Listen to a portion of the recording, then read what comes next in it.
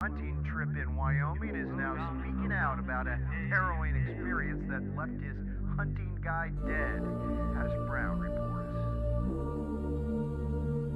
If you go down in the woods today, if you go down in the woods today, you're sure of a big surprise. If you go down in the woods today, you better go in disguise. For every bear that ever there was will gather there for certain, because today's the day the teddy bears have their picnic. If you go down in the woods today, you're sure of a big surprise. If you go down in the woods today, in disguise, for every bear that ever there was will gather there for certain, because today's the day the teddy bears have their picnic.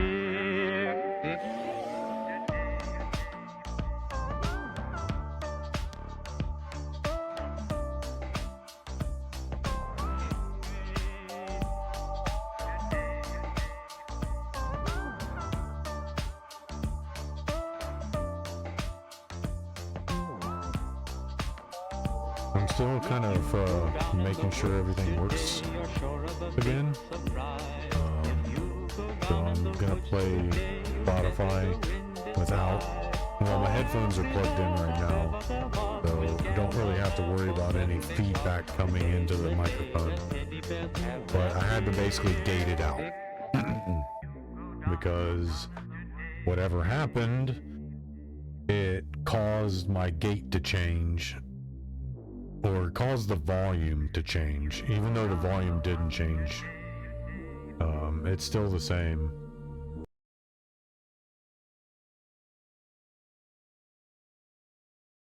Sound settings. Okay, this is still set. This is still set. I guess it didn't. Yeah, it did get changed. Well, hopefully I didn't just jack it all up. But it's my settings are pretty much still the same. Thank you for the follow, Buzz Up Dan. It's a pretty nifty name. But yeah, I think I've got it taken care of now. And oh no, that's what I had to do. I had to overprocess. It's overprocessed within my Scarlet is what it is. I need to do some tweaking. We gotta turn this down so that as my voice comes through, it's not over processing my Scarlet interface. If it's over processing too much in my interface, it's gonna break eardrums coming through. This is what happens. This is what I deal with. Got all these components want to not play well together just randomly out of nowhere. I didn't do anything different. I was sitting here, but I know exactly what happened. I really do. It happens every time. And it's when I use the Hey Friend Talk to Me feature from ChatGPT. I'm using like that chat with me feature, then it wants to like take over everything. It wants to steal control of everything. So I end up having to essentially, if I'm streaming, I have to restart my whole computer in order for it to relinquish control. I mean, it might not actually be that way. It might be something else I'm missing and not doing. But so far right now, it's kind of what I have to deal with in order to for it to not come through janky, for things to not jack up, be jacked up. Let's do my voice. Yeah, I'm coming over through way too.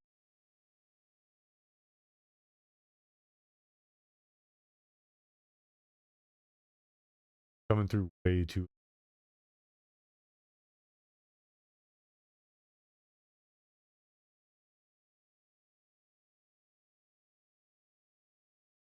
Back into filters.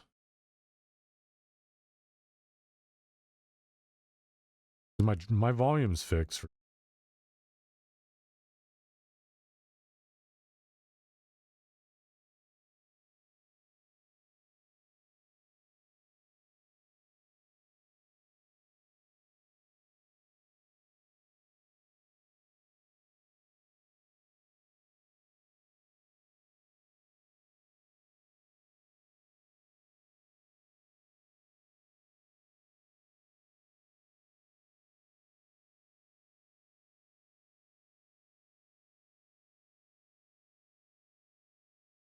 I think I have my open threshold too low. Yep. It looks like yeah. I literally set it all back to what it was before it all jacked up, and that's what happened. Windows decided it wanted to turn the volume of my microphone down for whatever reason, or ChatGPT is like, "Hey, Windows, turn this mic down. It's too loud." So that's basically what happened. I didn't do anything different. I actually didn't.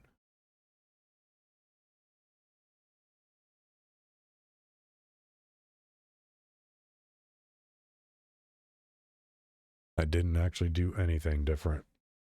Windows decided to turn the volume down and make me deal with it, which kind of irritates me because it's like we're back to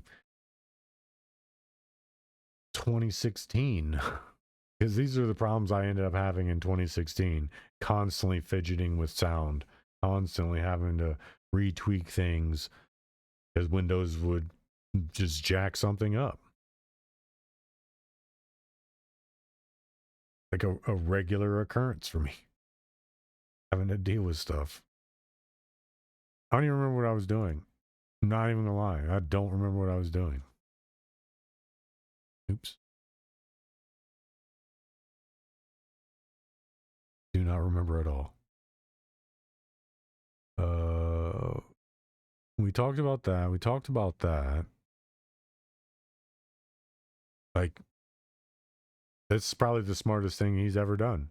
The smartest thing he has ever done was deciding, I'm not going to go for re-election. Like, yeah, it would be smart of you, guy. Unfortunate thing is he's not going to see any real legal ramifications or consequences. He won't see any of that. It'll be treated as if it was just an honest mistake. And this right here. Stop saying this. Oh, Columbus Dispatch.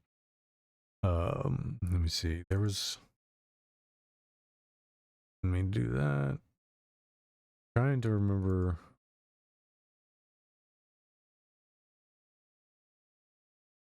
I think. Nope. Facebook desktop's not responsive. Play, dark mode, compact, one. Nope.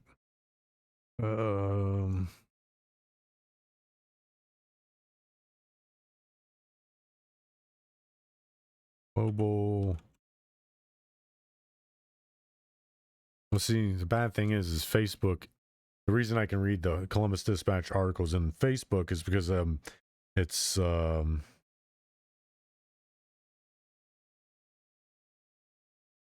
mobile app. Seeing as they don't have a Facebook app for the PC, the article I was going to read is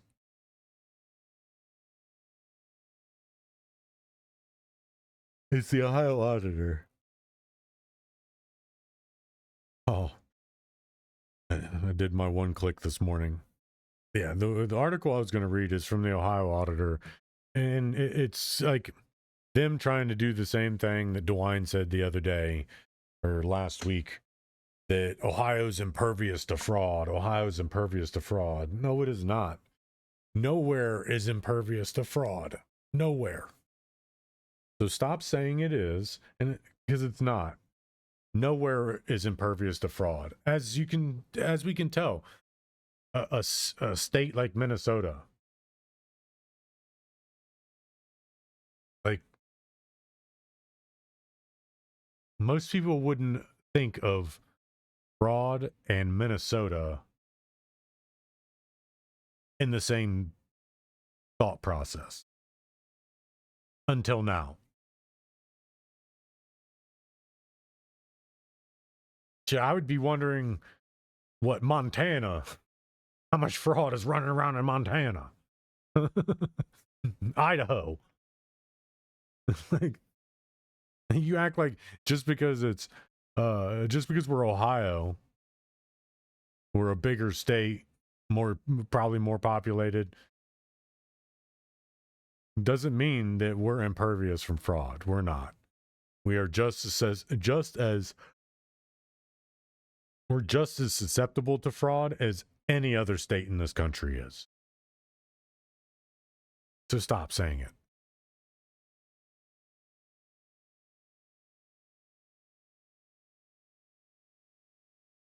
And the crazy thing is we all knew these were going to start popping up. And that's what I said. Remember what I said day one. The best thing that can happen is if Dave stays unknown.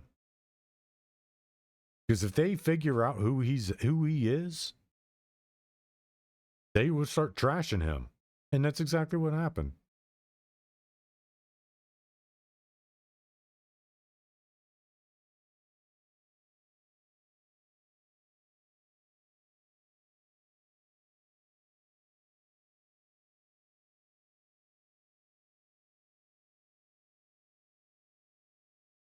It's almost as if someone starts seeing something bad happening, starts trying to do something about it whenever they're the bright-eyed, bushy-tailed, and then they get stomped on for it. And you're like, oh, maybe that's a fluke. Try again, stomped on. And you can only be stomped on so much for trying to expose stuff before you start losing it and crashing out every time the subject comes up. Because this is what happens. This is what these Democrats do and have been doing for most of our lives. And I say most of our lives because I don't know how they treated my parents and my grandparents, but from the way they've been treating us and the younger generations, it's almost as if like they've treated everybody that way since the beginning. So I don't know how they've been able to just keep implementing their policies. That's literally what's been happening for my entire life. We get to the position where we can actually use our voice and say what needs to be said, but then what are we're told to shut up. We're told to shut up, stop saying that, don't say that, you can't say that, you got to be more mindful. This is why people are crashing out and just saying the rawest thing possible, because what's that? You know what that's going to do? That's going to get somebody to react. And then, well, bad people are going to hear it. They'll react like bad people do. They'll just blow everything out of context. And then it's like you're trying to do damage control from there. The good people will hear the message and they won't latch on to the bad parts of it. They'll latch on to the meaning of the message, and then they'll start telling the message. Like, look, this is how humanity works. When you've been passionate about something your entire life and you've been stomped out and pushed out every chance somebody gets, never letting you speak, when you finally do get that instance where your voice does get heard, what happens? You crash out. You crash out as hard as you can because you've been silenced and told to shut up for so long that it's like by the time that muzzle is broken, you've been screaming, but nobody could hear it because you've been muzzled the entire time. We tried to talk normal. We tried to be normal. Tried to do this stuff in a civil manner. Do things civilly. People have always tried to do things civilly at first, unless they're a bad person. Then they just go right off the rails. But good people, they don't go off the rails instantly. They try for as long as they possibly can before they crash out. And that's what you all do. That's what these Democrats do to people and have been doing since I can remember. They push you to the edge and then wait for you to crash out so they can say, oh, look, bad guy. I knew you were bad. This is what they do. This is what they do.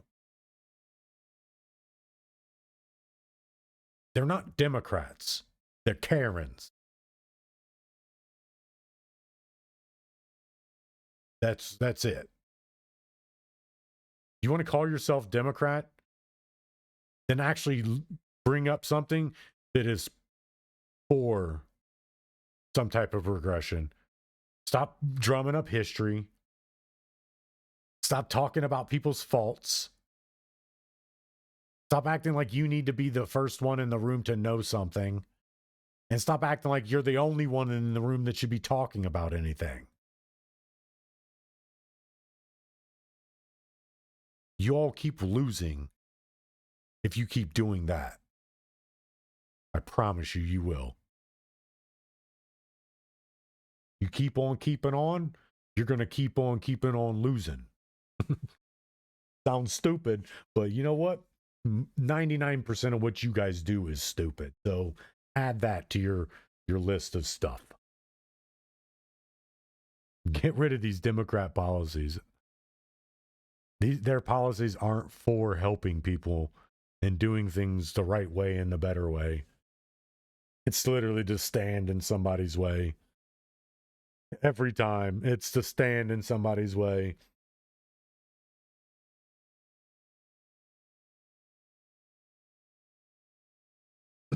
The journalists who are biased toward Democrat policy and stuff like that, they don't really matter.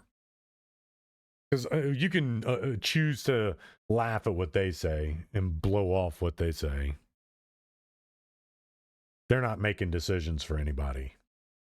With a politician, they are making decisions for everybody.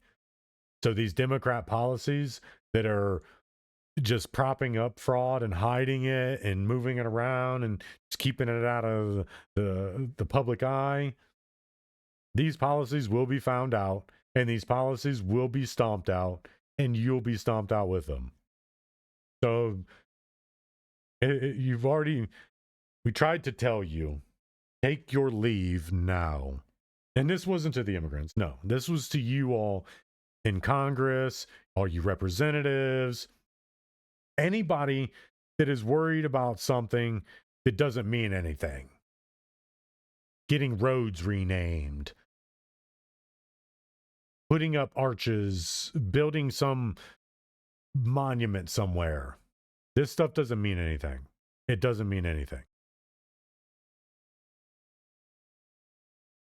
So start arresting people, co-conspirators. Start arresting co-conspirators, then we'll talk. It's cool. You help the Venezuelan people, but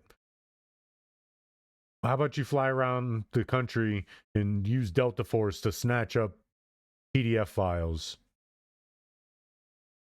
Do that. Use that Delta Force that's really good at what they do, as we've just seen. Use them to go snatch up these PDF files. Snatch them right out of their jobs, their workforces, their homes, anywhere. And then you convict them. You convict every single one of them.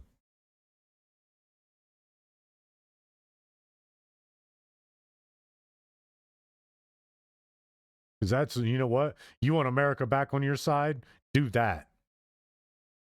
Tell us every single co-conspirator of Jeffrey Epstein is in a room ready to be convicted of sex crimes. And then you just show us a video feed of them all. Hey, you don't need to even say a name. Show us a video feed of them all locked up in their jumpsuits after being processed. Because we'll be able to pick them out. We'll know who's who in there. Trust me. The public has been very aware of all of this for a long time. So we'll be able to pick out who's who. There might be maybe a couple, but somebody will know who they are. So you start doing that, yeah, you'll get our loyalty, undying loyalty back. You start arresting these people that have been doing the worst things possible for who knows how long. Start getting rid of them, and we'll start talking. But right now, we don't care. Yeah, good job. You helped liberate a country from essentially a terrorist organization. Now, what's your plan? I mean, I know that these things are going to take time, but the more time, like, you only have a window. And it's not like you got to jump out of the window or close it. It's more or less like if you're not actively setting up or had set up something to start this change, then you are looking at something that could be far worse. Because as I've put in many comments, that region, the destabilization is the same, but looks different. It looks a lot different. Their power vacuums are a lot different than you would see somewhere in the Middle East. In the Middle East, it happens a lot faster because they don't have something like a pre-existing government in place. Like when you take Saddam Hussein's government out of place, there's no government. That's it. The entire government is gone. When you pull Nicolas Maduro out of power, you're not taking down the entire government, but you're taking out a section of it. You're pulling out a section of it. But what's left over is still a decent sized section because it's just him and his wife who've been pulled. They destroyed key pieces, but those were so that they could go in and complete the mission. They didn't destroy things for the help in transitioning. Well, it would be stupid to, really. It would have been stupid to do a lot more damage than they actually did. Because then now it's even more tax dollars that got to go over and rebuild things. And again, like I said, Donald Trump has already talked about it. We're going to help rebuild their infrastructure. We're going to help kind of secure their borders a little bit, which means we're going to have military troops over there for a while. It will be a while. It's not going to be months. It will be maybe a year or two. Because it's not going to only take months. Because as you get into the taking months, the power vacuum is going to kind of start kicking on. And a lot of people who feel very powerful are going to start rushing in. So that's when you'll start to actually see a boots on ground style warfare. Because you'll start to see these cartels, these militias, these other styles of aggressive force. You'll start seeing them trying to secure their seat in power. So if we take too long, that will happen. That's almost a guarantee. It's just with a country like Venezuela, it's a lot longer period of time because they already have a lot of normal civilization stuff in place. They're not completely a third world country. Now, people like Nicolas Maduro and regimes like that, they've driven it closer to being more associated with a third world country, which is why people will quickly associate it with the Middle East. because these regimes and these factions have been left in power for so long, it's destroyed these countries, taking them from, I think, it was brought up the other day that they used to be the fourth richest country in the world for GDP. Now, GDP, the fake number, but that's just how it was. They were the number 4 in the world, and it's because of their oil. Their oil isn't. It's a very. I watched somebody talk about it. Can't remember who it was, but their oil isn't like everybody else's oil. It needs very special refinement. It's a lot thicker. It doesn't come out like a normal liquid does. So it takes a lot different refinement with the oil that's stockpiled in Venezuela. And that's what essentially is happening is the United States is probably went into partnership with Cora Machado. I think that's her name. Cora Machado. They probably went into partnership with her to try to take back the country because the election was stolen from her, and then somebody she endorsed, it was stolen from them.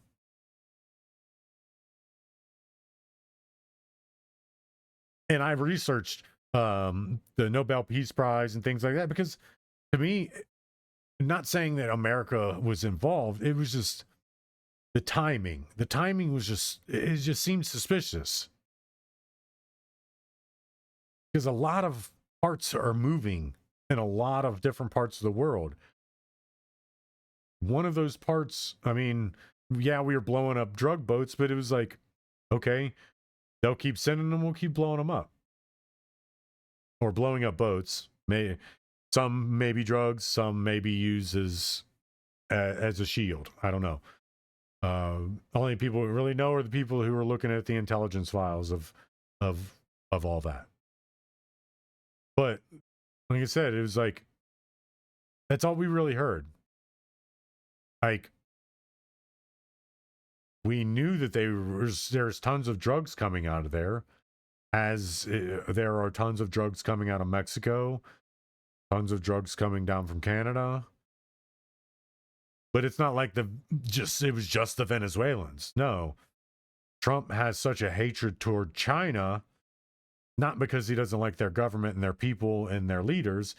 It's because China has a huge export of drugs, fentanyl. And that's essentially why he doesn't like them. It's because of the drugs. But again, I would say China, the export-import business for Chinese fentanyl is probably bigger than Venezuela. So again, it didn't make sense to me. It didn't make sense. Like taking that kind of leader out of power, I mean, I don't have to think about that. That makes total sense. Especially what he's done to his people. But what doesn't make sense is why all of a sudden now the United States, and that's why I went into looking into it, to researching it. And then I found out Cora Machado won the Nobel Peace Prize, and I'm like, okay, why did she win the Nobel Peace Prize when there are other organizations in other parts of the world that are doing just as much and more? And then I find out these things. I do the research, I find them out, and I'm like, okay, makes sense. And then it starts to make a little bit more sense of why the United States ultimately got involved. One, the drugs. Drugs is big, but then when you think about what Donald Trump said, he would much rather the United States seize control of that while taking Nicolas Maduro out of power and putting someone better than him in power than to have someone like Maduro continue and fuel the adversaries, because that's what's happening. Venezuela, the Maduro's regime and people like Maduro, they're not sympathetic to Western, like the United States style policies. They're not sympathetic to that. They don't like it. To them, we put our nose into everything. We shouldn't be. We don't have, to them, we don't have freedom like we say. To them, those kind of governments, they hate our style of government. They hate our style of people, our government. They hate that they're losing people to our country. They hate that stuff. So taking him out of power and people like him out of power, there's no thought to that. That's obvious. Where it becomes a thought is, as I've been saying, once the glamour of true freedom not wears off, but like the party phase subsides, the honeymoon phase subsides. Once that subsides, what do you do now? And Trump answered it. We're going to run that country for a while until we can transition Machado into power, while also kind of getting rid of anybody that was sympathetic to Maduro, because that's how Al-Qaeda. Again, I'm only making the similarities or comparisons because of things like when you leave something like a heavily resistant, radicalized group of people, when you leave them to their own devices, you tend to get things like rebel groups or terrorist organizations. You tend to get things that spawn up. It's basically you're saying, okay, if I can't have power, then nobody's going to be able to breathe a sigh of relief at all ever. And then they start to do things that terrorize the rest of the country first, and then when they can get their influence outside the country, then they start terrorizing the rest of the world. That's what I'm making the comparison in. The reason it is they are different and things would look a lot different than a place like the Middle East is, as I said, Venezuela is a lot more developed than the Middle East. So these things would happen at a lot slower scale. It would take a lot longer for things like coups to kick off, for terrorist organizations to pop up. It would take a lot longer for them to actually pop up and start taking a foothold.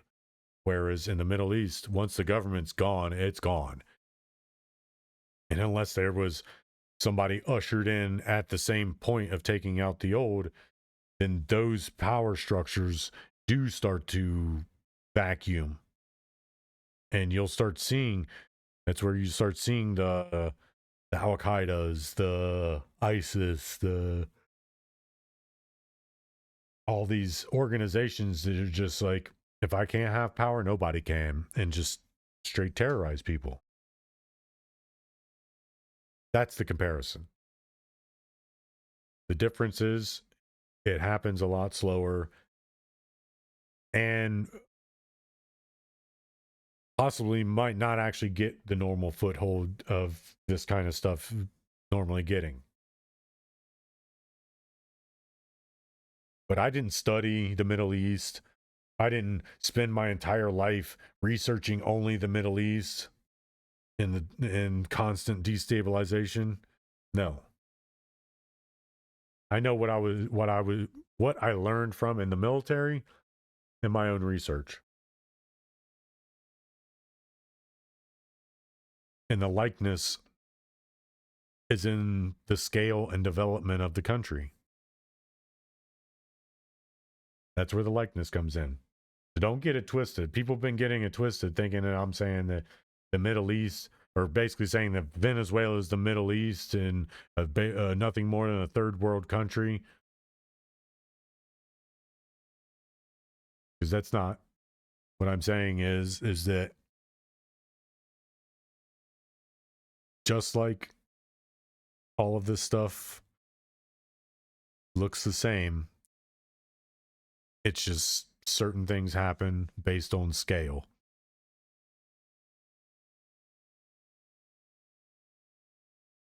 So yeah.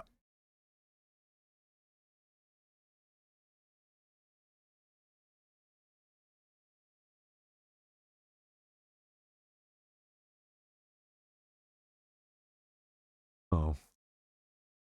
Little niece's birthday 11 years ago, 12 years ago.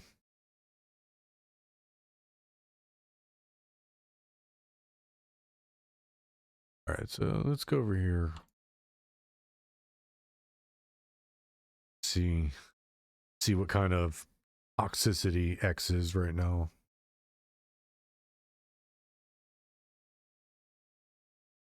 Yeah, buddy.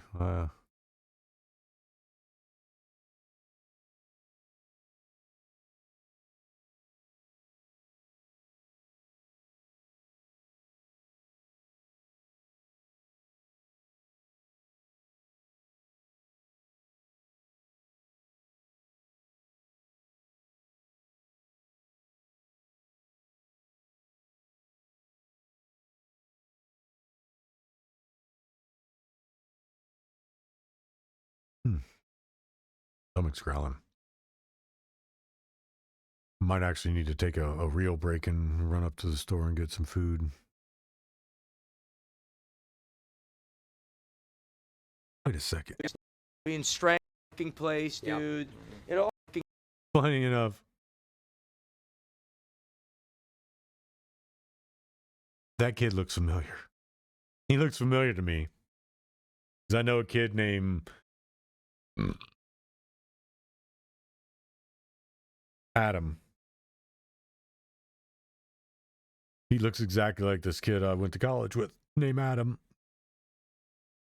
It's funny.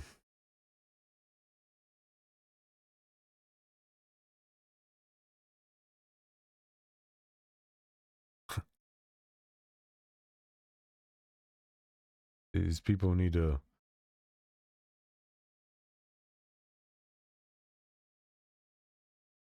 He's lucky he wasn't getting pummeled. You just say that. He's lucky he wasn't getting pummeled. He's lucky. Because he'd been well within his rights to pummel him. Good on him, though, for keeping his cool.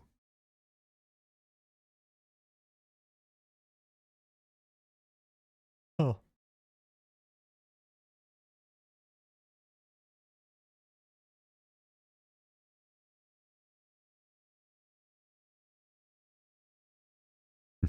That's jacked up. Oh, you're with Ice? Sorry, bye.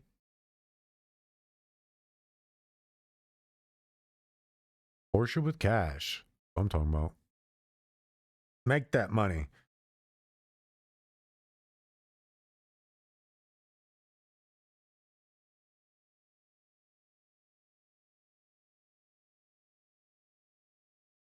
Probably had a bursted appendix.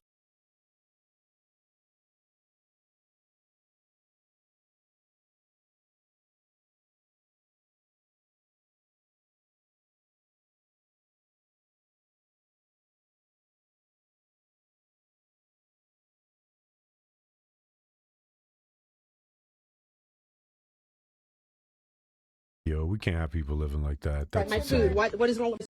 Inside of my home, I'm talking to a police officer, therefore let me go ahead and abide by accordance. Can I do that? Thank you very much. So this is my home, in which they, excuse me, I'm in the camera now, so I don't know if you want to appear. The CPS lady says she doesn't want to be on the camera. Okay, they said they wanted to see my kids. I can't open the door and let the kids run around so that you can yell at me for letting the kids run around. You understand that? Okay, so go ahead, Miss CPS, come on in. You're afraid to come in? Excuse me, crazy. They're children. Please don't get angry. All right, my food. What is wrong with my food? Why is the camera on my food? Gotta make sure that you have food for the Okay, the food is in front of you, and I will open my fridge. I do not know you. Give me a second. You have to slow down. My fridge, my sink, the bathroom is in the back. Okay, take a second. Excuse me, honey. There's people. Back up. Back up. This is mess because it's an efficiency, so therefore the kids need activity to be, you know, activitatious. This is not very safe, and That's safe. This is mushroom. This is mushroom. This is cereal. You know why I have the box of cereal out here? And you know, in the backyard there's a playground, and there's sun in the backyard, and I am a broke mom, single mom, in which I can already. Where do the right kids there, sleep? right there. The bed is on the floor. The bed is dirty. The bed is fine. No, the bed is dirty. Please come check the bed. Please come check the bed. Okay. Please come check the bed. Please bring your tools, because you just called me dirty, and you just called me a horrible mother. Please get inside my home. Please get inside my home. You just called me dirty and a horrible mother on a Monday morning or Saturday, whatever it is. Where do they shower? The shower over here, because I'm Haitian, and we don't shower the way you shower. Please hold yourself. So therefore, we shower right there, outside underneath the sun. And we have pool days and outside days and toys in the water. And then there's a trampoline in the back. And what we do, army training. No, we don't use the shower. The shower is just for presentation. Because I'm Haitian and I shower outside. With a box of food in which they lie, that's where they play because they're children. And I can also sleep outside as well. Due to the fact that this is my body. Unfortunately, that's cool and all, but there are laws and regulations and all of that. You move to the United States of America, you have to abide by the laws and regulations in this country. Saying you're from Haitian, you're Haitian and you're from Haiti, and this is how you live in Haiti. This is not how we live in the United States. This is called squalor. This is dangerous for these kids. To be honest, I don't understand how somebody can say that it's okay because this is how we lived in Haiti. Do you think people in Haiti want to live that way? I'm going to guess no. I'm going to guess no. Go ahead, step out. If people in Haiti really wanted to live that way, they wouldn't be moving to the United States of America, where it's completely different, as she said multiple times. We do things differently than you guys do here. No, you are. What do you mean here? You're here now. If you want to do the things that people in Haiti do, you can go live in Haiti and you can shower outside, live in squalor. This is a big problem with our society already that's here, is that too many people are okay with living in squalor. Like, it's not okay. It's really not okay to live in squalor.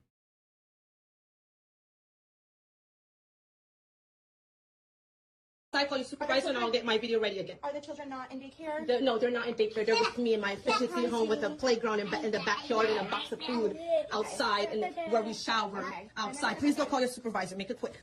I don't have all day, nor do I have all morning. Let me close the door for you. Please close the gate if you can. I can do that for you guys. Yeah, you're living in the United States of America. You can't live that way. If you want to live that way, you go back to Haiti and live that way. I mean, as you just said, seems like you enjoyed living that way. Why did you move to the United States? You enjoyed what Haiti is and what it has to offer. Why are you moving to another country? That's what I don't understand. Like living in squalor is one thing, but don't say this is how we did it in my country and expect it to be okay here. Because if you loved how your country is and the way of living in your country, you should have stayed there where you can do that stuff, where you wouldn't have CPS hounding you. You wouldn't have the police. You wouldn't have nosy neighbors. You wouldn't have all these people in your business if you were in Haiti. Because according to her, everybody lives that way in Haiti. Everybody lives that way and everybody's okay with it. I'm going to guess no. I'm going to guess no.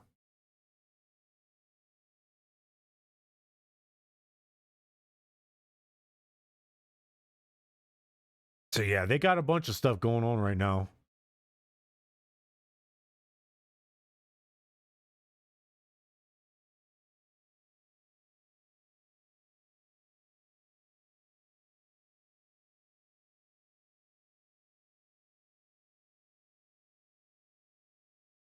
20 hours ago. Papa John's and Domino's. Well, this place must be really good. But obviously, I mean, Papa John's, the United States could write that off on taxes type stuff. Yeah, I mean, Papa John's is a staple. You're gonna find a very small percentage of people that don't like Papa John's pizza. If you're feeding everybody in the Pentagon, then Papa John's is probably going to be the best bet to cover most everybody. And I mean, Domino's is another. It's a big name. And this is probably more local for the people that like the local tastes. So that's what they did. They probably ordered, most of the orders come from Papa John's, and like a small percentage comes from these two places. Because again, everybody knows about Papa John's. You work at the Pentagon.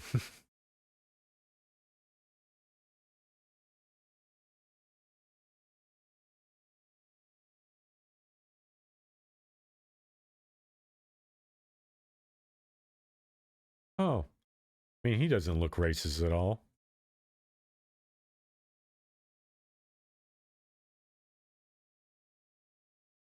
I'm blowing small accounts. Yeah. The boosting you're talking about, lady, ain't really going to get somebody monetary value on the internet. You'll be making more money than I would be.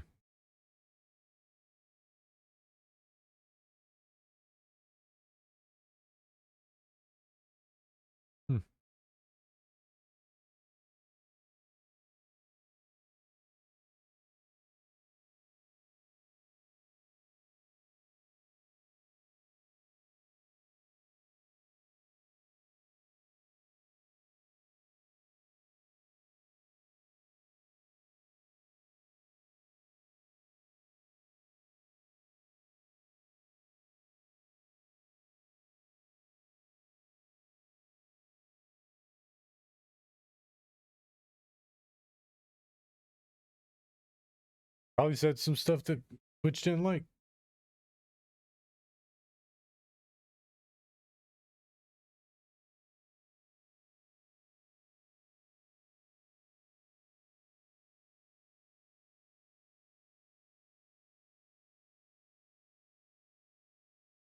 I mean, you do you. If you think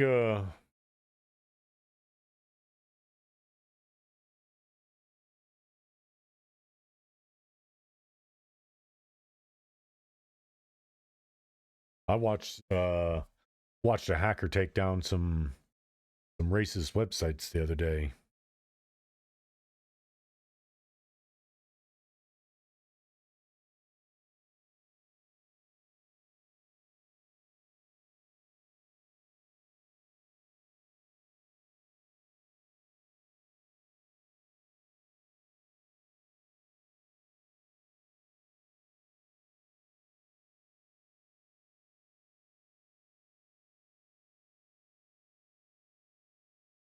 Actually,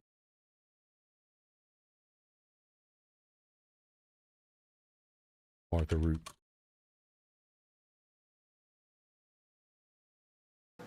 Right here.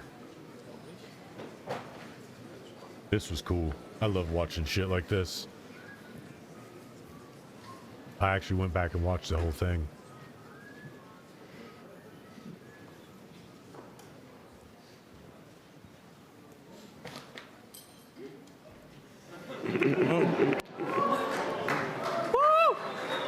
Deleting racist websites. Websites for fascists.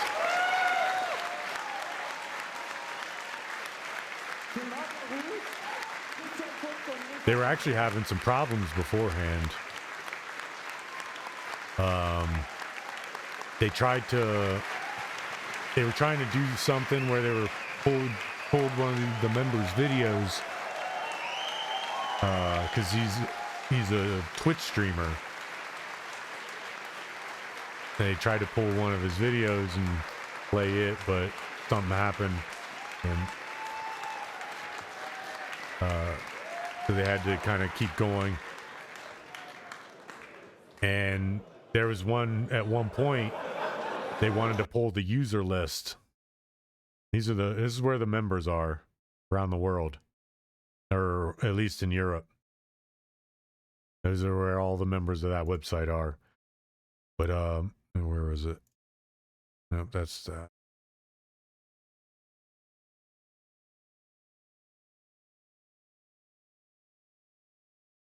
Yep. Takes down a white supremacist dating site. Live.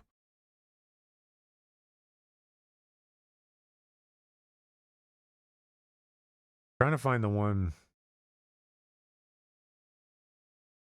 Should be at least somewhat almond-shaped eyes. Yeah, but that's only with. But this right here, this is one of the first things I watched that kind of took me down the rabbit hole. Normally, light features are recessive, right? So actually, there should be at least somewhat almond-shaped eyes. Yeah, but that's only with your own genetics. And because if you take an egg from a Nordic woman and sperm from a Nordic man and you unite the two in vitro to create an embryo, and then you implant this embryo into a Chinese woman, then this Chinese woman, she's just the uterus. This So is she Liv was Heidi, basically the surrogate. founder of White Date, White Child, and WhiteDeal.net, speaking on the podcast of Frank Kramer, guitarist of Stalgewitter, arguably Germany's most charmingly subtle Nazi band, a man whose understanding of genetics is just as solid as his ideology. You remember that dating site I mentioned? The one I said I signed up for to find love and strong traditional values? Well, that was a lie. Hi, I'm Martha Root. Online, I go by Back to the Root. And no, I'm not a trad wife in training. I'm a journalist, and the last few months I've been deep inside whitedate.net, documenting everything, its user base, its ideology, and the woman running it all. Because Liv isn't just your average Pinterest Nazi with an obsession for Nordic runes and fertile wombs. She's trying to build a full-blown fascist white supremacy network, disguised as a dating app. She doesn't want journalists snooping around. She warns her users about feds and anti-white infiltrators. So I sent one in. Not a person, a large language model. That's right. Some of White Date's most dedicated Aryan suitors spent weeks chatting with a chatbot, trained, prompted, monitored by me. And while they flirted with their perfect trad wife, I collected data, screenshots, patterns, plans. Because Liv built this whole empire from the shadows, separating her online persona from her real identity. But what if her echo chamber isn't as soundproof as she thinks? In the next videos, we'll look closer at her users, her ambitions, the infrastructure she's using, and maybe, just maybe, at what it's like to run a Nazi dating site from a quiet northern German suburb. Follow. It only gets weirder from here. Bang my damn knee on my desk. Oh, that kind of hurt. So yeah, I watched that. I'm like, okay. Then I go down.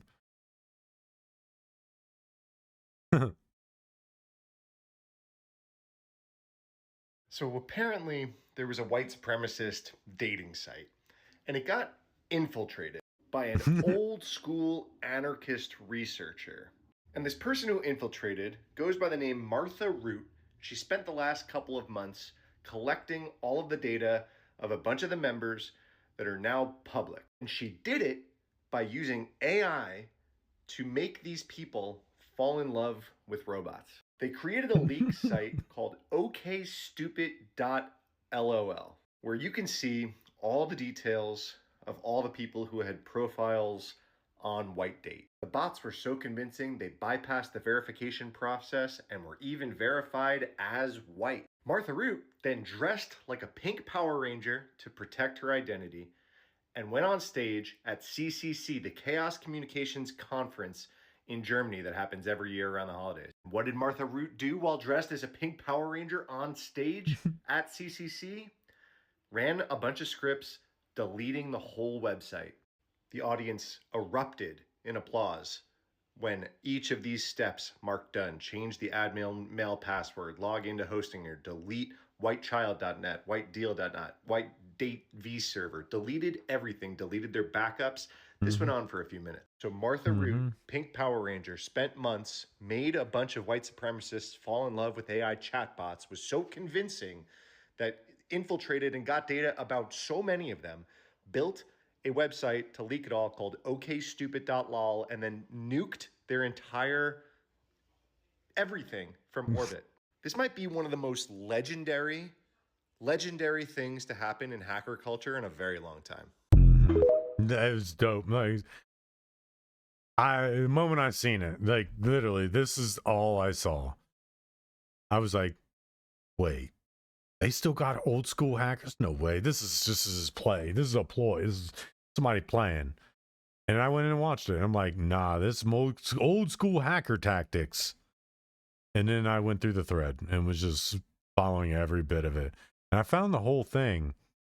I think this is it. Off of Triple C's website. Yeah, here it is.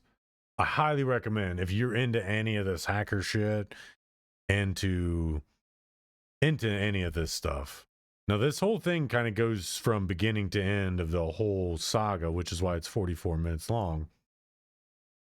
But there are key points in it. I'm trying to get to where Martha pulls the user list. Dringend mit meinem Lover weiterschreiben muss. I really had to talk to my lover again. They did that and gave me 3 months of premium membership, which was useful because you can only start conversations if you pay. I was able to identify the website through But this. yeah, no, wait, hold on. I want to do that.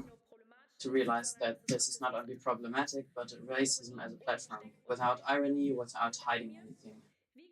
And I thought, how can I get as many infos as possible from people on these websites and steal as much of their time as possible? It's very easy. I'm going to write code, of course, in JavaScript. I connected. And you know why everybody erupts. It's old school. It's fucking old school. Old school. She used old school tactics to bring these people down, like legendary shit. Like we haven't seen this in decades. Creating a few user accounts. It's so awesome. Generating the text with LLMs, I wrote a script that scrapes the messages and then replies to them.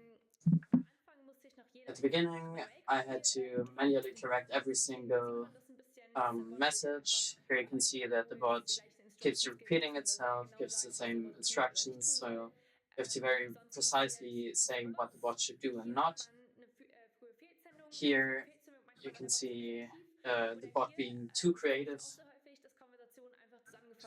And what also happens a lot is conversations being summed up by the bot, which is kind of annoying if you're talking to apparently what is a real human on a dating platform, and they're nice enough to sum up their entire conversation, which I haven't experienced before.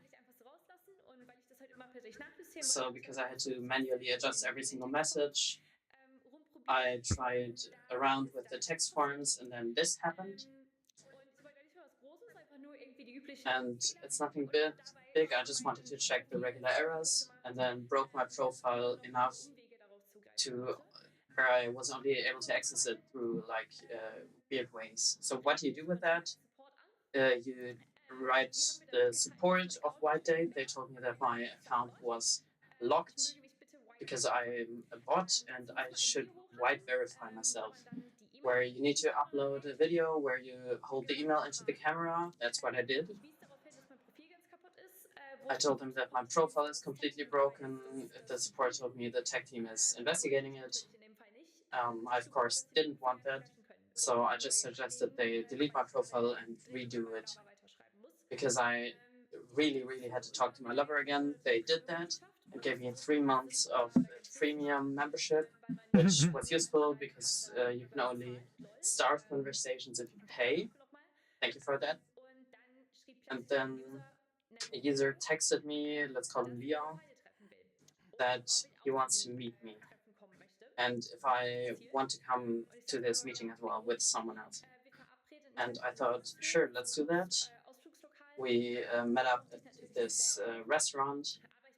I didn't go there myself, but I, of course, watched them arrive there.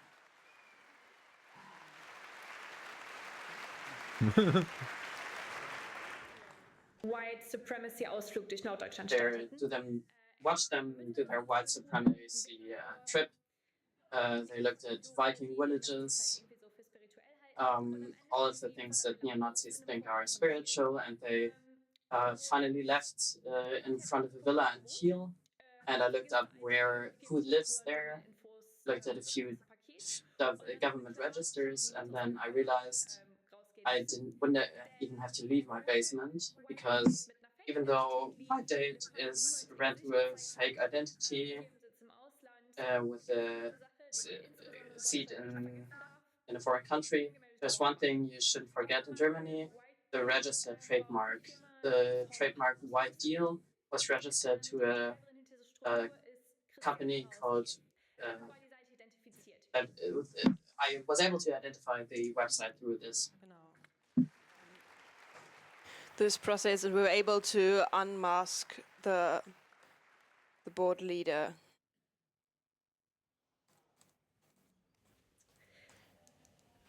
The manager of the company. This was another cool piece. One thing was missing, and the list of users, and that we considered important for the research. And what do you do if you don't know what to do else? You ask friends. So you ask people who are more knowledgeable than you. So I wrote to the most known hacker I knew, and I described the problem. And 5 minutes later, she came around, and I'm 100% sure, serious about this, with the most sinister hack I've ever seen. And she went to the browser site and entered the whitedata.net, download all users via CSV. No magic, just a simple download link.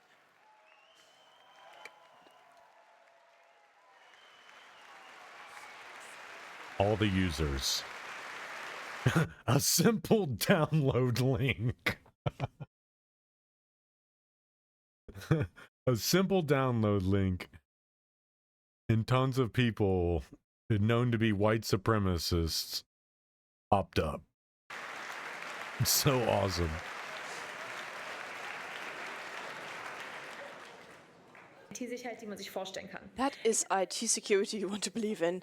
And I looked for text spaces, and the person I contacted had one look at the JSON API, and well, found this weakness, and start with the simple things, and then then you can continue to become get more complex.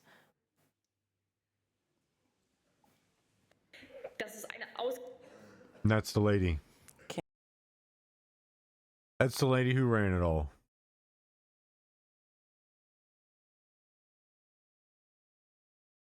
Yeah, this is right here is when they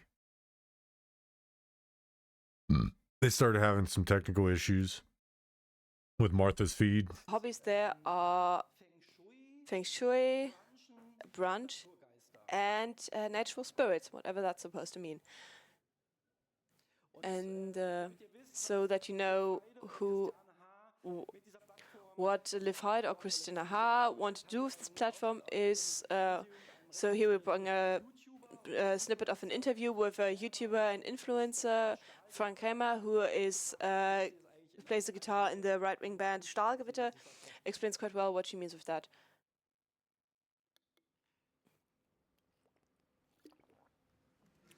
Aber nicht uns. Well, not us, unfortunately.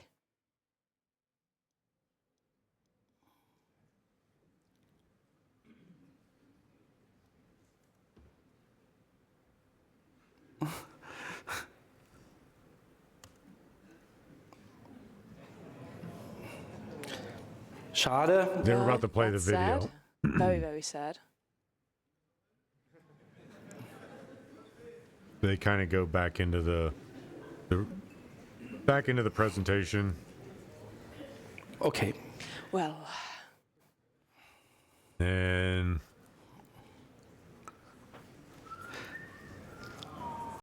Media Bureau did do some research. They talked to us because there you can take a look here. You want to, if you're in Europe, you want to see where your local fascist is, okstupid.law.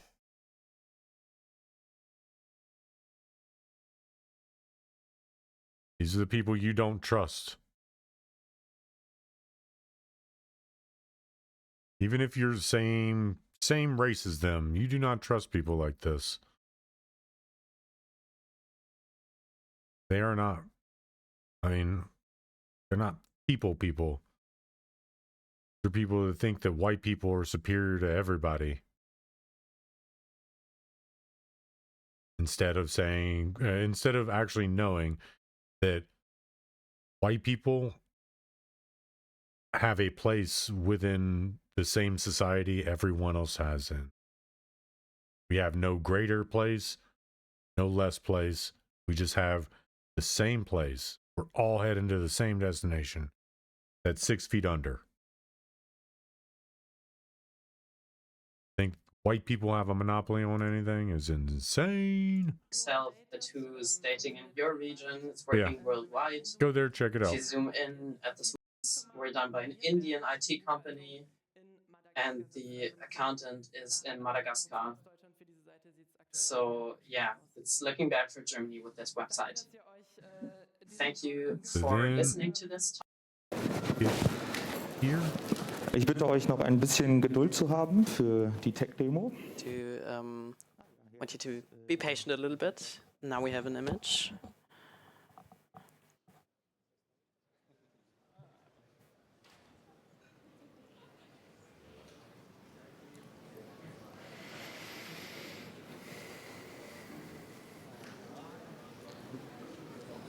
Must be hard as hell to see in that helmet.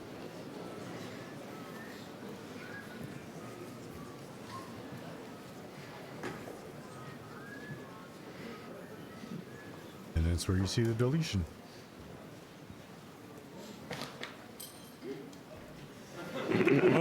And my first instinct when I saw, I mean, again, when you haven't seen this stuff happen in a long time, it's hard to believe. It's very, very hard to believe. But the moment I seen log into Hostinger, all doubt gone. I've used Hostinger as a web host. I know how bad their security is. And a good hacker can filter right through them. And that's who hosts this website. These websites is Hostinger. These websites are hosted from them. So that's what they're doing. They're breaching Hostinger to find these websites and delete them. And she's already backed everything up. Martha's already backed everything up. So,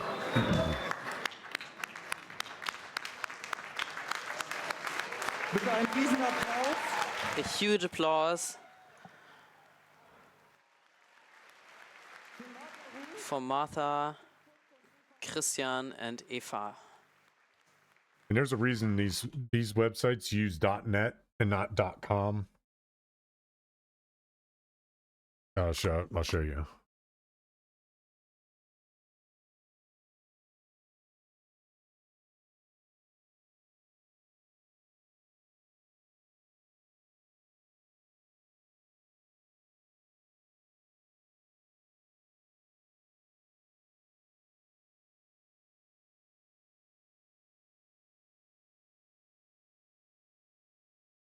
I had to learn this when I was getting my web degree. It's hard to explain. To put it on .com, it would be registered and have to follow certain guidelines.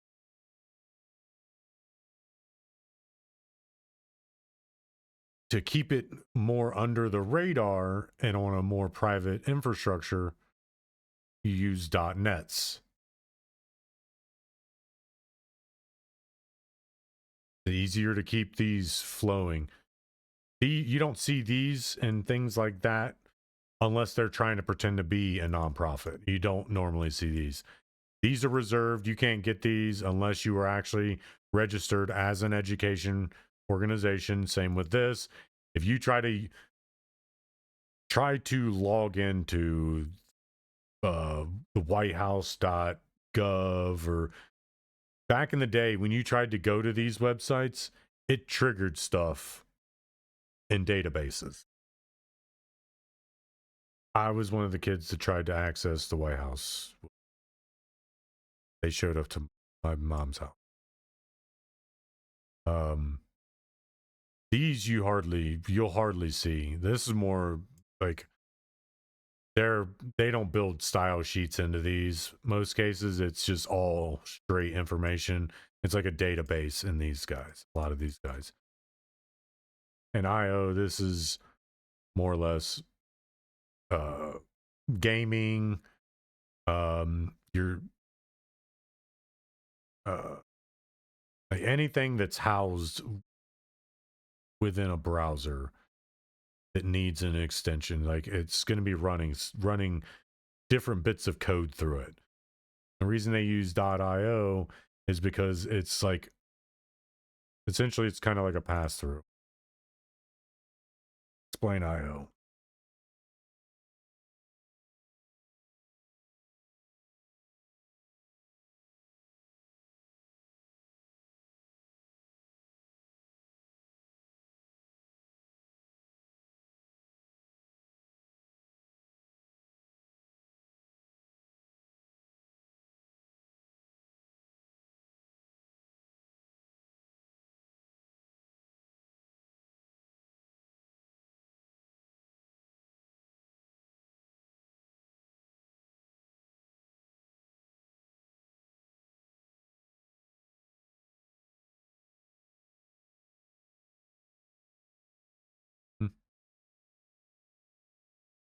It's like it's default standard. So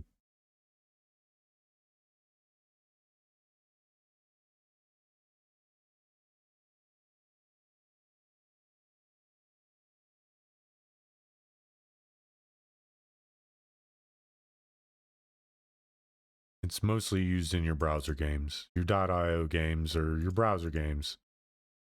It used to be I don't know. They were Flash. A lot of them were Flash animated. But you can use Flash as a very simple browser-based video game source. Newgrounds.com, stickdeath.com. These websites use that stuff. They use what is now being used in the IO and .io. That's what all that would be. And some of it was, they said a lot of it was Flash, just they're all Flash games. I'd have to go into all of the history of website creation to explain what all these different things mean. But .io is normally just for making video games that run in the browser. They're just mostly browser-based video games.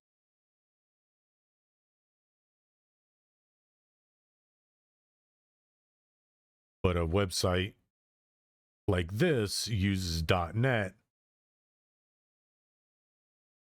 as a way to kind of fly under the radar, but still make money.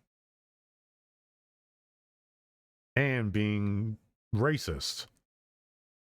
A supremacist website. Because racist just means they hate other people. A supremacist website, or being supremacists, means that they believe that they should be the ones over everybody. And that's people like me. People who are white, but also I fuck black chicks. I'm friends with black dudes. I like some of the things that their culture does. Like, I don't hate black people. I hate more white people than I hate anybody else, to be honest with you. White people are so gross nowadays. Stupid shit that we do. Just ignorant. Pisses me off.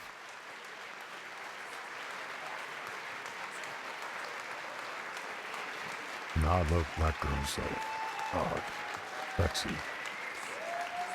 I don't know why either. She's gorgeous.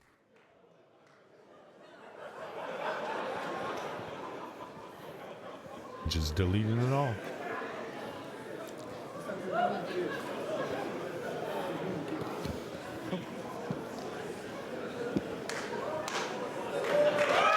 And then boom, it's all gone.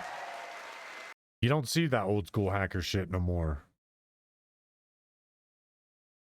Martha's in hiding now, for a while at least.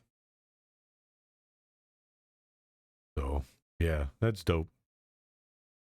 That is dope.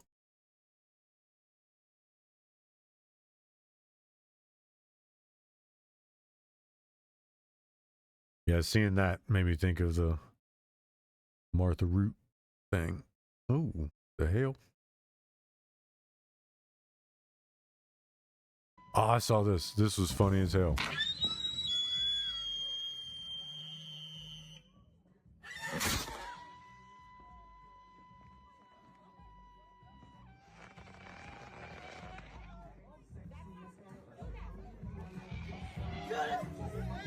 Oh, fuck!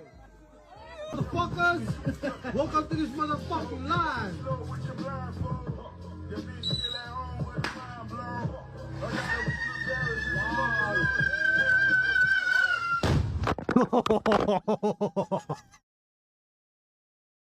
Damn! They legit caught it an airstrike. Who caught in the airstrike? Damn! That's intense. I'm glad nobody, hopefully nobody was hurt, but I'm glad I didn't see anybody be hurt. They all look like they booked it the fuck out of there. Caught in an airstrike.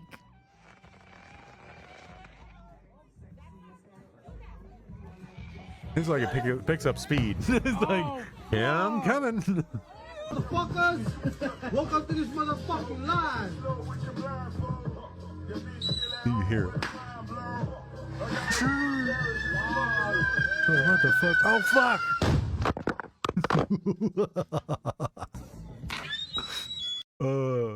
I've seen another. There's another one too. Are there any tags to this? No, there isn't. Time to go through the. No, that's a bunker buster. Send a guided missile. Guided missile from the ops. Come on, somebody's got to have the one from there, because there's another one that's happened too. Yep, bam. Yeah, I don't know. There's no tags, so I can't really go through the tags.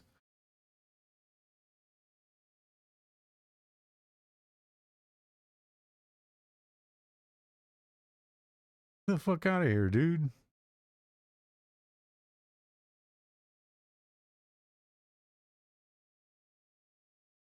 Damn. Yep, get beat up. Yep, you're gonna get beat the fuck up now. Beat the fuck up. Should have took it outside, and you're gonna get choked out.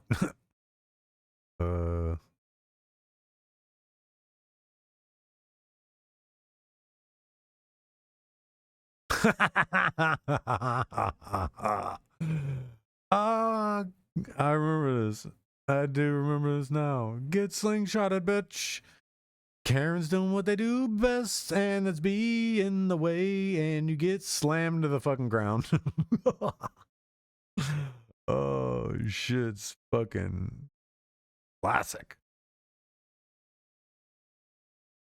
Oh, hell.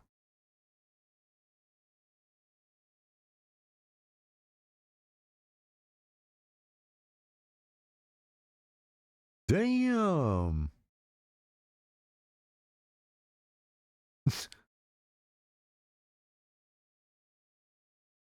Not when you're bored on GTA, when you think you're in GTA. You straight, I mean, that's what you do to build strength in GTA. You just run around and punch pedestrians. I thought for sure she was going tumbling. That don't look safe.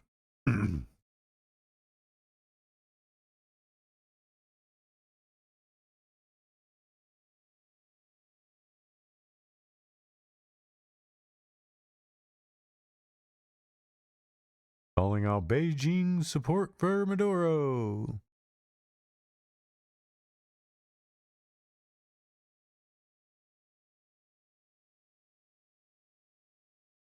No, assault. Damn. What the fuck? 27-year-old Windsor truck driver charged for failing to move over after crashing into a tow truck. Oh, it's a semi-truck driver. Gotcha. And the crazy thing about it is that if the person wouldn't have crashed, they wouldn't have gotten a ticket.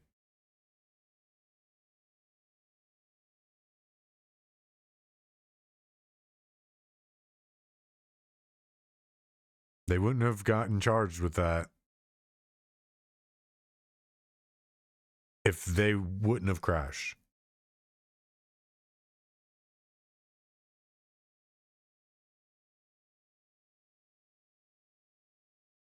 Trump Ambassador Waltz just told the United Nations, this is our hemisphere. Russia, China, and Iran are done playing games here. The Venezuelan representative is fuming. This is the Western Hemisphere. This is where we live. We are not going to allow the West to be used as a base of operation for our nation's adversaries, competitors, or rivals. You can't turn Venezuela into an operating hub for Iran, Hezbollah, gangs, intel agents, or other malign actors that control that country. What I was saying earlier. Reports documenting. This is why it was necessary.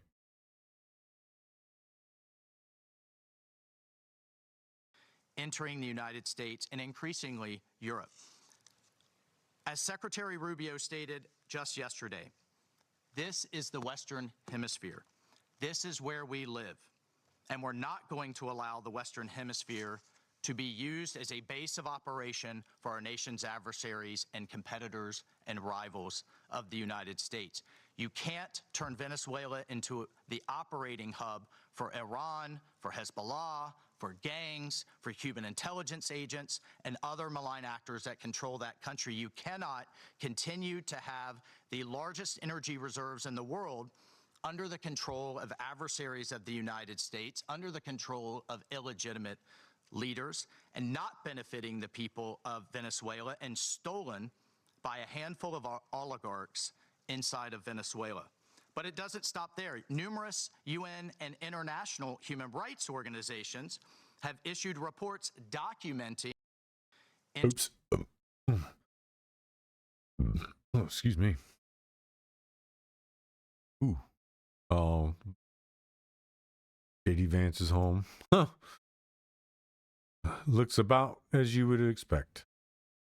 Grok. Change the original photo and put him in his furry outfit.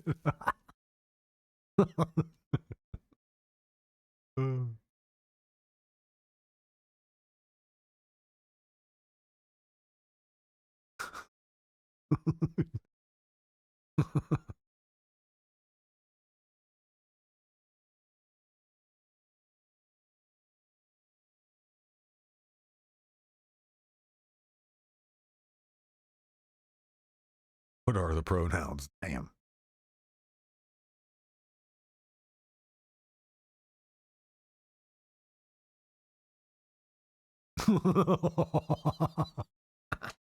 They did dirty with the side profile.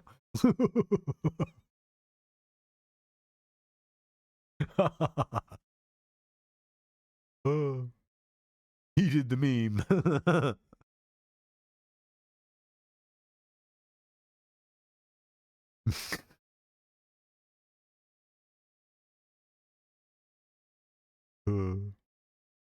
Guarantees heavily medicated.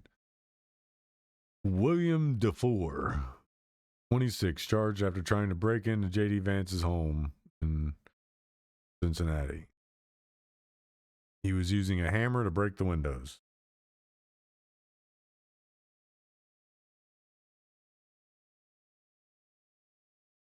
It's friggin' goofy. That he did the meme.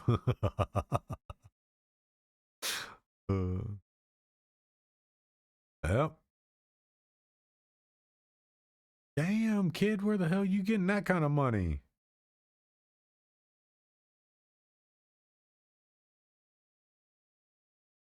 Oh, wait, these are different. Is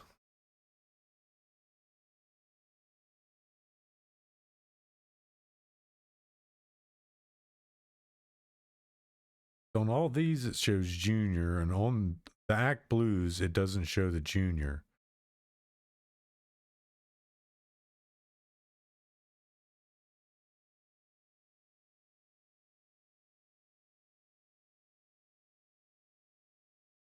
There's an original.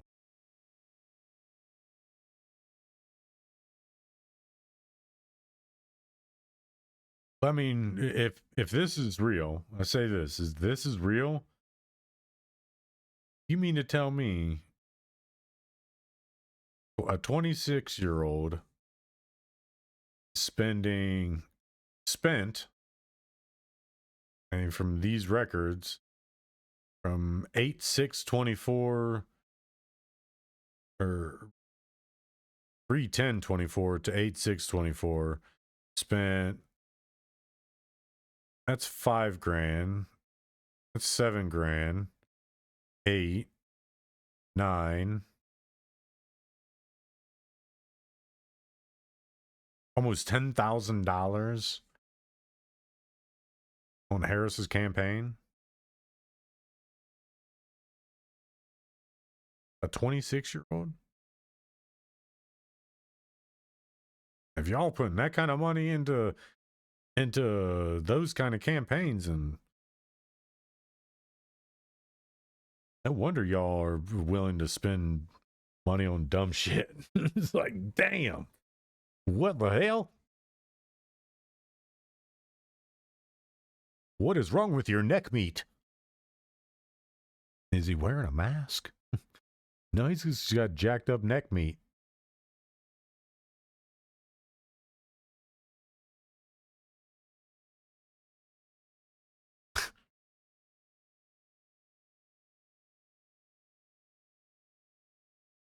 I was hoping to see a little bit more of the actual stuff of it.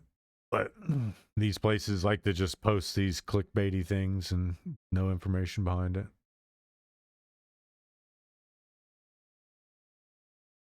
Audio-less video, picture, meme. No information.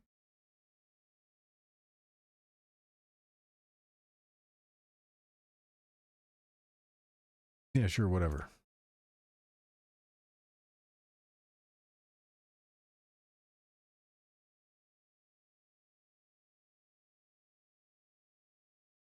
One of the main reasons about the oil, we want to seize control of their oil.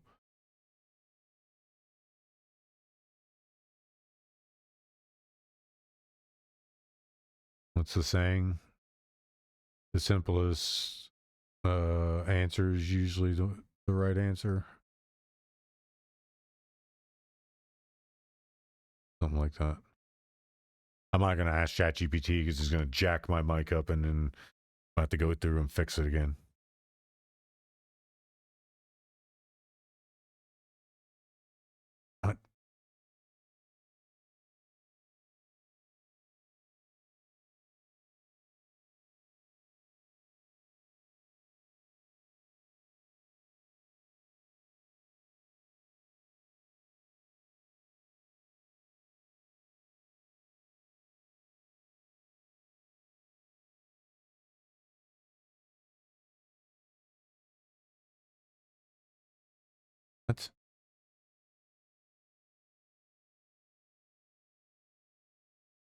Oh.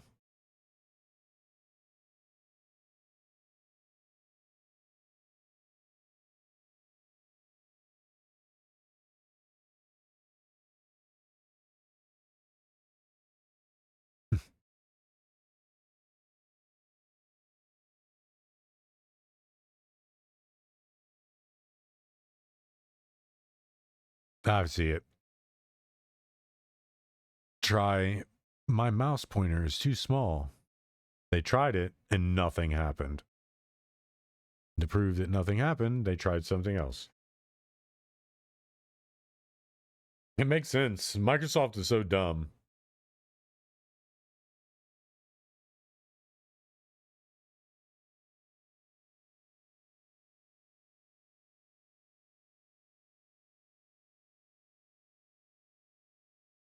Damn.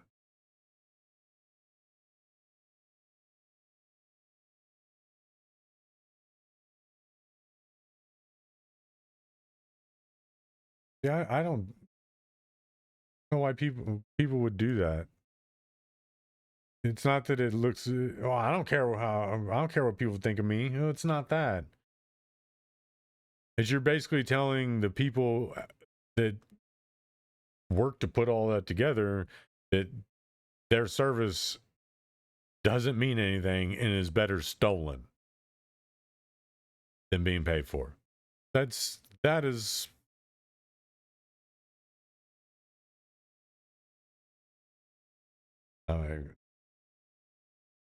Oh, look. 4. Yeah, sure. Oh, this is a book.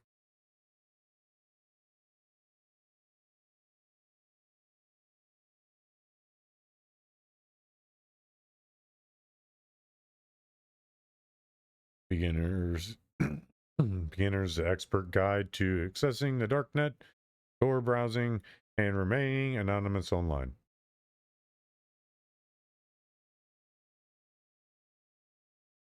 You are anonymous, but if you're doing something shady, you better just stay in there.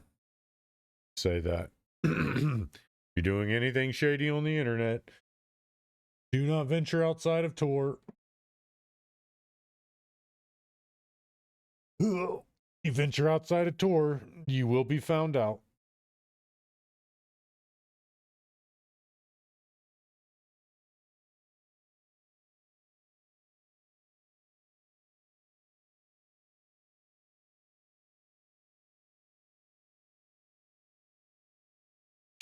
No, I'm gonna find it out myself.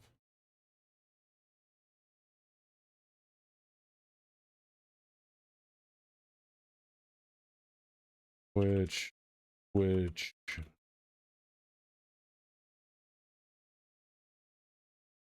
who was also biggest players how to be a cheater.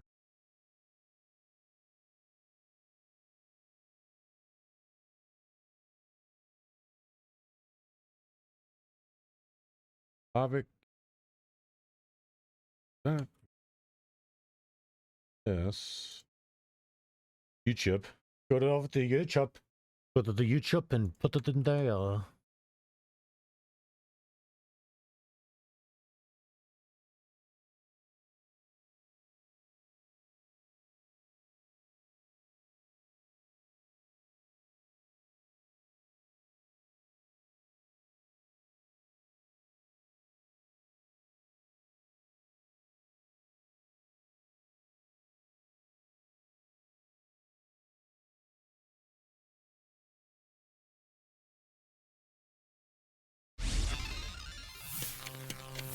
One v one, Kelly against Pasha, the two players who've stepped up phenomenally.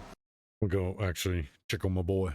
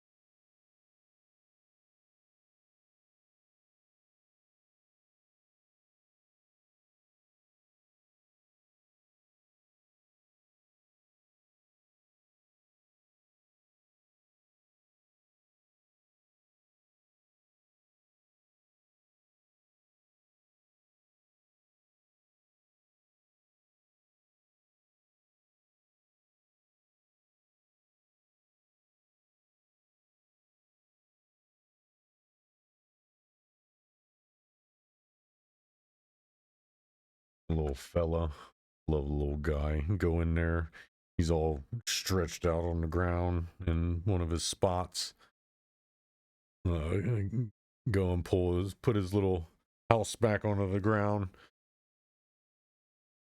And I look over and he's getting up and sitting there and get down talking to him and he stretches and his little big old yawn. So adorable, man. He melts my heart. For their side. I really hope I could do right by him. Get out of here. Get out of here. Kelly va ban. Kelly va ban? No. 1080p? This looks like ass. Like all ass. Seriously? No. Seriously? No. Seriously? No. I think I was the first one to be kinda realistic, like, are you cheating or not? 7 years ago, CSGO almost exploded. As several professional CSGO players have been banned for cheating. The bans come just ahead of the DreamHack Winter Gaming Festival, where the banned players were scheduled to compete in the CSGO Championship for a $250,000 prize pool.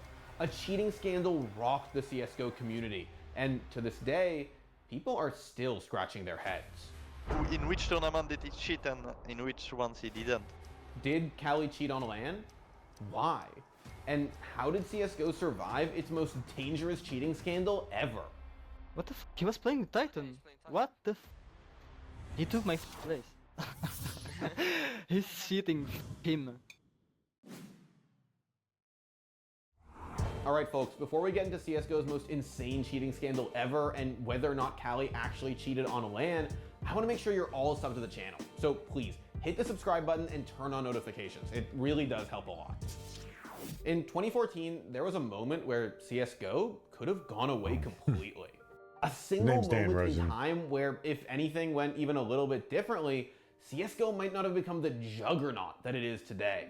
CSGO's biggest cheating scandal. But before we can explain exactly how this all went down, we need to talk a little bit about what CSGO was like in 2014, before the vacaning. CSGO was barely 2 years old, fresh off of a terrible launch that basically everyone hated. Dota's TI was already pulling in multi-million-dollar prize pools, and the League of Legends World Championship sold out the Staples Center. Meanwhile, while CS's majors were hype, they were still basically just really fancy LAN parties. But the future seemed bright for CSGO, and going into the DreamHack Winter 2014 major, all eyes were on Titan. The French CSGO scene just went through a big roster shuffle, and a bunch of LDLC players moved over to Titan. Those players just top 8'd the Cologne major, giving Titan a guaranteed spot at DreamHack. Virtus Pro might be done here. He has nothing but a pistol. Congratulations. Take a bow. What a player. What a player. What a team. And what a phenomenal display from LDLC. Virtus Pro just couldn't do it, and LDLC closed it out. Congratulations. Well done, LDLC. The team was stacked with some of the best talent that CSGO had to offer. But for our purposes, the most important person on the team was Cali. And any moment now, MBK will run right into his crosshairs, but will be fast enough to take him out. Yes, he will. He will finish him off, and he's going to go for a second. He's going to get that second. Apex as well. And a third, and a fourth as well. Cooley is still going to work some ground in the middle, and they're pushing very aggressively into connector. What a scope! Oh, and a third. What is going on? Kaylee's just going insane in this game. What is happening? Oh my god. He gets taken down, but my god, Kaylee going massive. Like I said, Cali helped LDLC make it to the semis at a major, and now Titan were among the favorites to take the next one. And even if he was not playing good in practice, individually we were so good as a team, and so we knew that we would do something good at the tournament. A few months before the major, Titan dummied Fnatic, LDLC, and NIP, 3 of the best teams in the world, at the DreamHack Invitational in Stockholm. 30 seconds is not a lot of time right now for LDLC. They got to get into this bomb site quickly and see if they can avoid losing anyone. Apex turning around and perfect timing. Shoxy's gone, and now LDLC are in a very deep hole here. Kiyoshima and Smith, that they have the equipment to buy their way out of this one. Apex will take a headshot now. Smith in a 1-on-3, and this is the tournament life here for LDLC. He picks up one mark. Kaylee ends it, and Titan win. DreamHack Stockholm right here. Titan were on fire, and Cali was a hot up-and-comer in the international scene. But then, everything went wrong. And everyone set up, you know, his keyboard, mouse, etc. And he got banned by Insta when he joined the server. I think I was the first one to be kinda realistic, like, are you cheating or not? And he was like, no, and Apex was, you know, like shouting on me, bro, you have to trust him, of course he's not cheating. On November 20th, 2014, just 9 days before the major, Kali was hit with a VAC ban out of nowhere. The R power. What? Kali VAC banned? Kali VAC banned? No. What? I'm gonna check one. Seriously? No. Seriously? No. Seriously? No. I don't trust that. Seriously? Kali VAC banned? The news was genuinely unbelievable. A top CSGO player, someone who had played on LAN, at a major no less, was banned for cheating. Now, CSGO is a remarkably easy game to cheat in. Sure, Valve's anti-cheat software has gotten a lot better over the years, but anybody who's played even a minute of matchmaking knows just how many cheaters are polluting the servers. Mike, do they still want you to watch the demo? Oh, there's a team behind you! There's a team behind you! What the fuck? There's a team behind you, dude! What? Shoot him! Dang! What, dude? Are you kidding me? Check the demo! That's new. But cheating on LAN without getting caught is hard. And cheating at all is the #1 absolute cardinal sin of esports. It's like when an athlete takes steroids. If you find out that the best players in the world aren't actually that good at the game, why would you ever watch? It's just simple, on his own, lone wolf with the AWP. He's out in the Russian wilderness just sniping. Did Emilio just get VAC banned? All this is to say that Kali getting banned was a huge deal. And Kali wasn't the only person banned. Several high-profile players got hit with the same sudden VAC bans that same week, all of whom were found to be cheating, as Linus noted in this old NCIX news video. As several professional CSGO players have been banned for cheating, including Simon SMN Beck and Gordon SF Jury. It's sort of impossible to overstate just how big a deal this whole scandal was. So many players got banned, and Kali was about to play in the major. Did he actually cheat? Did he do it on LAN? And if he was cheating, how many other Tier 1 players were doing the same thing? The next day, Kali posted on Facebook, admitting that out of curiosity, he had used some cheating software while playing matchmaking back in August. A few hours later, Titan kicked him off the team, but the damage was already done. As a result, Titan lost their spot at the major, something that stung pretty bad for Kali's now ex-teammates. If it was another timing, maybe it would be no problem, but what was really frustrated, like we were so fucking in shape at this moment. We were practicing, like we were so good in practice. But the bigger question was whether or not Kali ever cheated on LAN. See, while Kali said that he'd only ever cheated in matchmaking, some people doubted that. There's like a video that surfaced of him like aimbotting like in one of the very early Go tournaments. Like I'm talking like really early 2013 when Go first came out, and he was just blatantly aimbotting. So he did cheat on LAN for sure at one point. I've There never were a actually couple seen of this questionable coverage of it. plays, but people obsessed over one in particular. A jumping pistol headshot from ESL1 Cologne 2014. Don't tell me he can do this. He gets the tag. He's not going to. There we go, Pasha. 1v1. Kelly against Pasha, the two players who've stepped up phenomenally for their side. I can't believe what I'm witnessing right here. Oh, wow. Kelly! Get out of here. Get Can you out of believe here. it? To secure the final kill in that round. Oh, no. You said you wanted something special. It needs something special from these guys, and that is it. I mean, The he shot jumped is in his But head. unfortunately for all the amateur Reddit detectives out there, it's not actually totally impossible. At least that's what YouTuber 3Clicks Phillips found when he attempted it 100 times. I made it 14 head and 12 shots hitting elsewhere, making the outcome look like this. So was the shot lucky? Yes, but not as unlikely as you might think. The chances of hitting it are around 25% at best before you factor in things like how Kali may not have fired at the top of his jump or know where Pasha was standing before jumping. I feel there is some tournaments where he didn't. That's cheat. what I was gonna say.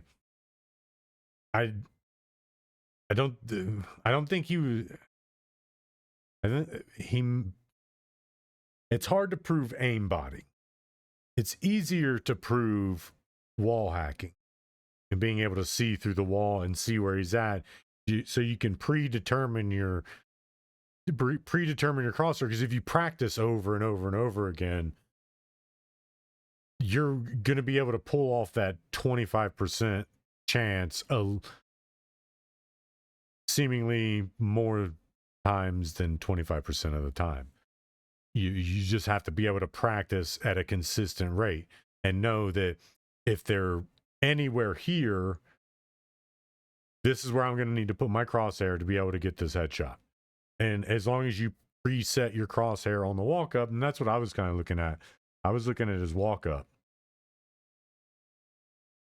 Because they show the walk up right here. The whole walk up is right here. 1v1. Kelly against Pasha, the two players who've stepped up phenomenally for their side. I can't believe what I'm... See, right there is where the adjustments are being made to line it up to where he needs to go, to where the jump, he's not going to have the overwhelming side in the, like in the pie chart.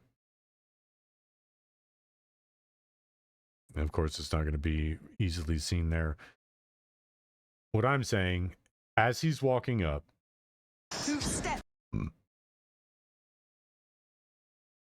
we'll mute too.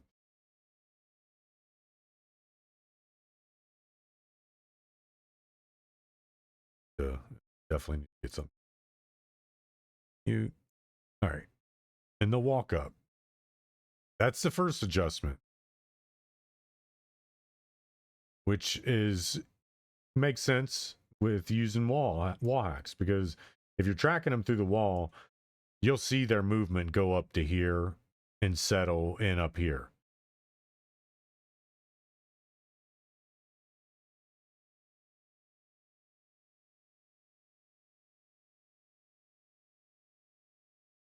Adjustment. Now he's practiced this hundreds of times. He knows he's coming up. He's going to come up to jump. That is a corridor.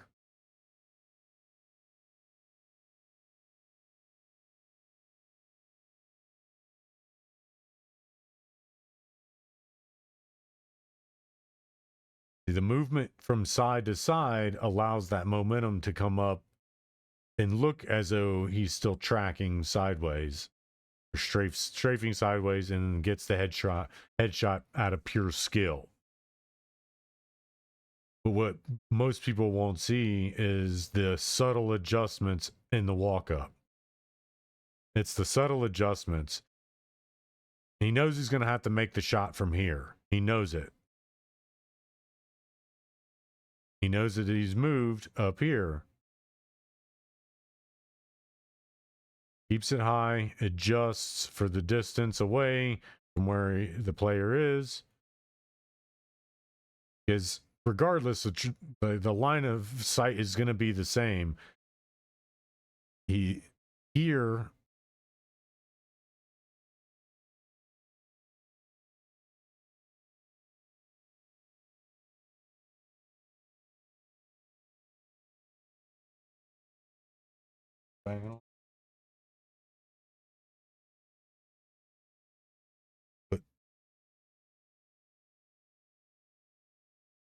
it's going to be the same as he looks. The player, he can see through this wall, so he knows the player's right here, which tracks for when he jumps. The player is still there. Player's still there. As long as he keeps his crosshair here, as you see, it doesn't move. He keeps him. He makes the adjustment for where he's at.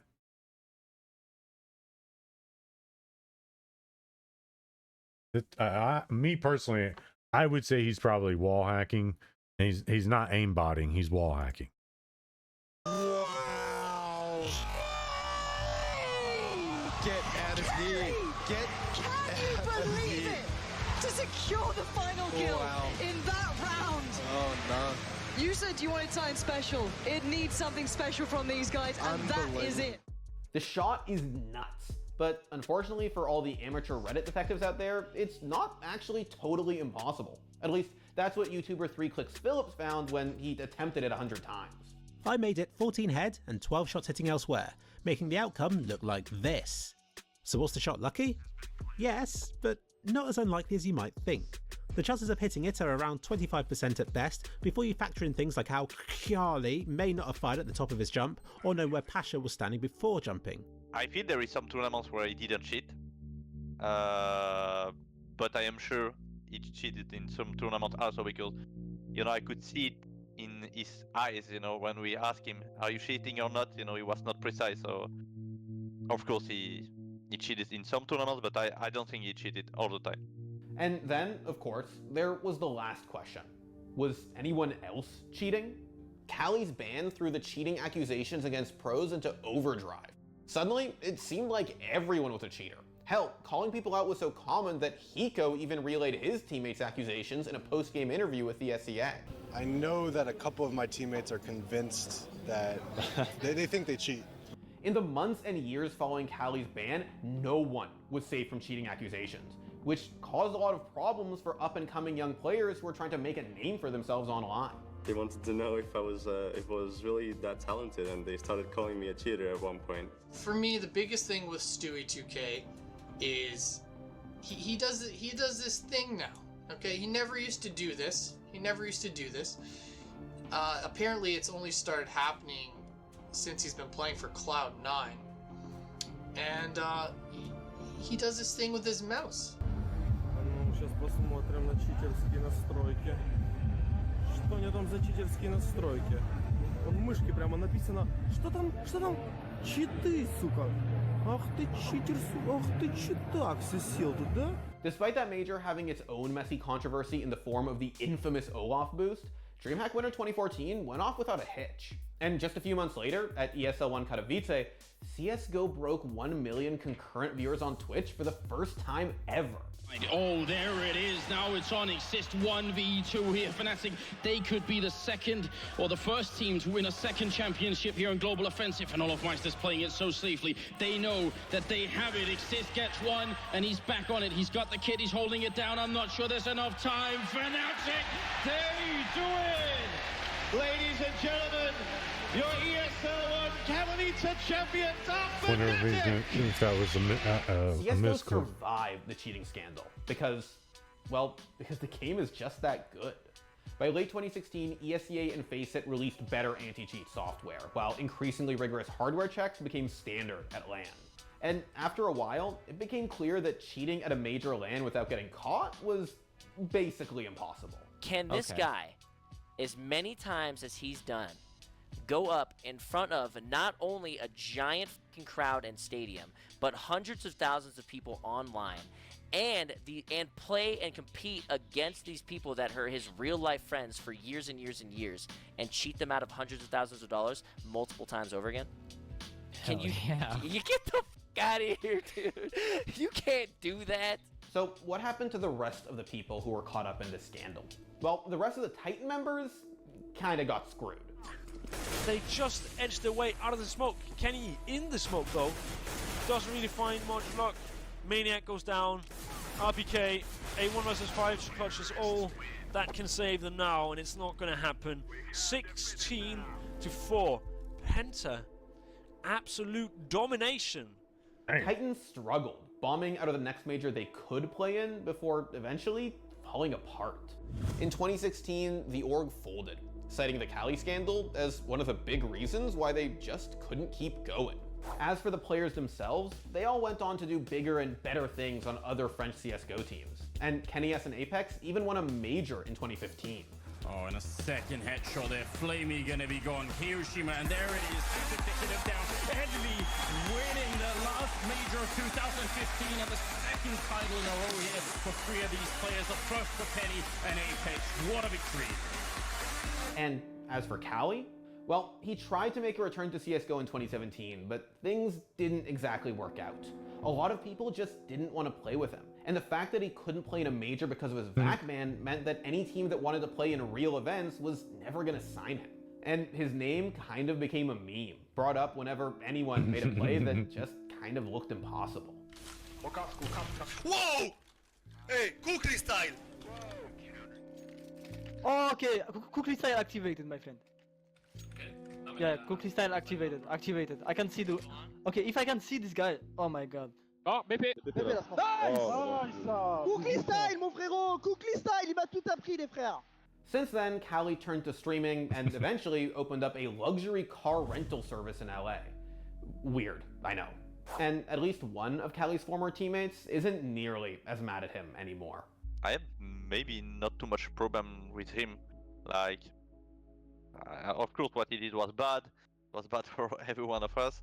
But it was especially bad for himself. So actually, I feel more bad for him than for us. So yeah, I could speak with him in real.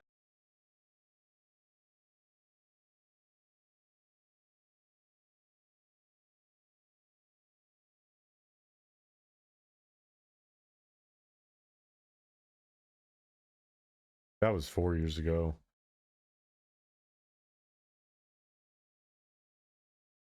Here, damn, people are still.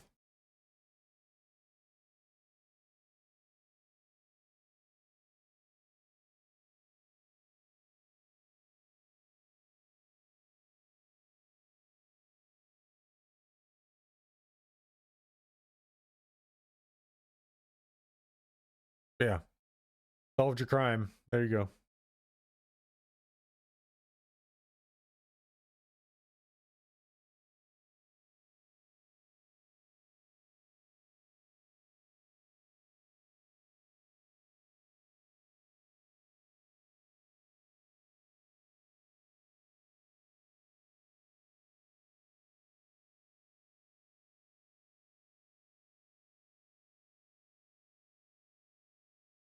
Felt that.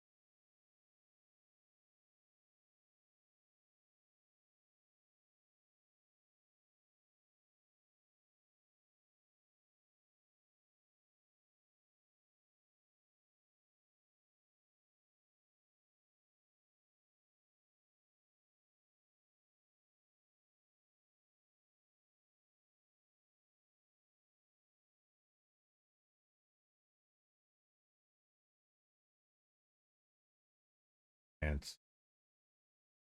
Oh.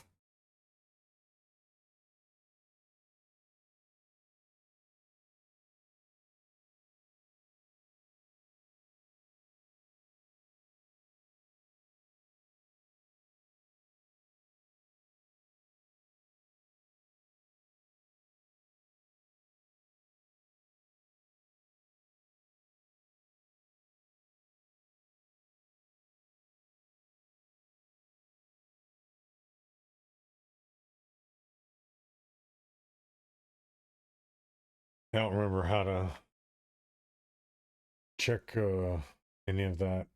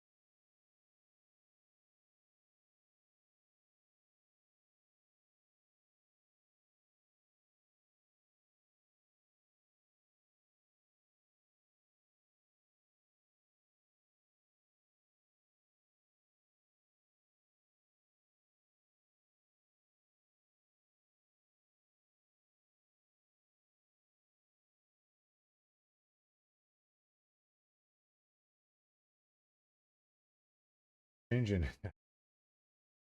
I wouldn't know.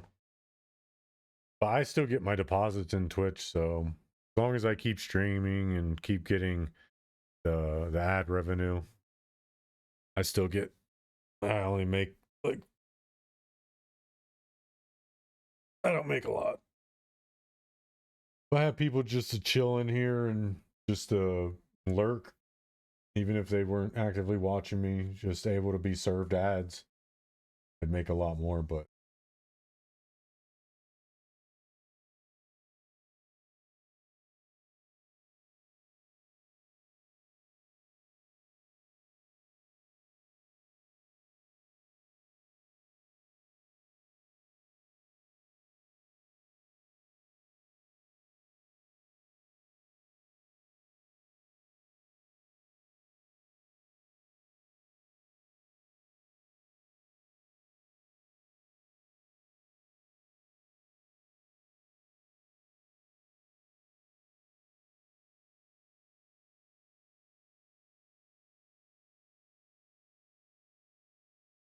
waste of money, but don't feel like stopping, walking over to the store, buying stuff, coming back over, cooking food. I'd much rather just wait.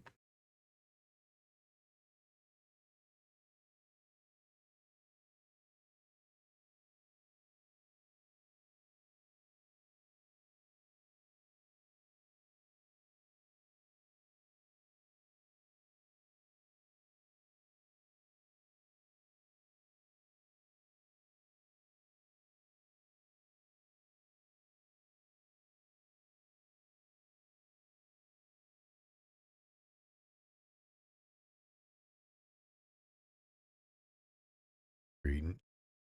Okay, from Parko.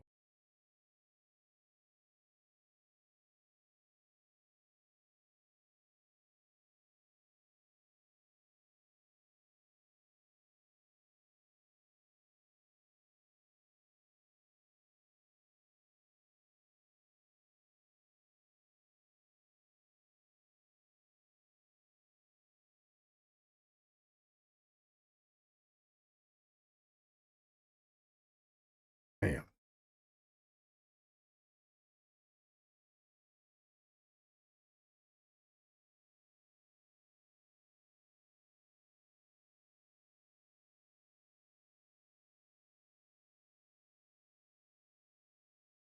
That's cool. I don't know why you would need anything like that, but that's still cool. Hell yeah. Man thing. Hell yeah.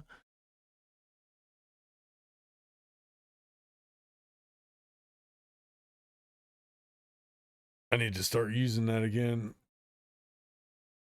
Use it AI.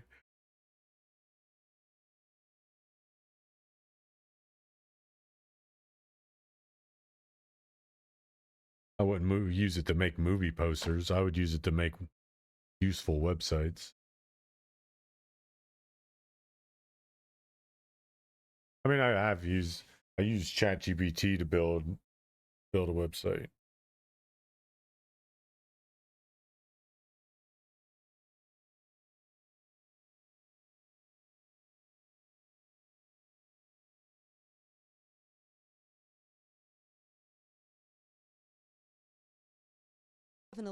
Let's check it out.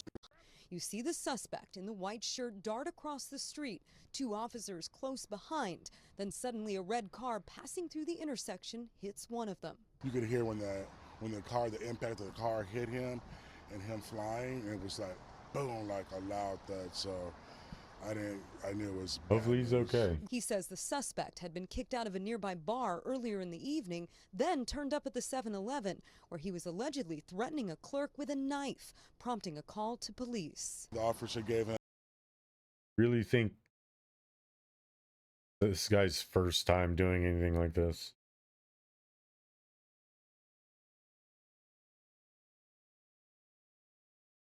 The officer gave him instructions. He wasn't abiding by those instructions. He gave him instructions again. Then he began from here, across the street towards Stafford. The officer who was hit was rushed to the hospital and, according to Garden Grove police, is in critical but stable condition. The driver of the car that hit him immediately stopped and is cooperating with the investigation. But there's nothing to drive. A bad story.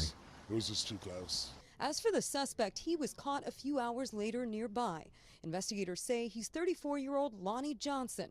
Johnson was arrested on several charges, including assault with a deadly weapon and making criminal threats. The officer was just doing his job, and if he just would have stood still and just followed directions, I don't think that much would not have happened, but now he's looking at some serious trouble. Well, not just that. The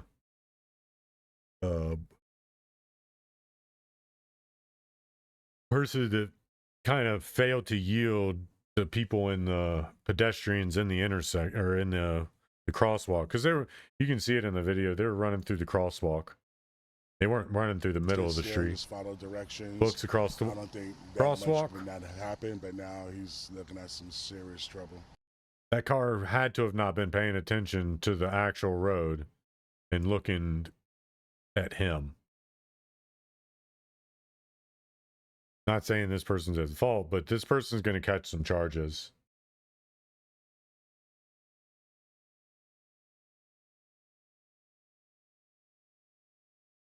They're definitely going to catch something. Fortunately, they're not going to go unscathed. If they do, then it'll be surprising.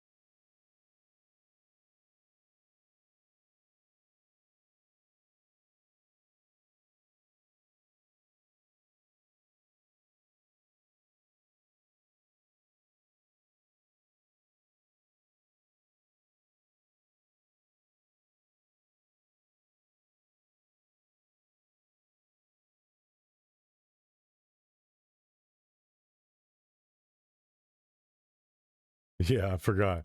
So my rabbit made a spear, like a legit spear. I'll get it. It's hilarious. It cracks me the hell up because he stabbed me with it. He stabbed me with it, and I accidentally stabbed myself with it. So I'm gonna get it. What's up, bud? You hanging out? Love you, bud. How much you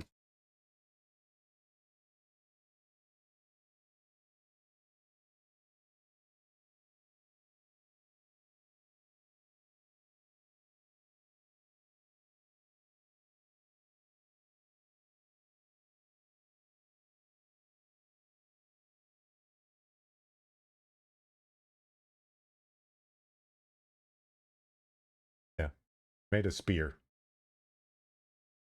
And I've been stabbed with it twice.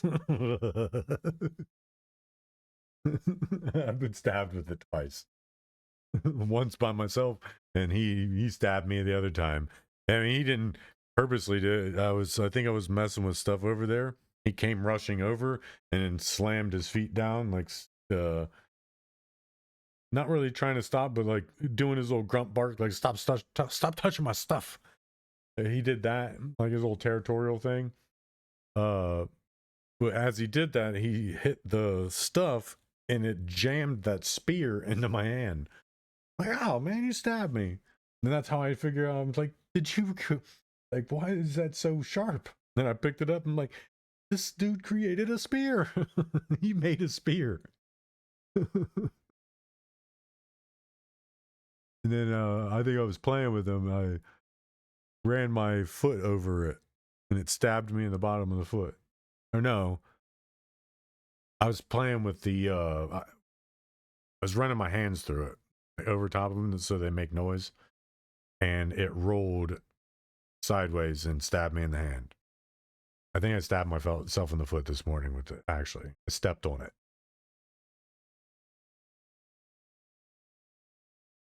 Stabbed me in the foot this morning. It stabbed me in the hands yesterday. Funny.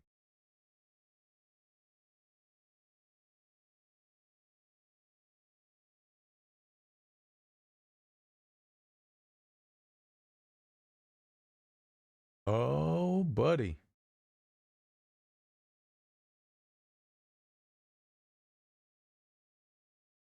Active duty Marine. Camp Lejeune.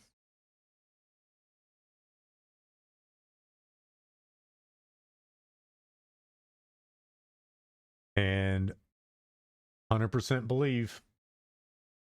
100% believe.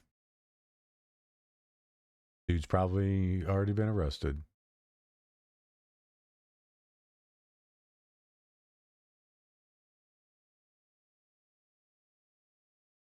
Why you here stealing? Why you... Yeah? This your guy's pickpockets. You here again stealing, motherfucker. You here again stealing. You still here again stealing, yeah? You here again stealing. I already told you for you don't come here stealing, yeah? Why you here stealing? Why you here stealing people? Why you here stealing people, both of you? Yeah? Yeah? Why you here early morning stealing people? Don't come here stealing people, yeah? I already told you for you don't come here stealing people. Why you here stealing people, yeah? No, I'm not stealing. Yeah, go. Yeah, why you here? You wasn't in Ireland stealing people. You wasn't in Ireland stealing people. It's okay, look my face. Look my face. Fuck you. Yeah, fuck you too. Look my face, lick for nothing. Yeah, for nothing, caralho. For nothing. Don't come here stealing people. You spray your feet.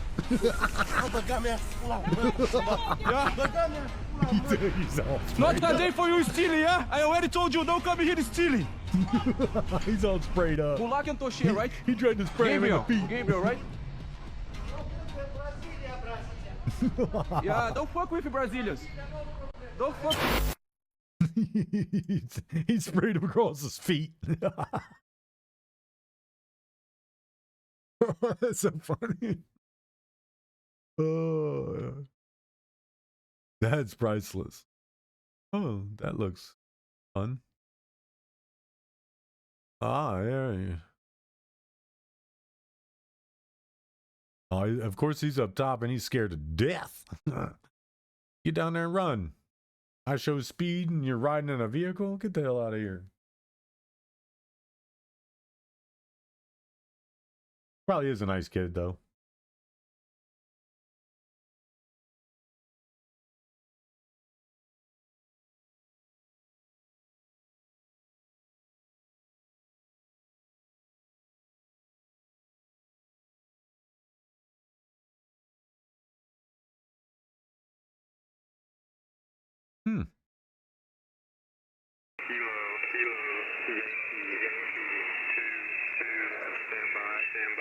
follows Lima, hotel.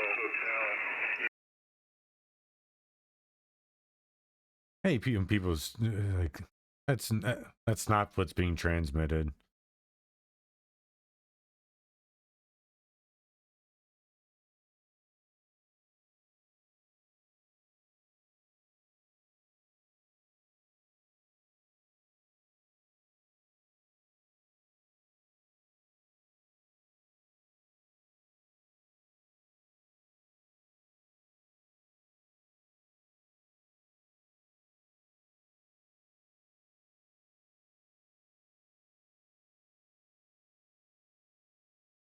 One-hour masterclass, but you only put up how much? Much time of it? You left out more than 10 minutes of it, which is probably 10 minutes of the best stuff. Yeah,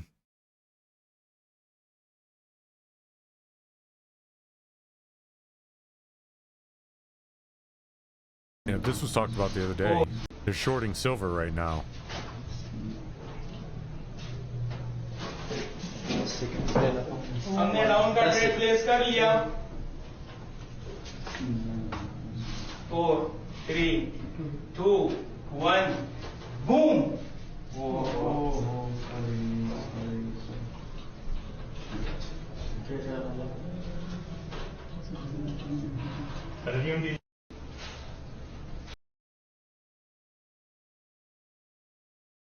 Yeah, I didn't hear about the other day is that silver was being shorted, currently being shorted.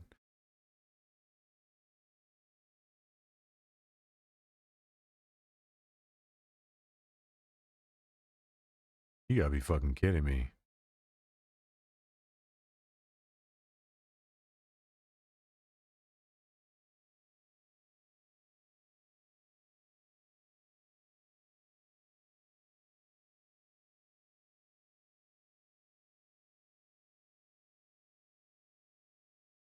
What was the excuse?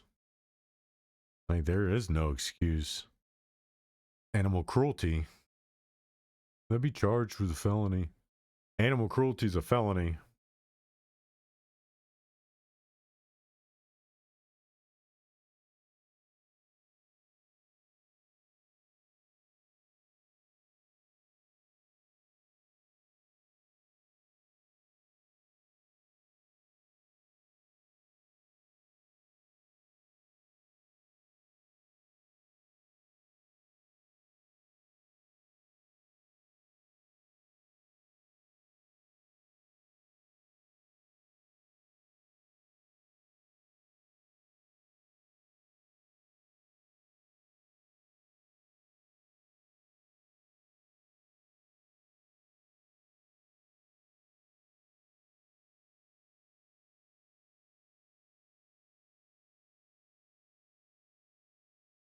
To broadcast them.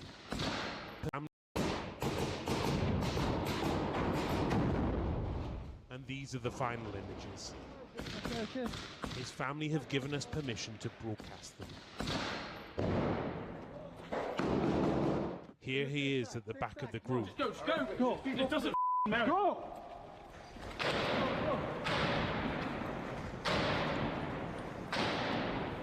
Okay, boys. The clean-shaven 24-year-old man. Great car. It was very difficult. The situation was dire.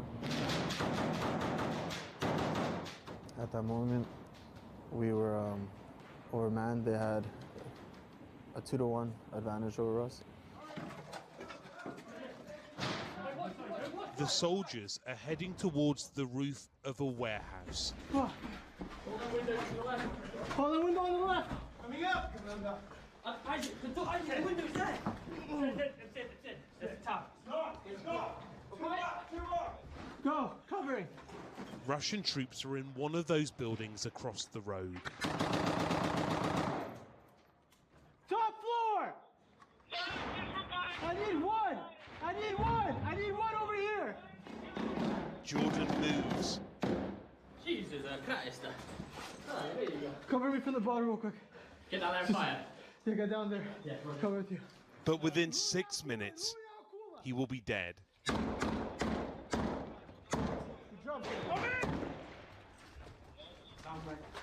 He fires more shots through the window frame.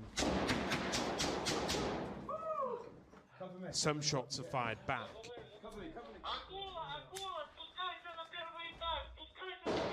Over the radio, soldiers are being told to move down. You can see Jordan on the right of this picture race to the floor below.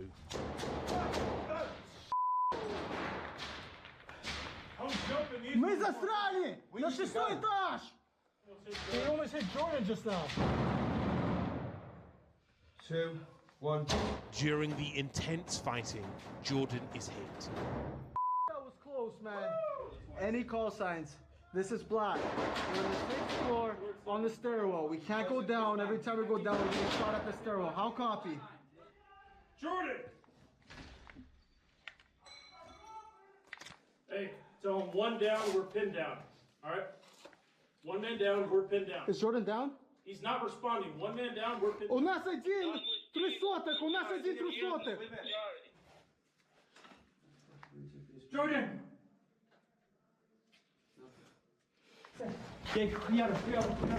The view from another body cam on the ground floor as other soldiers rush upstairs, knowing they're now within range of Russian bullets. As they turn the corner, they make a discovery. 2 stories above them, their comrades are about to hear news of what they just saw. He's dead.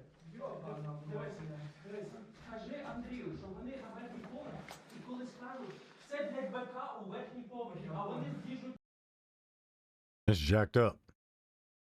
War for you. That's who's here.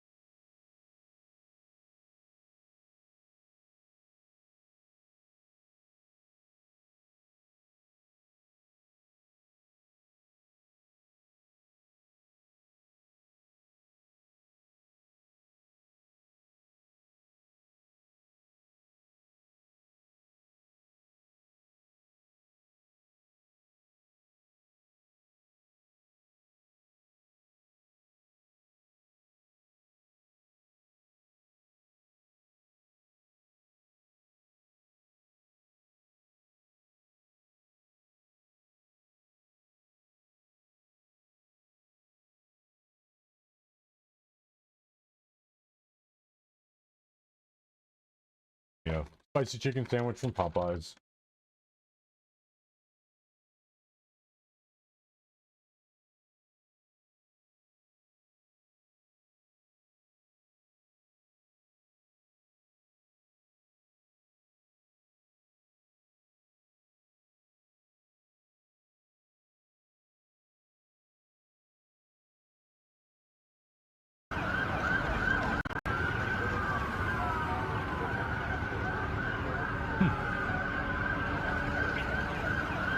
Yeah.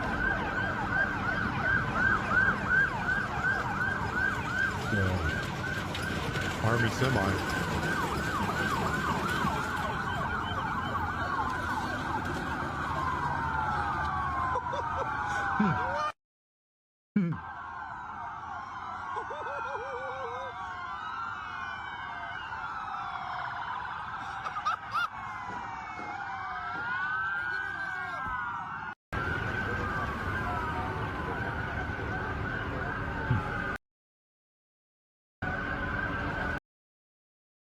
It just fucking happened or something? Oh, 10 hours ago.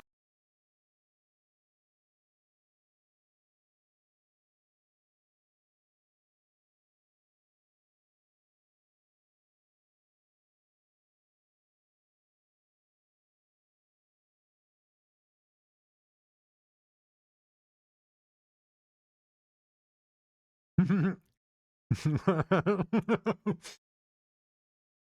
dog is so upset.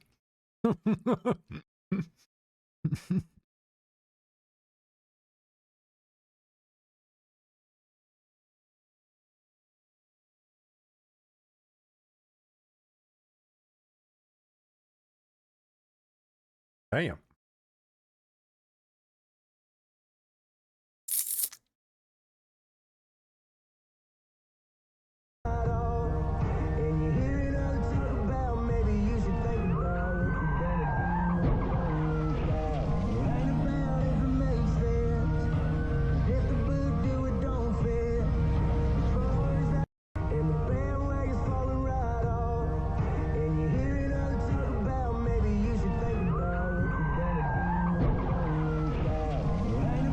Kind of looks fake, to be honest with you.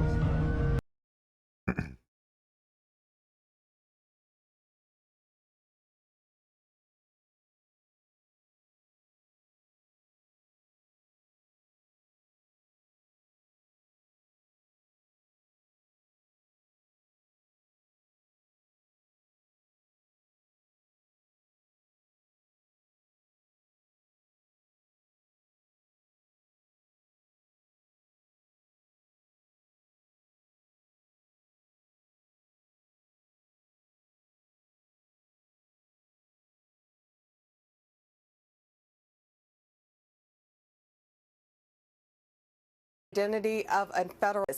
You cannot disclose the identity of a federal agent, where they live, anything that could harm them. Pritzker, same ball game with him.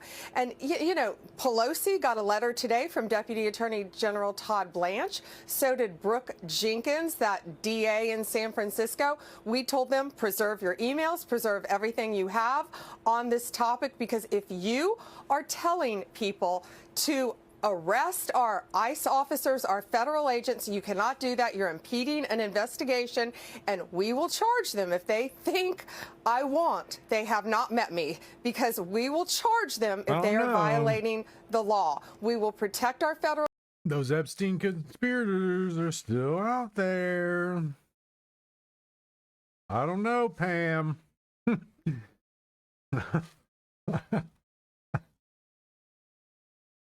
If you start going after your political opponents and not actual criminals, that looks a little tyrannical. So you probably should start. I mean, let's be serious, Pam. If you started arresting co-conspirators,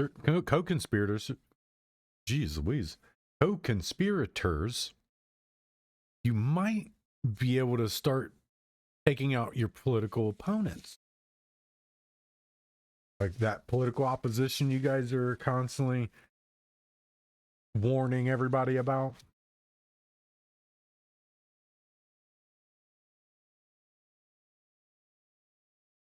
Like if you start using the weight of your organization to take down these PDF file criminals,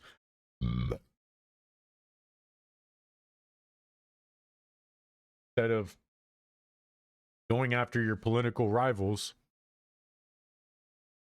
people might not call you guys tyrannical and fascist and all that stuff. But, I mean, what do I know? I'm a nobody. Nothing. All I know agents, is they're out there working not.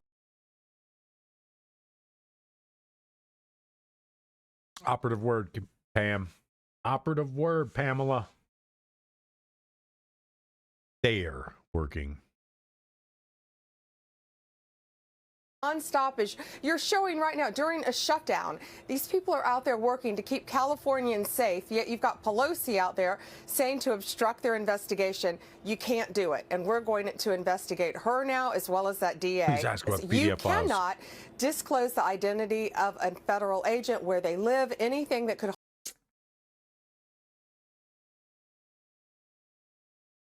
That's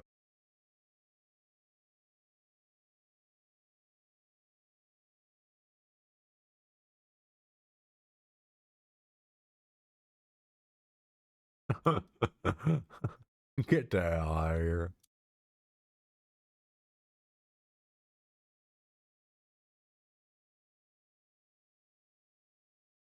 Oh.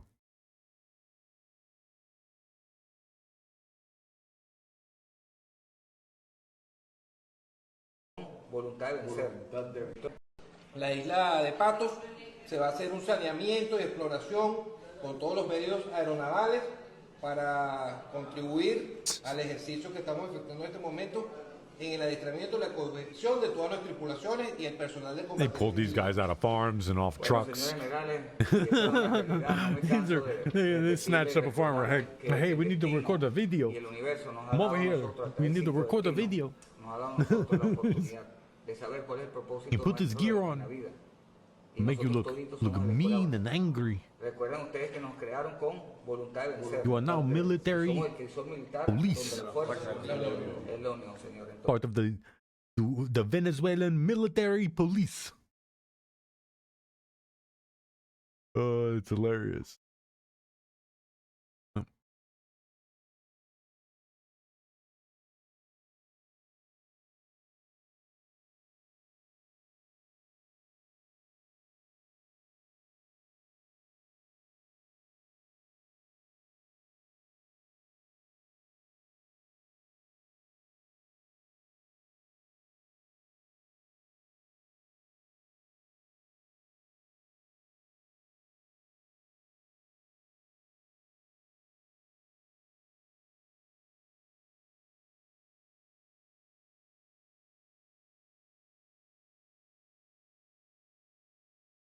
For one, this person is just purposely trying to create a narrative using ChatGPT prompts.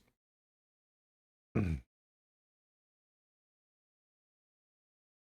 promise you that I've had that same conversation, and it's actually made me understand even more of why I don't even need to worry about it.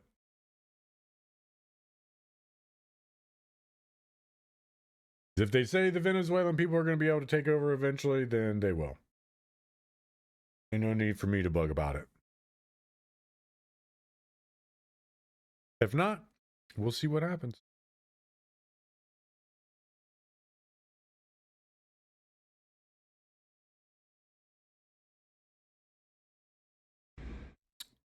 Okay. Oh shit. This nigga's shooting at the fucking helicopter.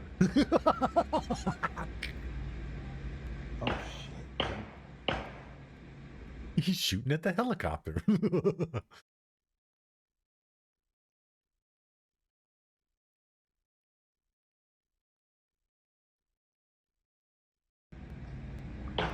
Oh, I can see him pointing the gun at the air.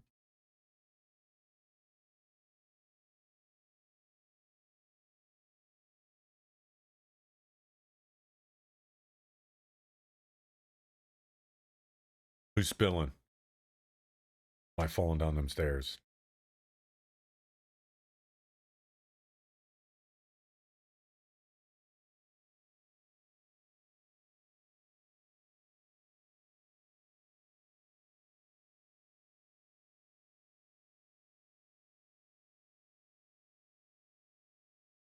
Oh, so the place is frozen.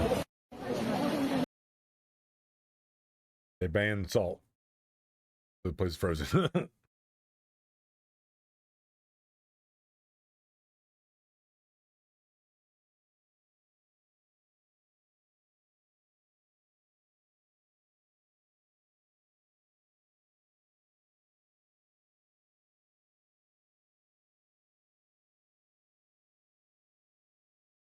Looks drunk.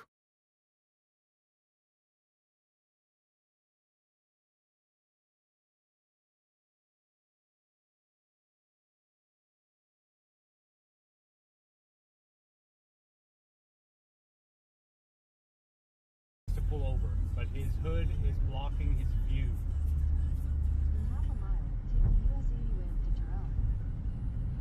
Oh wow, can you see that, Scarlett? The side of his car? Yeah. I am keeping a distance. Damn. His car is all jacked up. Wow. Yeah, I just seen the blue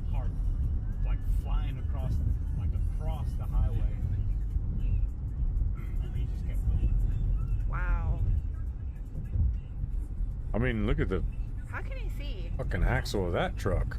Jeez. If your axles look like that, you probably should go get some suspension work done. I'll speed up so you can catch the view of it. Because time and fat people make your car do that. Holy crap. Too much weight in the ass end of your car makes it bow out like that.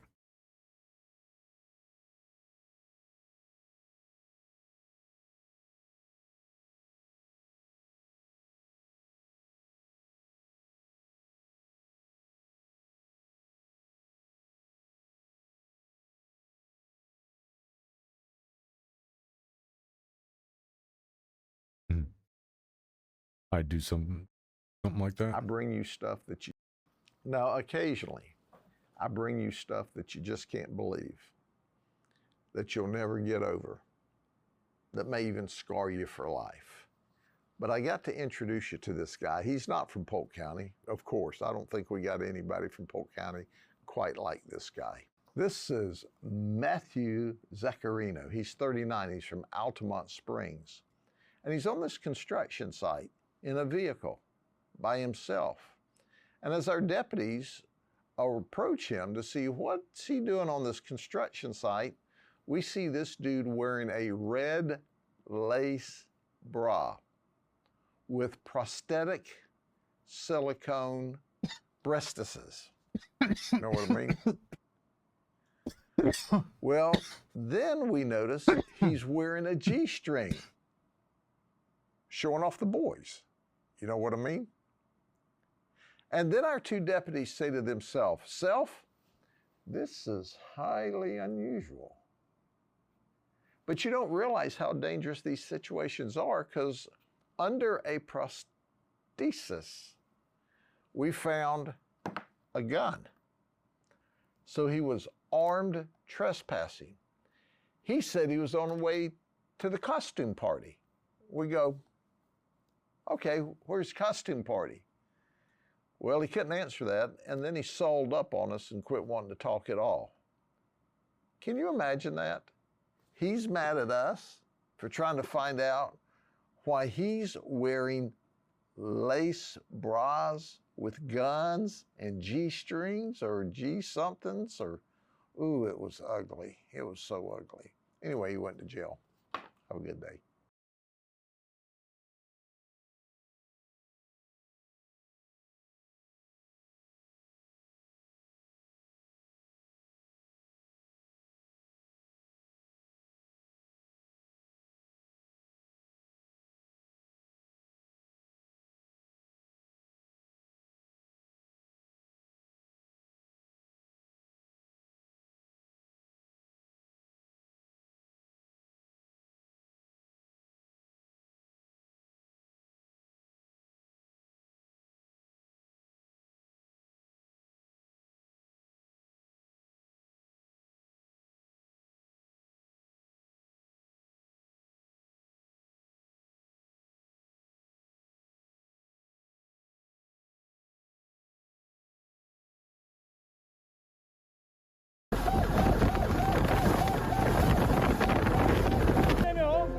물보라를 일으키며 계속해서 고주 중에 있음.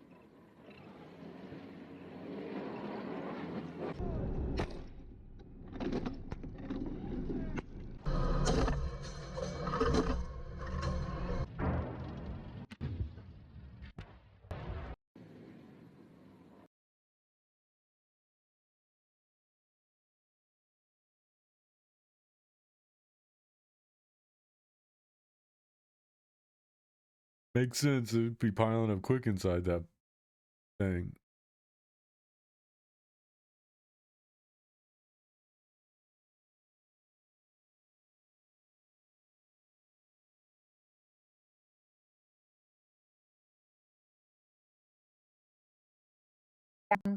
I think the reality Scare is that tactics. for centuries we've really treated property as an individual. Oh, shut up, lady.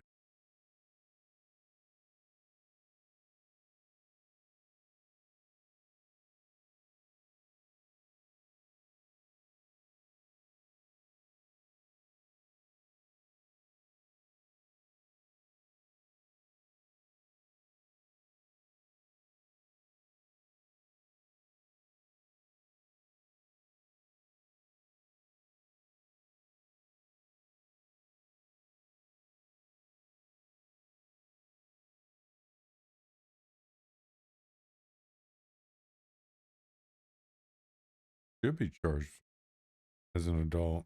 I don't know my address. Okay, can you find something that came out of the mail? Any letter, any newspaper, any magazine? Miss, I killed my mom. Okay. So, do you live in a house or an apartment? I live in an apartment. Okay, and you did not touch her, correct? Complete psychopaths, man.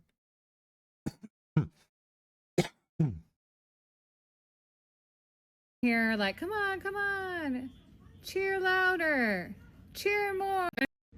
Look, I'm going to show y'all something. There's nobody around these people.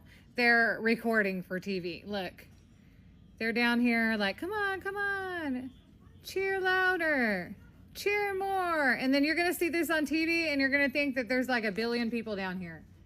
But look, there's really not. Look, I'm going to show y'all. There's like 17 people in Josh over there. It's like 30 people in Fred.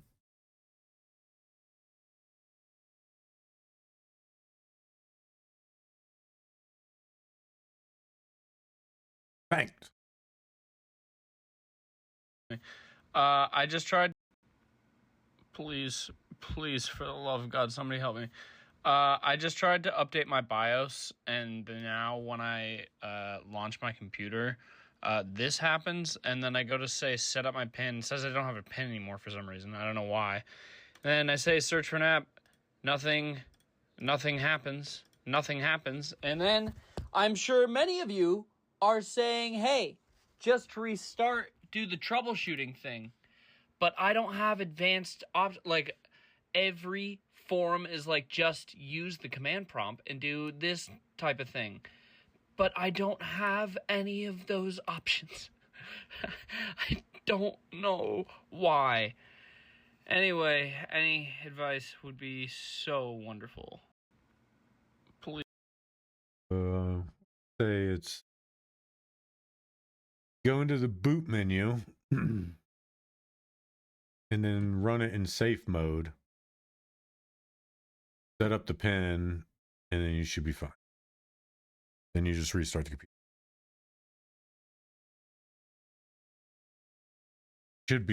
Should be able to go run it in safe mode, then boot. Safe mode, boot menu.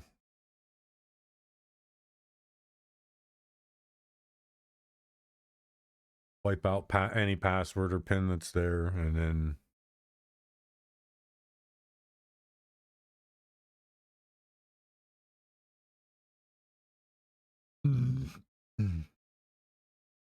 yeah, Alex, you should know better than that. Hey, Chaz, ABDL stands for Little Baby Diaper. All right, what's up, guys? This is ABDL Cortez. ABDL stands for Little Baby Diaper Lover. Coincidence, but ABDL Cortez, he's an active duty Marine Captain June who's been trading and masturbating to videos as young as infants and toddlers and distributing those videos as well. Arranged to meet a 13-year-old boy to have sex with him, and said in the messages, not to mention these in person though, that he's been with tons of underage kids. and has sexually assaulted them. I guess we'll see, but there's tons of child pornography on that phone right there. And yeah, it's not looking good, especially with military police that are going to get involved. So, oh yeah, UCMJ action. Wow. He's going to Leavenworth. What's up, guys? This is Leavenworth or the other one? I can't remember. I can never remember the other prison's name.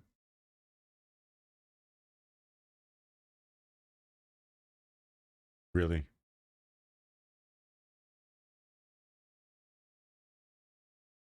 Mhm.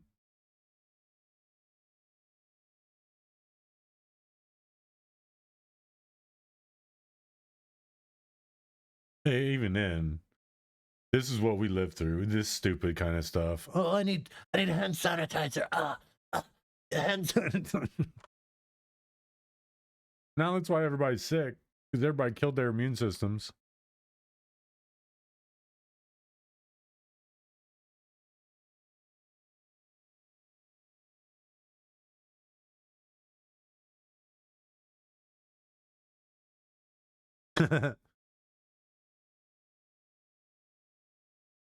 Trump Jr. was up playing Call of Duty. Rourke was a legend. A man could walk through hell. They based the game 12 years in the past. Is that so? What that goes on? Yeah, it's funny.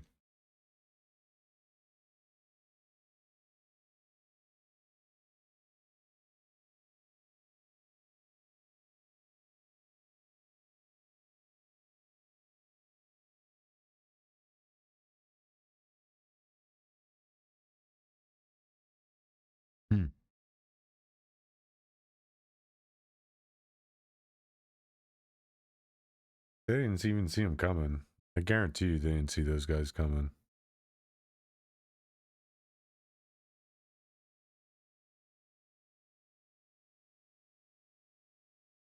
That tells you something. He was using Cuban guards.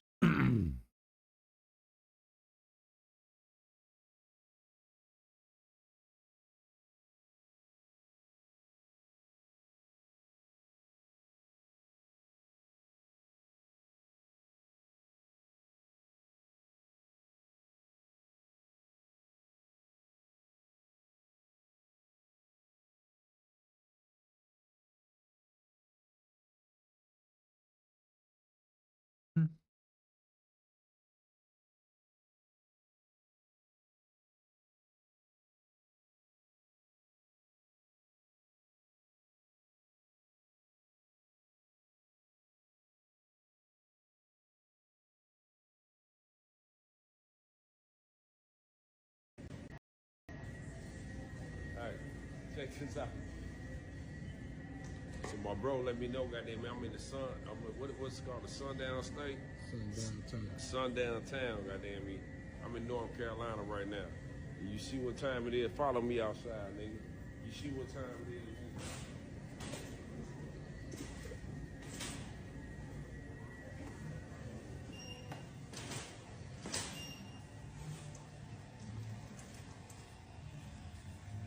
And nigga, I'm still out this motherfucker. You know what I'm saying?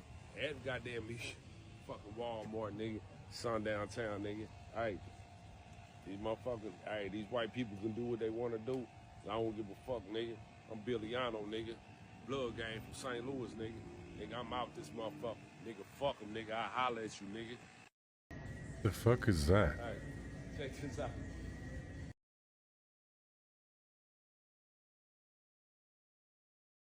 That didn't make no lick of fucking sense.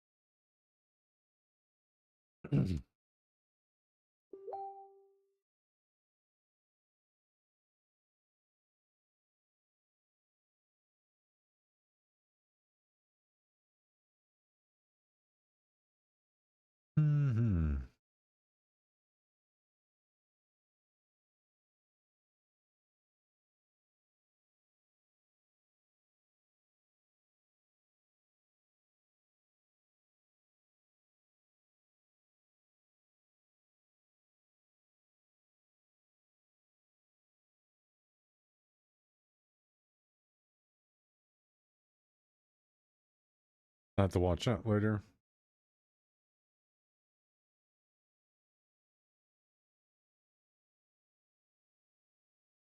Minutes.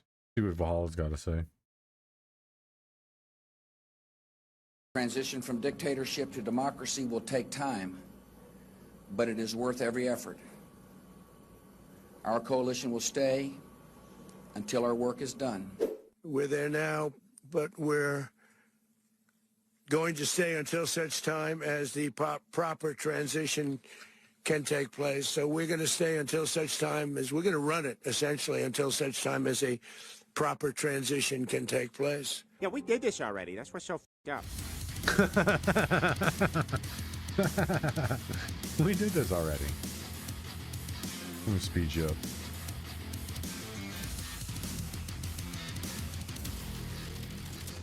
Welcome back to the channel, everybody, and I'm sure everybody's well aware of the biggest story in the news right now around the world. Yes, the United States going in under the cover of darkness, kidnapping Venezuela's president, Nicolas Maduro, and his wife, and bringing them back to the United States to face justice for their crimes. And the mainstream media is here to tell you that, yes, the United States has successfully, fully completed a regime change in Venezuela in just 1 hour. Yes, we have complete control over the government. We control all of Venezuela's oil reserves and natural resources. And I'm just, I guess, over here by myself, just wondering, does everybody have amnesia?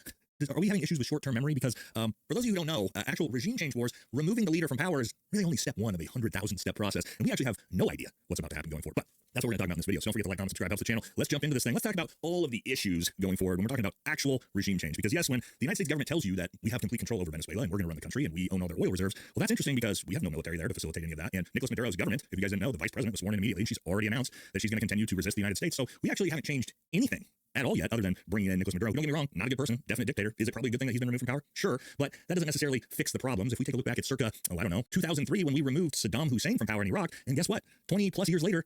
And just as I said earlier, we wholeheartedly can compare Iraq's regime change, Egypt or Libya's regime change, Egypt's regime change. You can wholeheartedly compare them. The only difference is if there's already a government structure in place, how well they can bounce back and take over without the vacuum of power. Countries like Venezuela, if they already had the previous government in place, like if you only took the head away and left everybody else, and you didn't really do anything. So a regime change isn't any, this regime change is no different. The difference is how fast the country itself can bounce back without the power vacuum just collapsing in on itself. Because that's actually what's going to happen. His vice president's taking over, and with her taking over, nothing's going to change. Business as usual. Now, granted, again, just as he said, we don't know. Because she could actually be like, okay, finally, now I can start implementing good policy. But she's already said she's going to resist the United States. That doesn't say somebody that's on the side of the United States. So that war's still going. We're still there. So yes, while everybody's currently out cheering in the streets, there's a lot of issues going forward because regime change and nation building, we may be very, very good at removing your leader from power, but the United States has a... And so, this is a Green Beret. This is somebody who's been in the suck more times over than people have played in Call of Duty. Terrible track record of putting a new government in place. First big problem, of course, and this is what people need to understand, is just removing Maduro from power doesn't remove Maduro's regime from power because he has an entire line of succession behind him. And we're already seeing that with the vice president and the defense minister of Venezuela coming out and already saying they're going to resist the United States. They're demanding Maduro be returned. So at the moment, no, the United States doesn't control the government. Nicolas Maduro's regime still controls the government, the military, all the oil fields, all the oil reserves. And until that somehow gets changed, which typically the way this works is any regime change, war devolves into civil war, and that power vacuum that erupts from removing the leader from power, then you have the opposition trying to vow in and take control, most likely with assistance from the United States, against the rest of Nicolas Maduro's regime. Now, we don't know for sure what's going to happen with that, but history tells us it usually doesn't go down peacefully. Mundo están sencillamente impactados de que sea la República Bolivariana de Venezuela víctima y objeto de un ataque de esta naturaleza que tiene sin duda alguna tinte sionista. So that was Venezuela's vice president who's now taking control of the government. And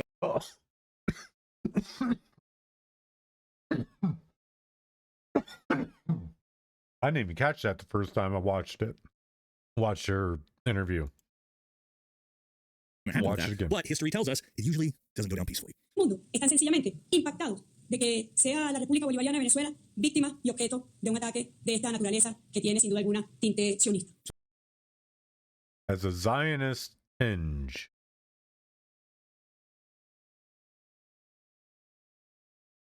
Sionista. So that was Venezuela's vice president who's now taking control of the government. And we also have Venezuela's defense minister. People were saying Americans are bringing in the Israeli thing.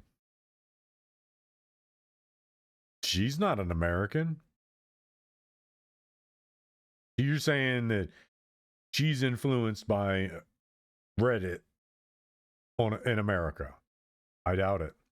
Who initially was thought to have been killed in the attack, was not, and he's also calling for, again, anti-imperialist liberation war against the U.S. empire. And so, obviously, huge problem here. This is the first big hurdle the United States has to figure out if they're going to take control of the government and facilitate some type of regime change to a different regime. Is you still have to remove Maduro's regime from power. Now, there's a couple different ways this could possibly be done. The first is diplomatically. So, if you think of it this way, okay, you've removed Maduro from power. Now, let's say you can get his underlings, his vice president, the rest of his regime, to play ball with America and actually act out in the interest that we want. And while that is an option, it's probably the best option from a peace standpoint. What that also means is the Maduro regime doesn't get removed from power. So all of the calls of the Venezuelan people being liberated, no, they're not going to be liberated. It's just going to be the same dictator government, but is now friendly and allied with the United States that gives us access to all their oil and their natural resources. So all of the talk of us being the liberators here goes out the window to facilitate basic corporate interests through the oil, gas, and natural resource industry, through things like gold and whatever else we want to go in there and essentially harvest and take out of Venezuela while keeping Maduro's regime still in power. So probably the best interest for the United States for it to go down that way. Wouldn't be great for the Venezuelan people. The other option, of course, is Maduro's regime and his vice president and all his underlings do not cooperate with the United States, and then what?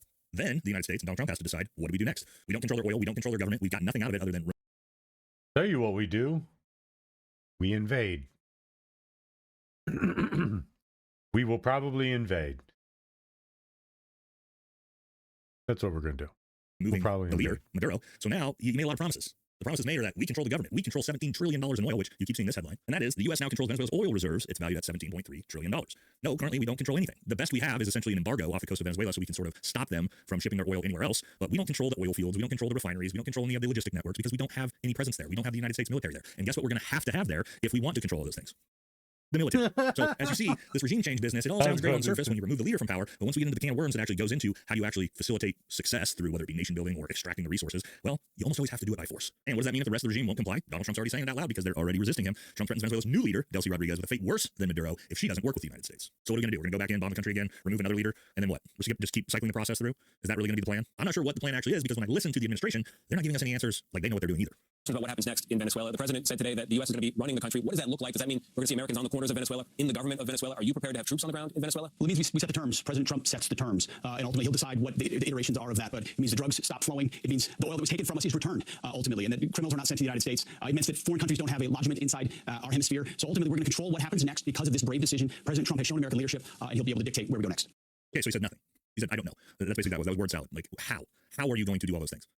Without U.S. military on the ground? You're about to remove an entire regime, put in the regime that you want, gain control of all the oil fields. And keep in mind, it gets more and more complicated as we go because let's say we do remove Maduro's regime from power. That includes the military and a shit ton of Maduro loyalists. What does that always devolve into? We've seen it in Iraq, Afghanistan, Libya, Syria. Everywhere we've done this is then you just have an insurgency on your hand. Yes, all of the previous loyalists to the government that used to be in power, they break away and then they continue to fight as an insurgency, which we'll most likely see. I said that yesterday, the other day.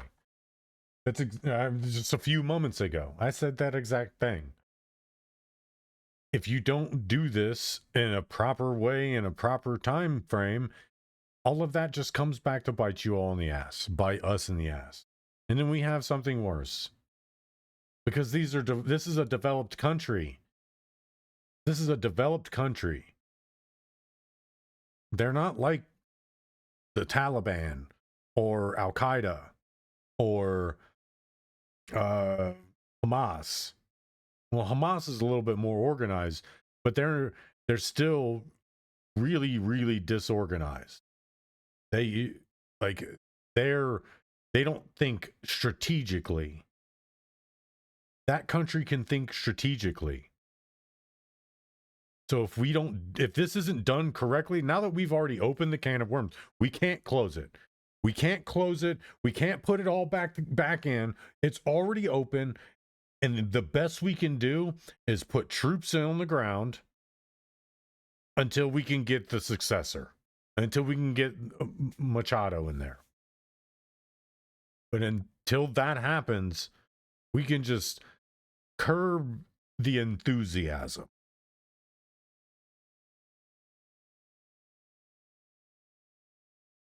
Venezuela, because the way I foresee this happening, if this type of thing happens where the loyalists break away and insurgency, a 20-year protracted war, much like Vietnam and Afghanistan, could be easily happen here. And that is when you actually look at Venezuela geographically, the massive oil basin sits here, and pretty much everything through here is thick, dense jungle. And we know insurgencies, guerrilla warfare, love to operate in and out of the jungle. So what you can very easily see is even if you manage to get a regime change in, even if you manage to get those United States oil companies in there to start developing infrastructure to get all the oil out, you can very easily still have an insurgency on your hand down there in the jungle, attacking the oil basins, causing havoc, right? And so how do you protect that? How do you protect United States strategic oil assets at that point? Well, you're going to need the military there to protect it. And so history tells us that there's basically a 0% chance that the United States can.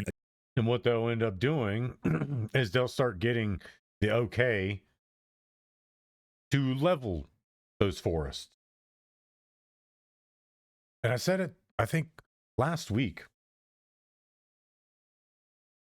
Talked about this.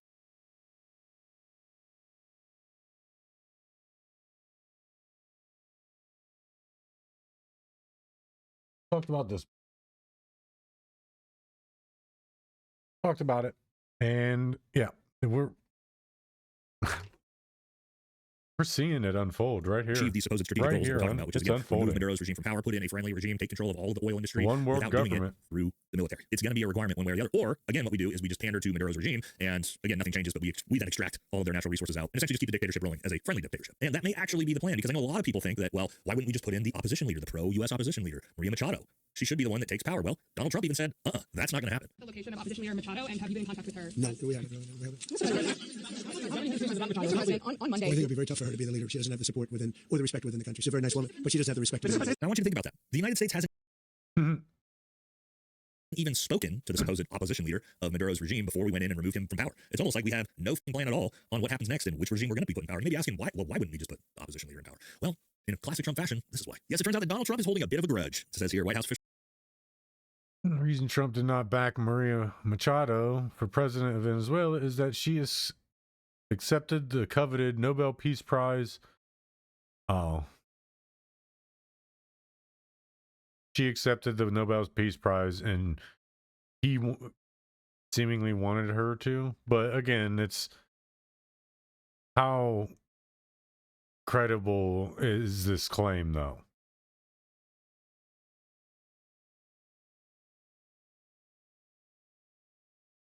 Because you can say White House press and pretend there's an official from the White House. Also said that the reason Trump did not back Maria Machado for president of Venezuela is that she accepted the coveted Nobel Peace Prize, an award Trump felt he was entitled to. And so if you're wondering if there's some 4D chess master plan going on behind the scenes, it doesn't sound like it. But maybe it's a good thing, because this was going to be Maria Machado's first act of business when she took control of the government. Yes, after Trump ousts Venezuelan president, the opposition targets their first move, moving the Venezuelan embassy to Jerusalem. Okay, odd. But Venezuela isn't even the only target, because Donald Trump has seen the success of being able to snatch and grab world leaders, is now threatening pretty much the rest of Latin America with it. Have you considered talking to the president of Colombia, who you call a drug leader? No, I haven't really thought too much about him. He's been fairly hostile to the United States, and I haven't given him a lot of thought. He's going to have himself some big problems if he doesn't wise up. Colombia's some big problems if he doesn't wise up. He's going to have. I haven't given. Success of being able to snatch and grab world leaders is now threatening pretty much the rest of Latin America with it. Have you considered talking to the president of Colombia, who you call a drug leader?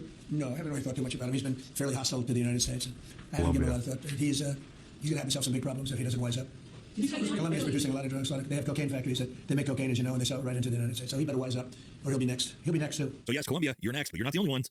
Yes, also Mexico. After deposing Maduro, President Trump said on Fox News, something's going to have to be done with Mexico. And we've also threatened to remove Cuba's leader from power as well. So we're really on a roll, kicking off 2026 with a regime change bang. And of course, we're seeing what's going on with Iran as well. Wouldn't be shocked if we headed on in there as well here pretty soon. And what I like to do is just look around in the landscape and see who's celebrating things like this. It can really tell you a lot. Now, again, I'm not here to defend Maduro at all. No issues with him removed. Again, my issues are what comes next, because the United States is absolutely horrible in the game of nation building. We have a success record of about 0% overall. If you look at the Middle East, if you guys didn't know this, in our entire time of overthrowing governments in the Middle East, we've killed over 1 million people and displaced 22 million people from the Middle East. And where do those people go? Yes, they're refugees. And so those 22 million people have flooded into Europe and the United States. And so what do we also know is going to happen here? And yes, the United States, under the DHS, has just approved it, is that we're going to start allowing Venezuelan refugees in as well. Yes, Noam says Venezuelans under TPS can apply for refugee status. Says Homeland Security Secretary Kristi Noem said Sunday that Venezuelans in the U.S. who were previously under temporary protected status can apply for asylum. Noem ended TPS earlier this year for roughly 600,000 Venezuelan migrants received protected status from the Department of Homeland Security under the Biden administration. Now, whether you think that's a good thing or a bad thing, that's just going to depend on your own personal opinions about immigration. But I will say this, it's the actual complete opposite of what Donald Trump ran for under MAGA. Yes, no new wars, ending the refugee and immigration crises. And what is this? This is starting a new potential regime change war in our hemisphere and then causing a refugee crisis that we're going to accept the refugees for.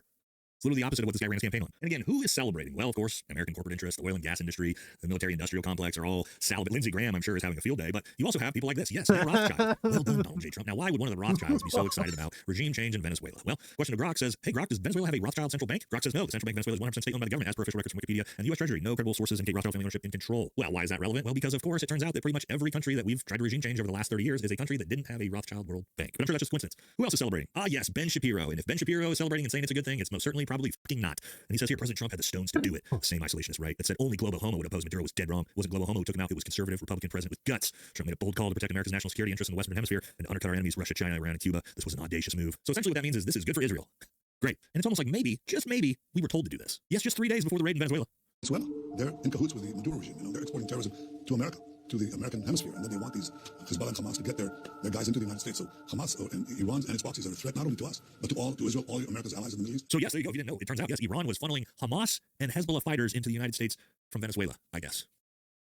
Right. Now, let's take a little trip down memory lane for everybody who's got amnesia in the way of history and America's regime change success. Let's take a look back. This was in 2003. Yes, George W. Bush had come out and announced the success and the conclusion of the U.S. invasion into Iraq, lasting only 6 weeks. Yes, in 2003. And yes, as it turns out, 22 years later, the United States is still in Iraq, still dealing with all of the fallout there. We're still dealing with the creation of ISIS from that power vacuum that was left when Saddam was removed from power as well. So for everybody who, again, is cheering this on, the 1 hour regime change, there's still a lot of work to do to get anywhere near regime change. And don't get me wrong, I understand the celebrations and the excitement from the Venezuelan people. It's just that, again, if we take a trip down memory lane, yes, it turns out that we've tried this in Afghanistan, Iraq, Libya, Nicaragua, Chile, Syria, Somalia, and it has failed epically in every single place we've attempted it. And so I hope, I pray that the Trump administration has some grand scheme master plan that they've, come up with well before they decided to remove a leader from power. They were ready with a plan to facilitate this massive regime change that's going to have to happen. I don't have a whole lot of confidence that that's going to happen. I feel like we're probably flying by the seat of our pants right now, but we'll just have to wait and see, I guess. And so that's going to do it for this one. We are going to deep dive this a lot more in detail tomorrow night on the live, 5 p.m. We'll talk a little bit about current events, politics as well, but focus tomorrow will be really deep diving what's going on in Venezuela and what's going to happen next. So yeah, guys, going to be interesting. History is.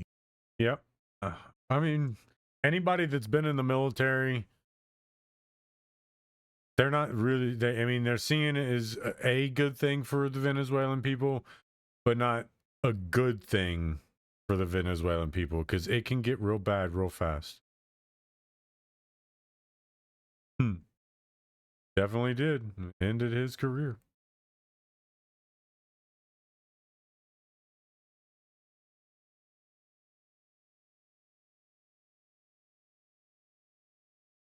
Type Nickelodeon. All right, you guys, Happy New Year. I hope you missed me because I definitely missed you. I have so much to say. It is the year 2026, and I am feeling sparkly and brand new. New show icon, new YouTube and Rumble banner. I'm even wearing a new shirt that I got for Christmas, which is why it truly pains me to report that our government is up to the same old Fed sloppy tricks. Speaking of which, many of you have already messaged me regarding the Daily Wire seemingly reactivating my old social media accounts and releasing an old trailer rather, from when I used to work with them. It's very confusing, but I have the answer for why it happened. And no, of course, it did not happen because I said it could. It did not have my permission. I'm going to tell you what those guys are up to. I'm a little bit terrified. There's been a lot that has transpired over the last 2 weeks while we were off air. Many things I have wanted to respond to, so buckle up because it is going to be a long week, and I suspect it might therefore also be a very long year. Welcome back to Candace. It's definitely going to take an hour. Where should we begin? I'm going to begin with Johnny. I ran into an 11-year-old boy at the bakery this weekend, and his name is Johnny. He's from St. Louis, and he watches my show every single day with his mother. I thought that was really sweet, and I told him that when I was back, I was going to shout him out on the very first episode of the new year. So Happy New Year to Johnny from Missouri. Happy New Year, actually, to everyone except for Andrew Colbert, the spokesperson of Turning Point USA, who has been working behind the scenes to have me smeared. Yeah, Andrew, you got caught. And today, I sentence you to truth. And that's never a good thing for people who lie on my name, okay? I always have things that I'm keeping, and I know some things about you, and the public is going to know. And before I tell you guys how Andrew got caught, and I mean caught. I'm talking hand in the cookie jar, red-handed, orchestrating attacks against me via obscure YouTubers. I would like to at first go back and revisit Turning Point USA's end-of-year conference, AmFest, supposed to be America Fest, because I was not on air for all of it. I was just on air for the beginning. And I have a lot of things that I feel that I need to get off of my chest about that event, and it's never too late. And I want to say this also. History books, they're not going to be fair to me. I think we know that. When I am long gone from this earth, the history books are not going to tell the truth about the things that I did. They're not going to tell the truth about my contributions. But I want to be clear that I want to be remembered as the person who was holding the internet back. Last year, I was in earnest holding the internet back. Everyone was coming at Turning Point USA and all these allegations. And I was like, no, chill, just give them some time. Everybody grieves differently. Just give them some time. It's different. But now I quit, okay? Hands down, I am letting the internet go. I am done, okay? I'm already the media's public enemy #1, but now I feel ready to fully embrace that. I want to let that hit me like a tidal wave, because there was one solitary thing, amongst a great many other things, I should add, but there was one solitary thing that happened at AmFest, which was the straw that broke this camel's back. What do you guys think it was? What do you think it was that happened at AmFest that just sent me over the edge? Before we hone in on that detail, I think it was the Erica Kirk thing. That it looked like a convention for a pyramid scheme. I think that's fair. I think that is a fair interpretation of everything that we watched. Conference books, it felt like a weekend in Las Vegas. Like, Disney World for adults, because that's what Las Vegas is. It's like Disney World for adults, or rather adults at Disney World with no kids, because there was something about it that was disturbing. And I think that the comedian Tim Dillon did a fantastic job of summing up how everybody felt watching it. Here's what he had to say, and I'd like to remind you, you should be mad at Tim Dillon and not at me. He's the person that is saying the quiet part out loud. He's hilarious. This turning point kind of abomination that the right wing of this country has turned into like a bad reality show. And it's all of the fault of everyone, by the way. It's the fault of everyone speaking and everyone attending. And there's nobody that gets everything about this is weird and uncomfortable for everyone. And obviously, I'm not saying she killed her husband or knew about it or whatever. I'm saying the guy got shot 3 months ago, and she walks out to a pyrotechnic display, and then she goes, "We're going to elect J.D. Vance." It's weird that that's where her head is at. It's difficult for many people to relate to. It's not relatable. For people that talk about how Hollywood isn't relatable and Hollywood is out of touch, this looks a lot like Hollywood to most people. And to go out through a stream of fireworks and sparklers and stand there in a glittering pantsuit and talk about electing J.D. Vance 3 months after your husband was killed, many people feel that there is something off about that. And we're starting to see that political people are the exact same thing as the Hollywood elites that they all love to dunk on. And we all look at this. This is Megan Thee Stallion twerking at the Kamala rally. This is deeply unsettling to a lot of people. It feels like you're being played. You feel it. It seems off. You feel like this is a coordinated and choreographed spectacle so that you are played. They want your money. That's what they got mad at Candace about. They're like, why are you telling people not to give us money? She's also saying you killed the guy. Why are you mad about the money? They're just mad that they're not getting money. They want your money, and they want to be celebrities. Okay, so that's an honest take. That is just a very honest take, and you can be mad at Tim Dillon, you can be mad at me for playing Tim Dillon on the show, or you can be someone that's concerned about the direction that the Republican Party is taking, and you can recognize that that's the truth, okay? You can keep deluding yourself, and you can keep pretending that this is not how the public received this event, this is not how Republicans are feeling, but you would, again, just be deluding yourself. That's the truest take right there on the internet about how people felt when they watched it. It felt like everything that all of us on our platforms said that gave us the ick about Hollywood. When they got up on stage and they mocked people that lived between LA and New York City, and they mocked the farmers and the ranchers and people that supported Trump in 2015, that's the vibe it's getting. It feels like we're being mocked. Now, for clarity, that's just broadly speaking. Like, broadly speaking, it was not relatable to the general public to see a situation where a man is murdered in broad daylight and the company that he built allows the very people who hated that man while he was still alive to simply pay enough money to speak main stage and pretend that they were best buds. There's something about that people just can't relate to. Like, yeah, eventually didn't really like Charlie when he was alive, but he gave us $1 million, so he's going to be at AmFest, and he's not only going to be at AmFest, he's going to walk out right after Erica Kirk opens up AmFest. And we just expect the public to be fine with that. That actually happened. That actually happened. Now, maybe Turning Point USA is not striving for relatability, and that's fine. Money can, in fact, be your motive. But for me, when it moved toward becoming an abomination, the thing that sent me over the edge was when I saw the tent. Okay, I am never going to get over this tent. I could spend a week discussing this tent. I could probably do a month of content describing what it was like for me when I saw the tent and how I felt seeing the tent and what this tent actually now represents. What am I referring to? Let's take a listen to a reporter who's at AmFest describe the scene behind her in the hallway outside of the speaking area. Take a listen. And you can see from behind me, this is a recreation of the tent where Charlie Kirk lost his life at Utah University in September, and people are taking selfies with it. I can't. I cannot. I am not capable of whatever. When I saw this, I realized I do not know enough words. I had to consult a thesaurus, and I still did not land upon the correct. They did not capitalize on. Oh my God, that is insane. Give me the frame. That's nuts.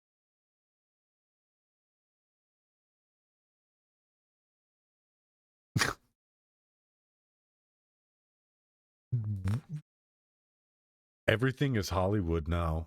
Everything is Hollywood. Death isn't off limits, and it's just another Tuesday. If you can capitalize on it, so be it. We have fallen off the friggin' train, man. What the hell? This is crazy. You gotta be kidding me. That is nuts. Like, here, take a picture under the tent that Charlie was shot in. Like, that's like, next it's gonna appear in one of those museums for assassinated presidents. Oh my God, that's crazy. It's like, get a picture in the tent that Charlie was shot under. That's nuts, man. And people are taking selfies with it. Like, and that's the actual tent, right? Describe the scene behind her in the hallway outside of the speaking area. Take a listen. And you can see from behind me, this is a recreation of the tent where. Okay, so it's not the actual tent. A little bit better, but that's still insane, man. You're recreating the final moment of Charlie Kirk's life. As if it was just some movie scene in a film. That's kind of demented. Here, take a picture with Charlie in the place where Charlie's final moments happen. That's insane, dude. That's fucking insane. Charlie Kirk lost his life at Utah University in September, and people are taking selfies with it. I can't. I cannot. I am not capable of whatever. When I saw this, I realized I do not know enough words. I had to consult a thesaurus, and I still could not land upon the correct adjective to describe how I felt when I saw that tent. People taking selfies under a recreation. I don't know if it's actually the tent. It looks like it's pretty old. Or a tent that Charlie died. She was even questioning if it's the real tent. The depravity of people is great. It's insane. It is insane. You gotta be kidding me. Under. That's what's happening at AmFest. Horrified. I was aghast. I don't think I described myself as aghast. I was aghast. It was ghastly to look at that and to realize that they made a conscious decision to allow that to happen. To what end? Okay. I messaged people inside Turning Point. I said, I want to know who approved this. Because I know it's going to come next year and say, oh, we don't know how it happened, and something fell through the cracks, and so much was going on. And we had no idea the tent that Charlie died on was being brought in as a display. We had no idea that was happening.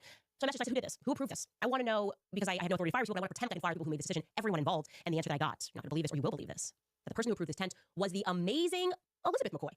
Potentially more amazing than her husband, Michael McCoy. Elizabeth McCoy was the person who approved this tent, so there's no way that they can come out and pretend like Erica didn't know this was happening, because she's very close to Elizabeth McCoy. Okay, she's very close to her. So for everybody on the outside looking into this, AmFest is when we realize that something very disturbing is happening in America. I feel like AmFest is, or what it did for me was it contributed to my realization that the future, the dark future that everyone's always predicting, like the AI future, it's here. We're actually here. I think that we are fighting machines. I think that these people are not humans, that they're sentinels that maybe look like humans. That's what I feel. I feel like it's the single solitary event that contributed to my realization that the future is happening right now. And the issue that a lot of these, the gap that's... Everybody's turning into friggin' lizard people now. She's right. She's absolutely right. And it is bonkers. It is absolutely insane that this is even a thing. That's crazy.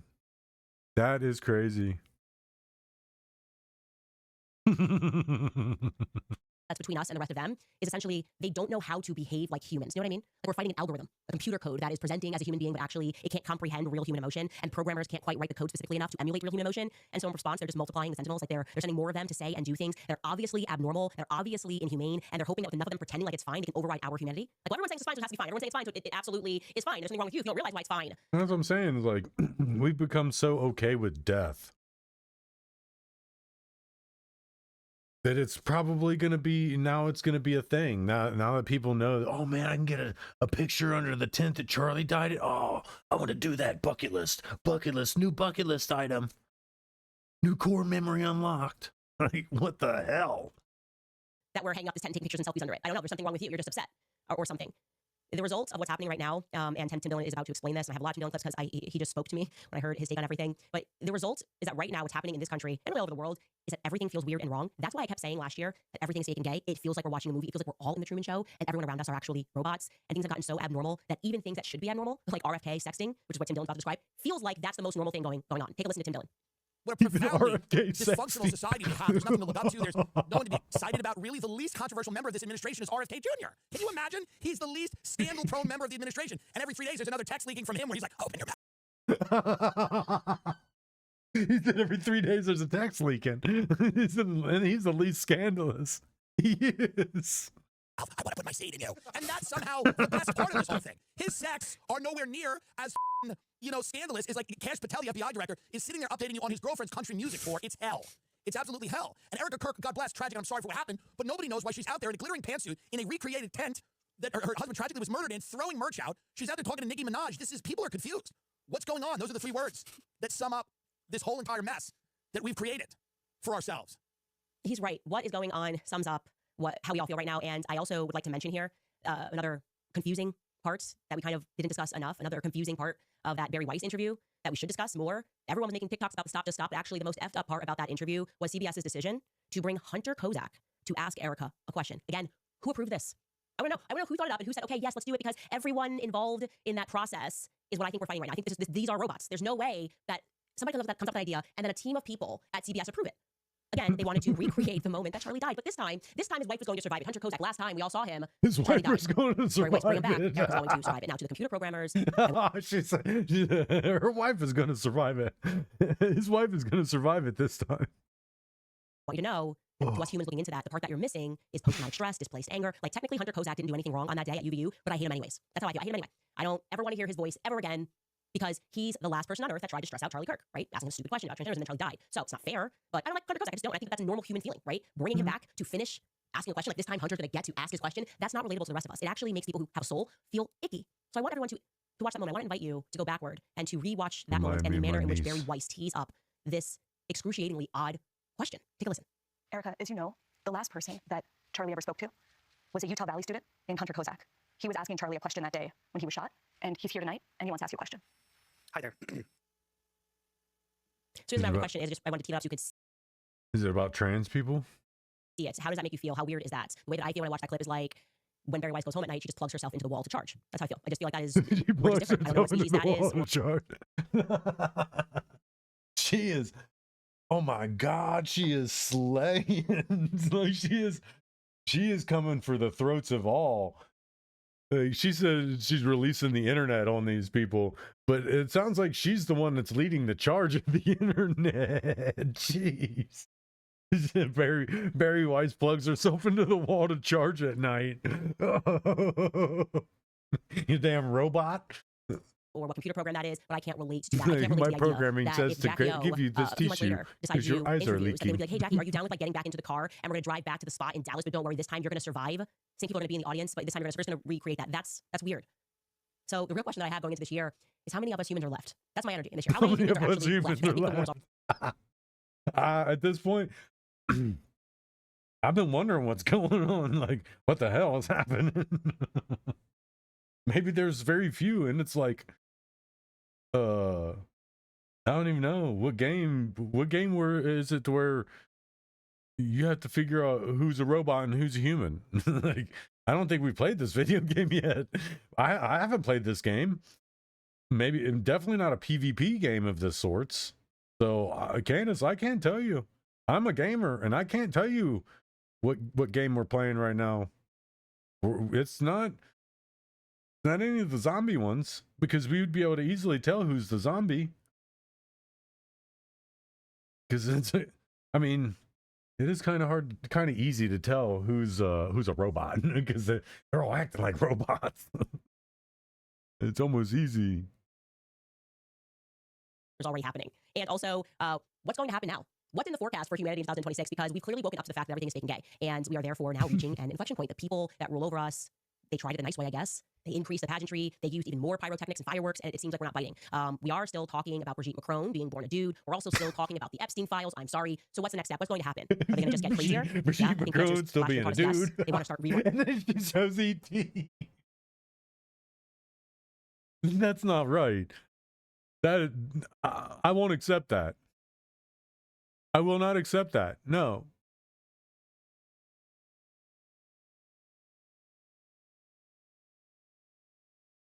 You don't get to use Brigitte Macron and ET together. No, Candace, no. So this time we're just going to recreate that. That's weird. ET is beautiful in that scene. Absolutely drop dead gorgeous in comparison to Brigitte Macron. Brigitte Macron looks like a worm, grew arms and legs. Like, and I'm not talking about an earthworm. I'm talking about like a wiener, a penis. Like a penis grew arms and legs, and then somehow grew a vagina too. That man is masculine. So the real question that I have going into this year is how many of us humans are left? That's my energy in this year. How many humans are actually left? Because I think the war is already happening. And also, what's going to happen now? What's in the forecast for humanity in 2026? Because we've clearly woken up to the fact that everything is fake and gay. And we are therefore now reaching an inflection point. The people that rule over us, they tried it a nice way, I guess. They increased the pageantry. They used even more pyrotechnics and fireworks. And it seems like we're not biting. We are still talking about Brigitte Macron being born a dude. No, I don't accept that. You do not. E.T. is beautiful. He tried so hard to blend. To blend.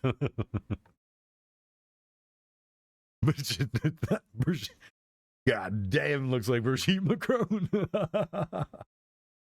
Looks like Brigitte Macron through and through. Goodness gracious, ET. You need a facelift, homie. We're also still talking about the Epstein files. I'm sorry. So what's the next step? What's going to happen? Are they going to just get crazier? Yeah, I think the answers last year taught us yes. They want to start rewriting laws. They want to bankrupt people for knowing the truth. A real headline today, by the way, Brigitte Macron, who's quite literally born a male and who quite literally committed statutory rape under the then French law against a 14-year-old student, has successfully secured a conviction against 11 people in France for cyberbullying. And the media is now, of course, trotting that out, pretending that that's proof that she's a woman. No, it is proof that France has now created laws and are willing to try people for telling the truth if the person who is lying feels bullied. That's what that means, just so we're clear. So if Rachel Dolezal is, as she is, actually born Caucasian and she's presenting as black, and you go online and you say, hey, you're actually a white girl, she can sue you if she feels cyberbullied. That's what's happening in Paris, and I think that's kind of what's trying to happen here in America. The deep state is insisting on passing speech laws, and they're going to attempt to bankrupt me for knowing the truth about Brigitte. Now, this is a longer clip, and it is so worth listening to because it's brilliant. I honestly think this is dark comedic brilliance from Tim Dillon. Again, perfectly explaining this exact moment in time that we are all in. So to see this up correctly, essentially, Tim is discussing how our modern world and culture, we are all starting to realize, was created by powerful people who are into kids like Jeffrey Epstein. And yet, the media just wants us to move on and keep going. So take a listen to what he says here. He's just kind of recapping the moment that we are in right now. This was our culture. For a very long time, it was domination, evil, exploitation, bad, not good, but it was our culture. It was our culture, you know? And, you know, we're coming to terms with that. We're coming to terms with that. And it's a little bit of a pill to swallow, is it not? It's a little bit of a pill to swallow, huh? A little bit of a pill. A little bit of a pill. You ever get sick as a kid, your mom's like, you gotta take this one. And you're like, ugh. She's like, this one is everyone the rules over. You're a static pedophile. You're like, oh no, not this one. It's a little bit of a pill to swallow, but that's where a lot of this comes from. This is the runoff. What you're seeing now is the runoff of people living to pretend that that isn't true. It is the denial of that culture that has produced this culture. Listen up, I'll say it again. I'll say it again. I should be paid more for this, frankly. I'll say it again. It is the denial of that culture that has manufactured this culture of nothingness. It is the unwillingness to look that in the face that has produced slop. That's what it is. It is the discomfort that comes from facing the fact that your greatest fears are true. And you're unable to process that, so you dive into the Eras Tour. You backstroke through the restaurant that serves the thing from the app that you saw. You try to vacation in the right place to take the edge off.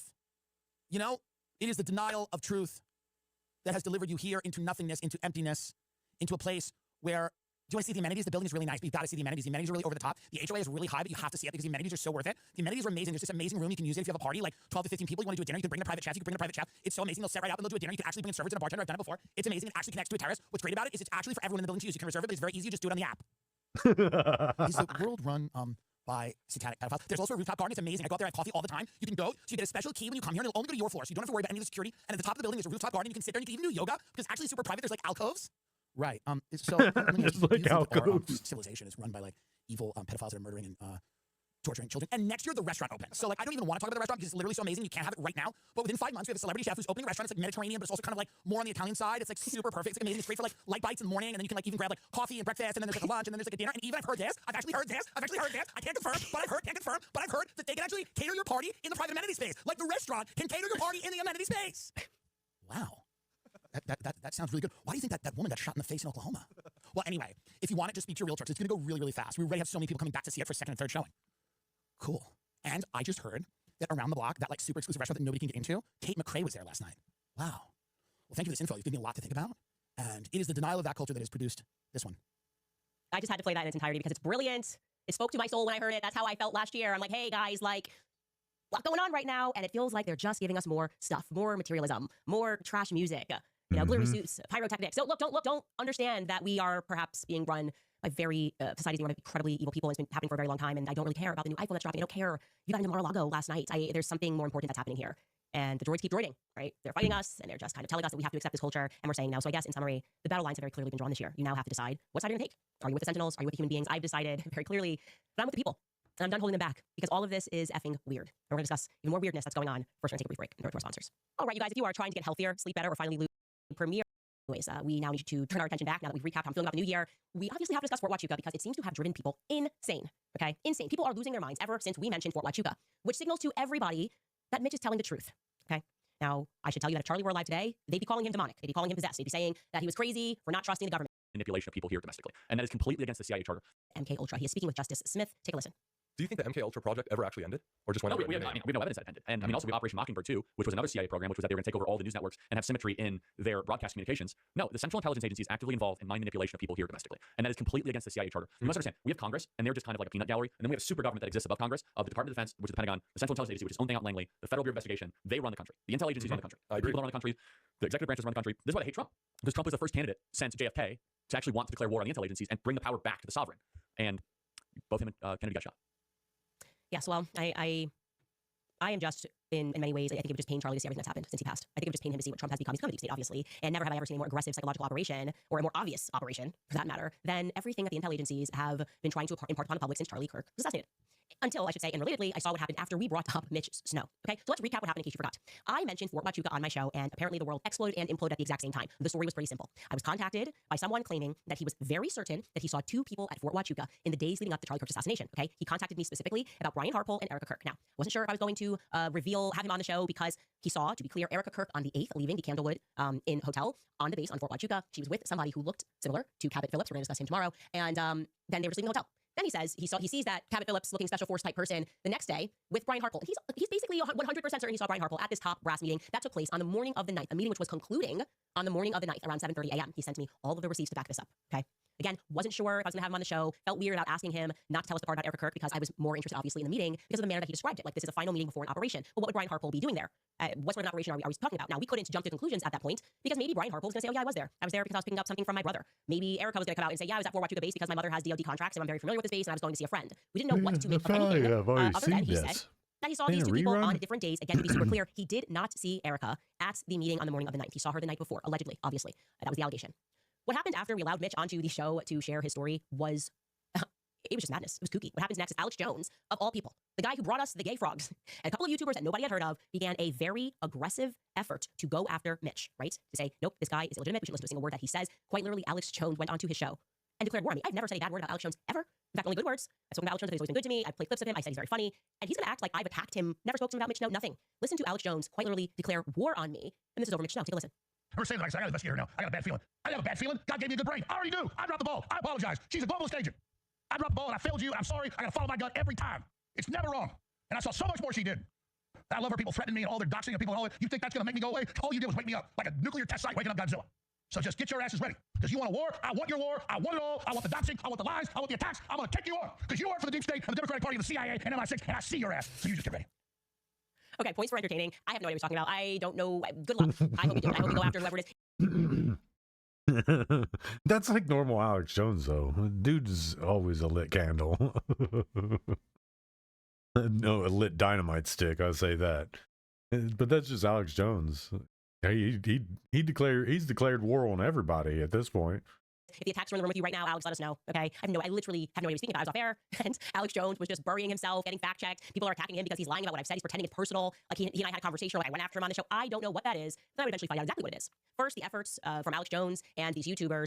First, they played like they were friends with him. So you had this Paramount Tactical account in Valhalla who called up Mitch and pretended to be a brother in arms. Yeah, brother. Yeah, we're trying to help you. We think kid could be potentially funded. This is Paramount Tactical, potentially working with foreign agents. And like you're one of us. At the exact same time, they had Ian Carroll calling me. Ian Carroll was being a friend, and he's like, hey, you should get on the phone with them, and you should come out against Mitch because Mitch is a fraud, and Mitch was never in the military, and it's gonna be really bad for you. Like you need to make a statement against Mitch. So just to make that clear, they're trying to pressure Mitch to say something against me, and trying to pressure me to say something against Mitch, to believe that Mitch is a fraud, and to have Mitch believe that I was a fraud. That struck me as odd. I did not take the bait. Then after, through a third party effectively threatening me and saying that lawsuits were going to be coming if I did not go back on my word of allowing Mitch to be on my platform and share his story, that there were huge lawsuits coming, and I explained to Ian Carroll, I was like, Ian, this is not how lawsuits work. They didn't send me a cease and desist. What have I done wrong here? Then they said that he was never, that it was like stolen valor. He was never in the military, and then they had to admit that no, actually Mitch was in the military, but they were ashamed because he was a really bad dude who abused women in the past. And then they brought out the said women onto their platform, like suddenly we were being brought into Jerry Springer, and they had to absolve his past. Everyone's like, what does this have to do with Fort Huachuca? Can Suge Knight see Brian Harpole at a military base? Do I care about Suge Knight's history? What does this have to do with anything? This is just illogical. So when the public didn't bite on that, they then said that it probably wasn't even true that he was at Fort Huachuca because he was a pathological liar, and they could prove that this was a bad dude and pathological liar. So I then dropped the military police reports, the actual incidents reports from what happened on the base on that day, which proves that Mitch told the truth. So then they pivoted, and they said the police report was fake. There were some points that it looked fake because it had typos, and this didn't look like a real driver's license number for driver's license for Washington State. And apparently police officers never make typos, right? Everyone knows these are like English students. These are authors. How could a police officer typo in a police report? Goalpost was moved again and again, and finally they decided I'm not kidding here. They decided that as proof of how terrible of a human being that Mitch was, which again I still can't compute what this has to do with whether or not he was at Fort Huachuca, but as proof. They were teasing this, and Alex Jones was teasing this. They were going to bring his son on. His son, who he has not spoken to since his son was 2 years old, and who is now an adult man. They were going to bring his son onto the show to speak about Mitch. And accidentally, and quite hilariously, the Sun confirms that the incident at Fort Huachuca actually happened. Okay, take a listen to that moment because it's perfection. It's hilarious. You're a veteran, and I don't. Have you watched his claims on Candace Owens? You know what he's talking about. I watched some of them very briefly. I can only stomach so much of that bullshit. They're not going to let him go into anywhere op center or anything like that on any post. Not Huachuca, not Carson, not nowhere, not in the States, not abroad. They're going to make him go through the same center that everybody goes through to get his ID, get it renewed if he doesn't have it to that point. They're going to let him go to the commissary. They're going to let him go to the PX, maybe some of the other amenities on the post, but he doesn't have security clearance. Or if he does walk into the Joint Task Force staff duty, he might end up detained and outside getting the canines called on him as per this report, which, again, I don't even know if this report is real or not. There's so much craziness going on with this report. I mean, plate number. They called me on September 9th, asking me if I knew anything about a Mitch Snow and telling me that I was listed as his number one emergency contact. And I just remember sitting there for like a minute, like, I don't know Mitch Snow. I don't know why I'd be on somebody's emergency contact list. Oops, not what they had planned. So yeah, Fort Huachuca, everything that was happening that morning on the 9th happened, and they also called his son because they probably looked up at his son. Was his son, and yeah, oopsies. I think Valhalla said that. I think Valhalla actually confirmed that it's one of him and his son have been estranged for a while. So it's one of those likelihoods that he just wasn't it wasn't Valhalla. It was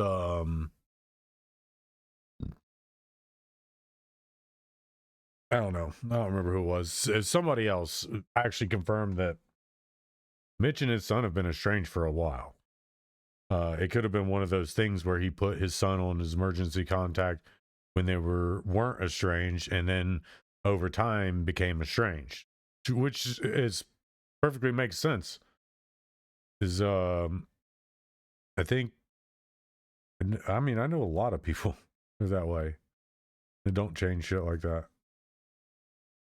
Especially if it's your child. To rather gloriously and definitively declare that Erica had an airtight the alibi likelihood on of them being, or at least they were confused about dates. Likelihood of them being alive and able to verify somebody or identify somebody if need be is high. It's very high. And just as somebody else said, they probably Mitch nor the son realized that they were going to end up estranged. So didn't realize that we were speaking about the 8th, and this is when things went very sideways and revealed that Andrew Cole. And this actually is kind of why I fell back from it all, because we went from trying to figure out what happened to Charlie Kirk to trying to discredit some guy, or not really discredit him, but just like digging up his past and saying he's this and he's that. I want to know what happened to Charlie Kirk. Just the same as if I was alive in the 60s, I would want to know what happened to JFK. I would want to know what happened to MLK. I would want to know what happened to all these people. It's like these people with these hidden deaths where there's a lot of mystery shrouding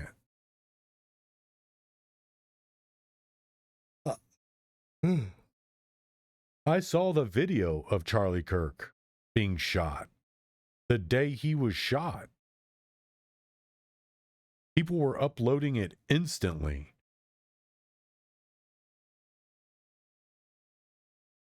And from day one, something did not look right.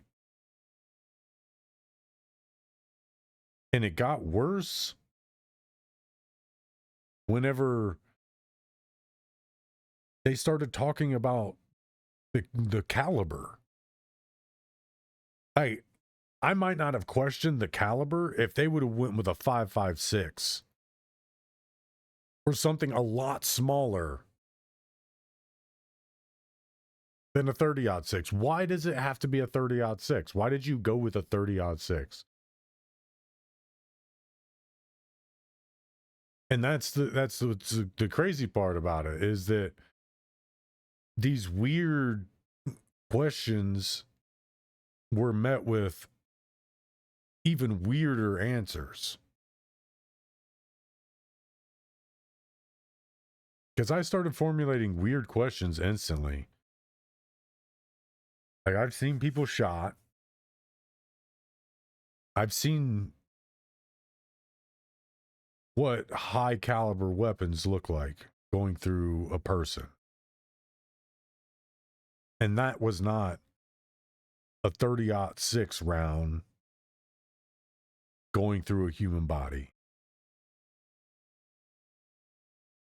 That was actually the hand behind the scenes. He said, I would have believed it more if they would have said a 5.56 round. AR-15s all over this country. Communicating with these people, these obscure people who are obsessed with Mitch's past. Paramount Tactical is live, and he accidentally reads his instructions from Andrew Colvett, but couldn't read fast enough to the part where Andrew Colvett says, please don't show this. Take a listen. You know, I asked him, hey, do you approve this? He says, but it's worth saying Erica wasn't in some fort in Tucson. The internet's gone insane. She woke up next to Charlie on the night, went to the office with Charlie all day, woke him up from a nap before Fox hit, went to dinner with Charlie. Literally, people are lunatics. And then the next one, proof, she was with her kids at 8:33 a.m. Pacific time, which again, in September, Arizona's on Pacific time. Taking them for a walk. Apparently, I wasn't supposed to share that. But anyways, point being is that's 8:33 a.m. It shows the date on that. Sorry, Andrew. I screwed that up, man. I was trying to run a podcast and do everything else.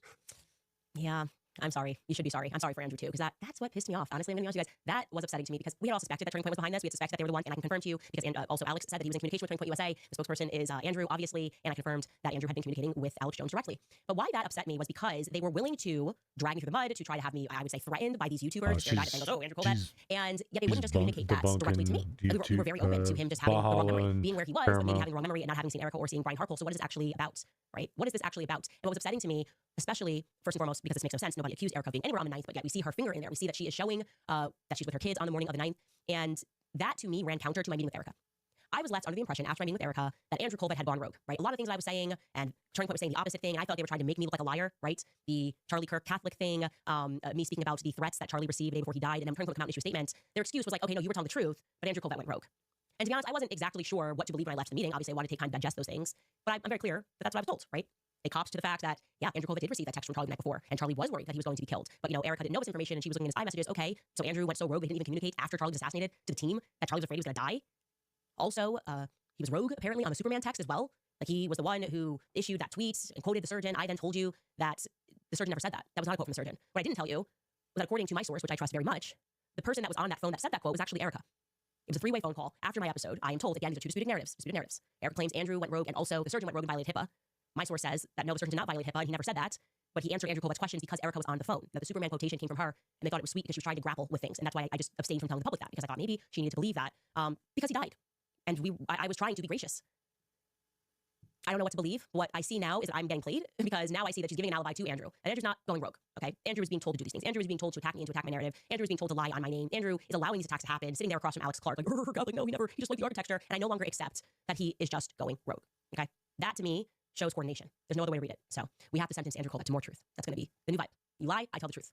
So let's revisit Hamptons. Okay, remember that whole debacle? Another thing that I said in public that Seth Dillon was pressing Charlie. I said there was a smaller meeting that took place. I said Bibi Netanyahu called, and he offered to take Turning Point to the next level. And everybody had a lot to say, and things were crazy. And oh, Candace is crazy. Max Blumenthal's crazy. He also reported this. Everyone's lying. That's not true. Everything was amazing. Well, the Hamptons debacle came up when I sat down with Erica, and she conceded that, yeah, she was there. I had no idea, by the way, that Erica was there. First time I found out Erica was there was when I was sitting across from Erica. I don't know actually why I wasn't told that earlier. Anyway, the point being is that she was there and she conceded that, yes, the Israel thing came up, and just as the people told me that his perspectives on Israel were being challenged. And then she said, yeah, I was there when Bibi Netanyahu called. Okay, how come no one has confirmed that? There's a piece of me that is angry about the fact that I haven't told the truth, and I feel like I have been being gaslit about that, and no one has tossed the very same thing. There's no to communicate the facts to my audience. And we don't want Charlie's nickname to be shown. And I said, well, don't worry about that. I'm not going to release the message. I think the public trusts me, and because a lot of pieces are coming together for me. Anyways, that is a lot to say today, and I wanted to recap that because I am just feeling like a ceasefire's violated. I think that's fair. I think that is fair. So we will take a brief break and come. Well, there was not much of an update. Felt like almost everything she talked about was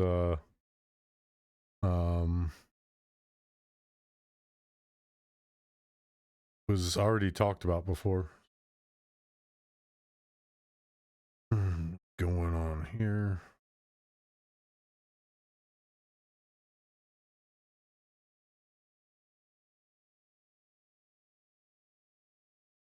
Hours ago. I think I started watching this yesterday. It's so silly. Let's get into it. Coach Call in here. I was just laughing at myself. Can't take yourself too seriously. That's who I begin the show. forgot Shout out to to Ian. follow the Begin other the show day. right away. Shout out to Ian. I don't know why you do it. I don't know why he talks about me so great, but he did it in such a way that hundreds of people were messaging me. Thank you so much, Ian, for the shout out, for watching the channel. But look, he's even subscribed over there. I mean, I can't express it enough. Don't know if I deserve it, but thank you so much. Now let's just get right into it. Okay, I'll talk about Ian and some beta testing that he's going to involve me in, which is absolutely amazing. Now, I have to get to something, okay? Because I made a video a while ago.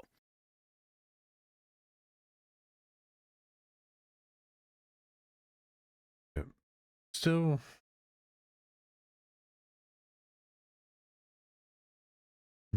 nothing about that. Ice raids, Minnesota, fraud HQ, cash.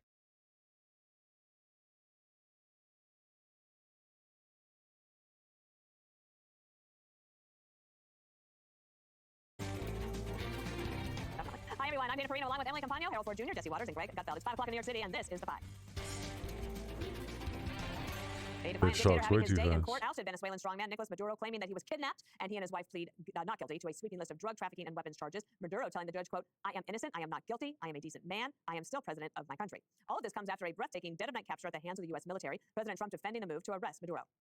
What really played is the fact that he sent millions of people into our country from prisons and from mental institutions, and drug dealers, and every drug addict in that country, in his country, was sent into our country. But the fact that he sent drugs into our country, we're stopping it rapidly. So what comes next for Venezuela? Interim President Delcy Rodriguez is now vowing to cooperate with Washington after President Trump warned that she could suffer a fate worse than Maduro if Caracas does not work with his team. The goal? Likely access to Venezuela's vast oil reserves after U.S. companies were pushed out decades ago.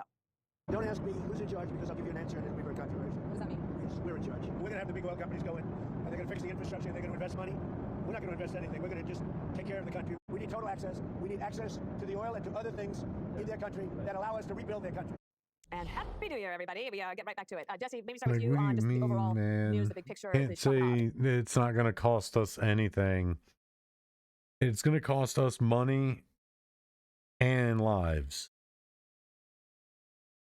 Sure, audacious, Dana. First, big props to Delta Force. These guys go in on Night Stalkers in the dead of night, take on enemy fire, land, blowtorch the doors off this fortress, kill all of these Cuban bodyguards, and then capture this tyrant and his wife right as they were about to get into the steel safe house. That was some baller ass shit, though. Absolutely incredible. Think about what could have gone wrong. Baller. You could have had a Mogadishu situation under Clinton. You could have had hostages like they did in Iran under Jimmy Carter, but this was a perfect operation. You know what it reminds me of? A back surgery. Donald Trump's like my surgeon. He's elegant and he's precise. And he went in there with the perfect extraction. You get this guy out of here. But Dana, this is not regime change. This is just trying to change the regime's behavior. Remember, the regime is still intact. So you have this vice president who we're going to have to deal with. Now, I don't know whether she is an ideologue, a thief, a nationalist. We're about to find out. We'll see. She could be. We don't know yet, but time will tell. But when Trump says we're going to run the country, what he means is we have a naval blockade, so we control the cash flow. We know what goes in, what goes out. So we know who gets paid, and if we don't want them to get paid, we can decide that. Or we can send in more commandos or more missiles, depending on people, if they behave or not. So what does behaving look like? That's the big question. They have to stop doing business with our enemies, the cartels, the communists, and Hezbollah. They have to stop pouring narcotics and migrants into our country, and they have to give us back our oil rights, which they stole. And judges have agreed these have been stolen from us. So if you have it's basically like the Spanish Saudi Arabia. They have more oil under the ground than the Saudis do. So you get the Western companies back in there, you get it back online, and what does that do? It makes Venezuela more prosperous, America more prosperous, keeps energy prices low, which starves the Putin war machine, keeps inflation down, which is good for the economy, and it isolates the Iranians, and it makes us the seller of oil to China. Now, we might not have elections for quite some time. We might have to bribe a lot of people in Venezuela, but I'd rather have them on our payroll than have them on the payroll of the cartels and the communists, which is why we'll be going down and broadcasting all next week live from Caracas. I can't wait. Johnny will be on the streets getting the pulse of the people, doing man on the street, and that is something everybody will look forward to. I can't wait to see the movie clips he pulls. That's right. That will go with In it. Espanol. Harold, one thing that was interesting was the unity amongst Republicans and Democrats in Florida on this action. You guys are all giddy up here in the United States, but there will be troops in Venezuela. There will be American troops that are going to be in Venezuela for the long haul. I've already said it multiple times. And that's who I was talking about. He's the one that said, talking about the estranged thing will do son.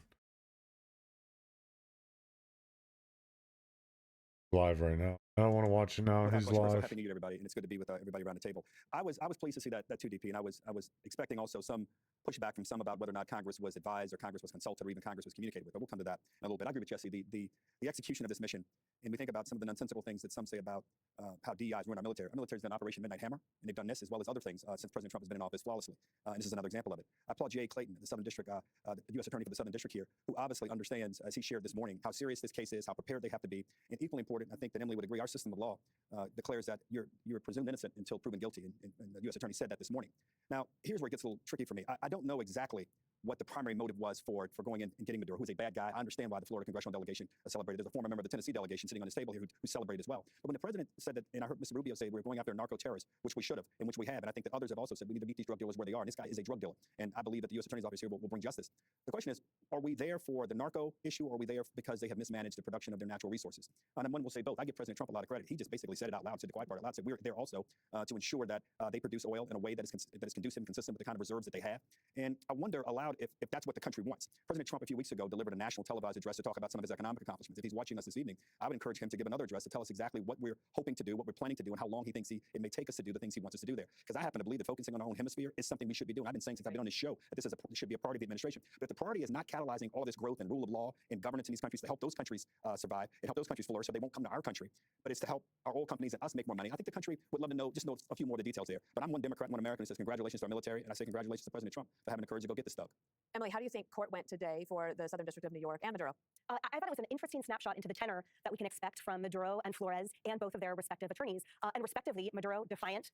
He still thinks he's in charge no matter what room he's in. His wife seemed a little bit more subservient, a little bit more defeated, as Paul Morrow said. Obviously, she has claimed that she broke a rib during the abduction. And the attorneys came out sort of establishing assertiveness right away. And obviously, they talked about fees. They talked about the voluminous and complicated discovery that we can expect. But I think this underscores and highlights why the Southern District of New York, they are the gold standard venue to hear this. And we know that they've established this history in the past. And people are saying, why there? And how can we haul this person here? Since the 1800s, this country has settled that it doesn't matter if someone is abducted in a foreign country, and it doesn't matter if there are interests that are harmed. We can have it be in any venue, and SDNY is again that gold standard for that reason. So if there's international criminal conduct, then we can hold essentially that prosecution. We have helicopters. If you don't think that running them up to New York was the smartest, most strategic thing to do, and you don't know anything about military strategy, don't know anything about politics, taking him as far away from Venezuela as possible, while also still keeping him in one of the most powerful law states there is in the United States, it's a no-brainer. It's literally a no-brainer. That's why the decision was made to do that. SDNY with people like FinCEN and the DEA and all of those elite agencies, and the special elite quality of our prosecutors there to deal specifically with the narco-terrorists, to deal specifically with drug lords, to deal specifically with these global thugs that are used to having their way in any room, that really cannot be overstated. So I think going into this, and the judge himself said this at the age of 92, he sounds a lot younger, but he said, look, I am ensuring that this defendant will have a fair trial, and if the appeals record is any indicator of what we are going into, then the success of SDNY is to be totally expected. Greg, the Biden-Harris administration had a $25 million bounty on his head, but they didn't do anything. Right? They didn't. They just waited to see if somebody would capture him. And then it's interesting to see some Democrats being so outraged that he actually did something. I fear, Dana, that I've lost the ability to make complete sentences. What's funny is I think I'd seen a meme. It was like, hey, Democrats, you remember that bounty you put on Maduro's head? Can we collect? And it was the guys in Delta Force. Can we collect that bounty? So after the time off? Yeah, I've spent 2 weeks with a 1-year-old. I've not had a conversation that is about anything. Okay, would you like to sing us a song about how you feel? Yes. Which is your Venezuela. What was it? Oh, yeah, $25 million. I think Trump should give that to the Delta Force. Right? Again, Democrats, they'll throw money at anything, but they won't actually do it. I feel like this is like, Trump is kind of like the parents that become the trustees of a drug-addled celebrity. Like, he's just going over there, he's just running the business until you can get back on your feet. The irony of this golden age is that it's got to be great to be a commie mayor in New York City, because Trump is outside your kingdom solving all of your problems. You know, it's like staunching the flow of drugs, reducing illegal immigration, slashing crime by gangs, easing the burden on your social programs that are designed for the citizens, all the things that we were going through under a Democrat mayor, under Adams and under Biden. But now Trump is handing Mamdani a soft landing, a honeymoon. All these horrible problems that existed under Biden are now going away. And, you know, Trump, I know people are saying, but Trump's against forever wars. Well, what's the opposite of a forever war? It's not no war. It's precise surgical action, taking out drug boats, bombing nuke facilities, extracting a dictator. So you don't have forever wars. It's not a forever war when you're lancing a zit. A forever war is what Trump is dealing with domestically with Democrats. You know, this complex fraud, you know, that is waged against us every day. And it's like, it's such a contrast between Trump's decisive action and kind of the Kafka-esque, you know, corruption of Democrat rule in every city that continues to keep going. Now, there's an argument, and Harold touched on it briefly, but then scampered away from it because he knew I would crush him like a bug. Trump, you know, says it's about drugs, and people will say, well, if it's about drugs, why didn't he go after Mexico? Mexico is the primary source of fentanyl. You know, Venezuela isn't. Well, you do Venezuela, so you don't have to do Mexico. You start small, and you send a message. You work your way up to the ladder, to the big stuff, and who knows, you may not have to do it, because as you can see, people will start cooperating. The other interesting thing that people haven't brought up, but I will now. That's a precedent. That, you know, where does all the fentanyl precursors come from? Exactly, Dana. Thank you for completing that thought. Who was in Caracas? Is that how you say it? But what he also didn't embellish upon was the fact that you take out the small guy and you don't do something quick, those big guys, they swoop in. They swoop straight in and they take all the control. You do not get control from there. From there, it does become a forever war. So he didn't go into that piece, but that's actually part of the double-edged sword that is you go after, when you go after the small guy, it leaves the big guys to say, okay, and then just power vacuum that.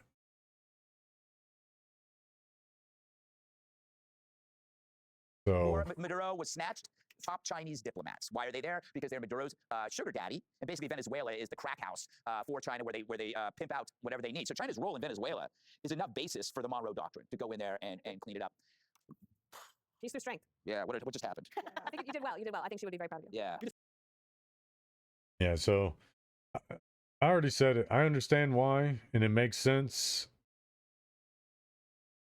But hopefully it doesn't come to bite everybody in the ass, because there's a possibility it will. And I got to use the restroom. I'll be back. New at 6, a Florida man attacked by a bear while on a hunting trip in Wyoming is now speaking out.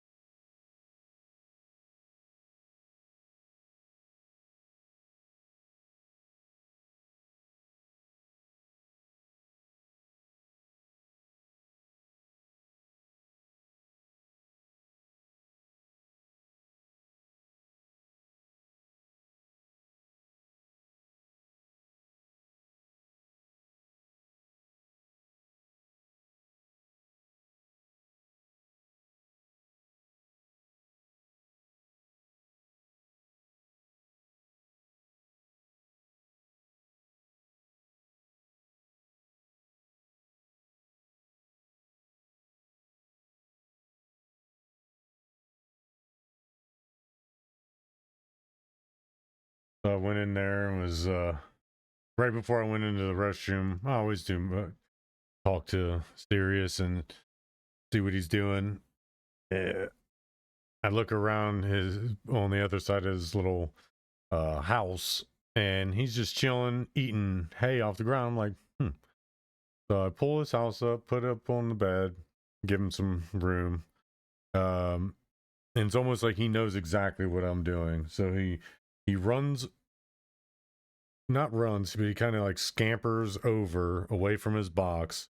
As I step in, he runs around the back side of me, nose boops my ankle, and then sits right next to me while I kind of shuffle his hay up in his box. Because he's not really good at it. Obviously, he doesn't really have thumbs and can't pick the hay up and give it a shuffle. So his nose boop, I mean, to me, it kind of felt like he was saying, hey, man, thanks. I was eating the hay off the ground like a crackhead, and I'm so glad. I know what you're doing. You're coming in here to flick up my hay because you do it every single day. So it was really cute, and that's kind of how I took it. I took it like he was thanking me for coming in and giving his hay a little toss.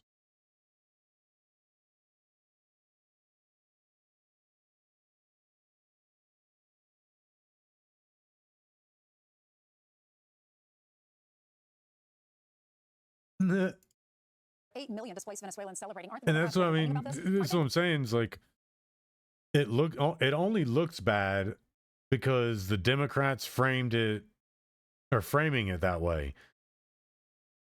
But they are the ones that did put the bounty on his head. And they're mad because they didn't get let known until the next day. Well, that's how precise action happened. I mean, it just happened instantly. Watching those celebrations, seeing them dancing, hearing their stories about not being able to go home, not being able to be by their grandmother's side when she's dying in Venezuela because they can't enter that country? I agree. I mean, look at the kinds of places that they understand the good thing that happened here. They're celebrating these kinds of a thing. And now we want to remember the kinds of chaos and the suffering that Maduro brought to Venezuela. Why we all can't just call that as a good development now and be open to better kinds of outcomes for that nation. You know, our nation was forced to absorb over 500,000 Venezuelans. So now that's the kinds of chaos, and I think it was appropriate and surgical. This wasn't a war. This wasn't boots on grounds and in that kind of a way. This was surgical and very efficient. And I want to celebrate our military. And now they're also putting him on a trial. They didn't assassinate him. They didn't disappear him. He's actually on, our TV right now, and they're going to give him a trail right now. Good point, yes. You know, Senator, I know you're not part of the Gang of Eight, but we're expecting a briefing from the Secretary of State, the Secretary of War, as well as Attorney General and FBI. What does Congress need to hear from them? I feel like the administration has been quite transparent, but you guys are going to receive a classified brief from the Gang of Eight today. Yeah, well, I mean, everybody wanted to see about that video about that boat, and now we're not talking about that anymore. It's like, well, here, that happened. So, for me, I think Democrats, we all used to describe him as a dictator or a tyrant or a terrible person, and it wasn't less than a year ago. President Biden raised the bounty for $25 million less than a year ago, and now here we're in a better way to now, and that's why I think as a Democrat, just because it's a different party here, it's like I'm open to better opportunities for Venezuelan, and now I turn to a lot of the Venezuelans in our nation, and they're all celebrating these things, and we all recognize that kind of warm collectivism, socialism in Venezuela. No one really liked to live under that, and they had to flee that. And now here we have a way forward, and now there's a trial, a public trial, and now here. So that's the way it works. So Senator Chris Murphy, your Democratic colleague, called the operation wildly illegal. America doesn't want this war. Nobody asked for this. And I think the most important conversation to have is Venezuela is not a security threat to the United States. They're not threatening to invade us. Do you want to take this on? Well, I respect my friend in Connecticut, but we have different views on this and perhaps other views as well. I just said this on my social media that, remind everybody that America is a force of good, order, and democracy, and we are promoting these kinds of values. We are the good guys. Let's pretend that now we are acting in a way. Now, remember, we all Democrats years ago wanted to eliminate him, and why have a bounty of $25 million if we didn't want him gone? Why would you do these things if you weren't willing to actually do something other than harsh language? Senator, what is the future of Venezuela? Because a lot of people, since this has all happened on Saturday, have been saying, what about the bad actors that are still there? There have been some additional indictments, more than just Maduro and his wife, including their son. But what about the bad actors that are still in the Maduro camp that are living in Venezuela? How do you clean up a country when there's still people who support him? Yeah, again, for me, I'd like to also make a point. So many people were freaking out about the Iranian strikes, or last year. I absolutely called for those things, and I supported those kinds of things. The Middle East didn't just, just spiral, and it was much more peaceful. And now all of the, many of the members of BRICS are absolutely paying attention to what happened in Venezuela. Whether if I'm in Iran, I'm thinking, whoa, maybe they won't talk so tough anymore. And it just reminds people that we have the capabilities to touch you wherever you are. And now I think things are going to be more stable. If anything, people are wrong about the Iranian strikes. You know, so for me, I'm open to better opportunities, you know, and I have to call it necessarily it's positive, and I can't just condemn it just because I happen to be a Democrat. Senator, the couple of things are happening right now. We're watching Maduro. He made his way from Brooklyn, choppered over to Manhattan. He's outside the courtroom in the armored vehicle with his wife. Maybe the first time that they've seen each other in 48 hours. And we're monitoring all this and seeing how it's going to unfold. But Senator, as you look at the infrastructure that's still there, it's a risk. But the President Trump also saw what happened in Iraq when the entire government was taken out and they scrambled and the military wasn't paid. What he's saying is, I'm going to get out the main problem. But for the moment, to take out everyone keeping the buses running or the subways or whatever they have going probably would lead to so much unrest that thing could spin out of control. So it's a bit of a risk leading some of these bad actors in place. But it's a risk as if they've learned from what happened the last time we had to remove a brutal dictator that challenged the country. Yeah, well, I mean, I'd like to remind, you know, it wasn't that long ago that our military, the kinds of soldiers that were involved in this, weren't getting paid. You know, and I happen to be the one Democrat that wants to say, hey, we have to reopen our government. We should never shut it down and pay our military. People just exactly like those things. And I'm not going to compare this to everything to Iraq. Iraq was, you know, over 20 years ago, and that was, you know, that's where we are now. You know, people call that the Iranian strikes might be like Iraq, and that's just not true. And now maybe some of the so-called experts can just sit back and watch how things unfold at that. So for me, for the best. That's what I'm saying. Yeah, that's what I'm gonna do. And if you are I see $25 million all the sides. he has to go, and now I have to voice all my sides. Otherwise, I'm just one of these idly by people who don't say shit. And mass chaos, and so I have to voice everything I see. So for me, it's like, but why as a Democrat, you know, we can't just acknowledge that it was successful, and now sit back and watch it unfold. That's why we're going to continue to monitor it. I won't rejoin the military. There's no point for me. They don't need me. Yeah, so Senator, to that point about the region, the president seems to be clear now. He wants to change the Somebody wants to attack America, I'll go back to being a soldier.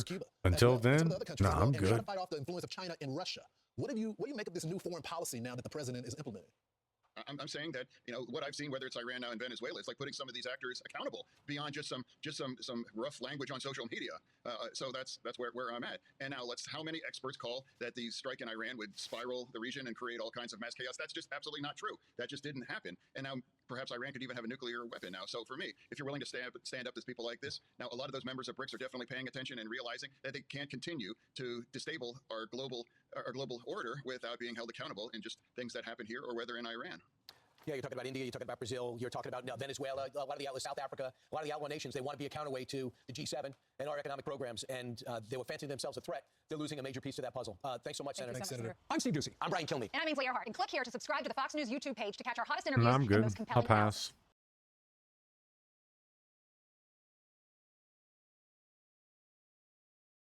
Like watching these coverages of this stuff easier to deal with.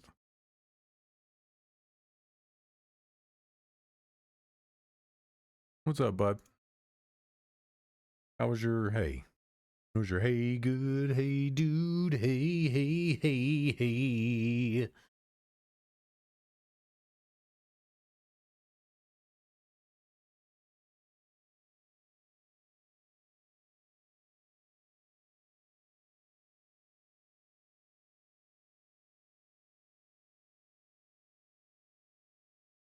It's all Maduro.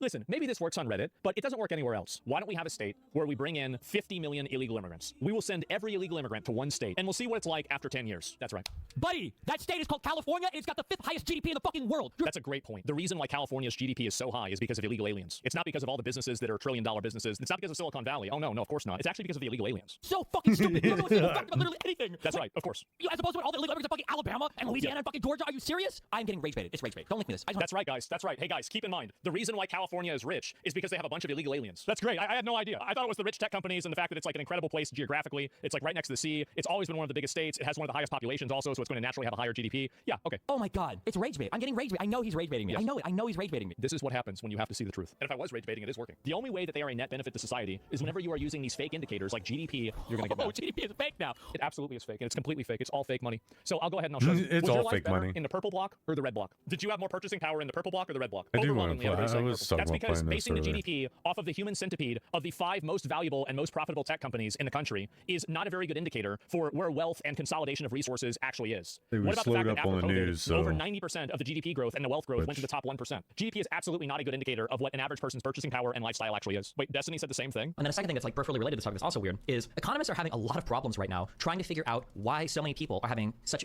negative opinions on the economy when every economic indicator on broad groups of people is outrageously positive. And it's something that a lot of people, and now a lot of economists, I'm starting to see more articles, economists like, why do Zoomers feel like they're doing horrible in this economy? Because like their wages have dramatically outpaced inflation.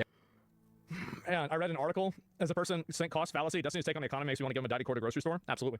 Everybody's disagreeing with him in his comment section. Destiny doesn't eat fast food or buy his own groceries. Just look at the fucking prices. Yeah, you just see this is the thing. It's like but you look at it. If you look at the graph, I look at the graph. I don't need to look at the graph. I went to Wendy's. I went to KFC. This shit's expensive. It's $70 for a bucket of chicken. That's all I need to see. Go ahead, explain it. They're some of the highest wage growth people of all time. They're doing better than I think even boomers were doing. Their home ownership rates are on track to pass everything. They already are ahead of I think Gen Xers and millennials because millennials have the housing market post crash and everything. Like when you look at like all the indicators, all the wage growth, all the like educational, like all these things for Gen Z, they're really good, and for a lot of the economy, probably they're actually pretty good. But people's economic outlooks, their feelings when you poll them are horrible. People feel like everything is horrible, but you cannot find anything in any of the data to say like why do people feel like shit is so. So this is the mind. So then your conclusion for this is that all the people are wrong and these experts are right. Why would you think that? Like it's just why would you ever think that? It's the like it is. You're not thinking like, bro. You got to think for yourself, man. Think for yourself. Destiny needs to go to Taco Bell and try to order a Mexican fucking pizza. Shit's crazy expensive. Like I go Panda Express, it's like $19. What the fuck are we talking about? $19. Why do the graphs not reflect reality? This is really just sad. It really is just sad, guys. I took an economy class recently and it pissed me off. Like the whole class is a bunch of gobbledygook. It pissed me the fuck off. Like the whole entire class, the entire time, irritated the fuck out of me. Like I got a B in the class, but I hated it. I hated the class. Absolutely hated the class. It was so dumb. I hated it. So yeah, and that's why I think I did a podcast episode. Just one of my quick words about language and how these people like politicians, lawyers, and economists use these languages to speak in a way that it confuses everybody else, so we don't know what they're fucking talking about. Which is absolutely just them lying straight to our faces. And did the game really crash?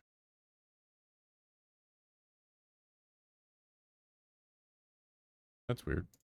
I've never had it crash before. It kills me when these try-hard economists are like, oh, GDP is going up. Yeah, but why does everything cost $1,000? Like, you can't find it in educational time. You can't find it in wage growth. Like You can't find it in inflation. You can't find it in productivity numbers. You can't find it anywhere. So yeah, so when you ask me this question about like Biden and the polls and everything, I don't know if like the social. That's what Dollar Tree's going to rebrand to $1,000 Tree.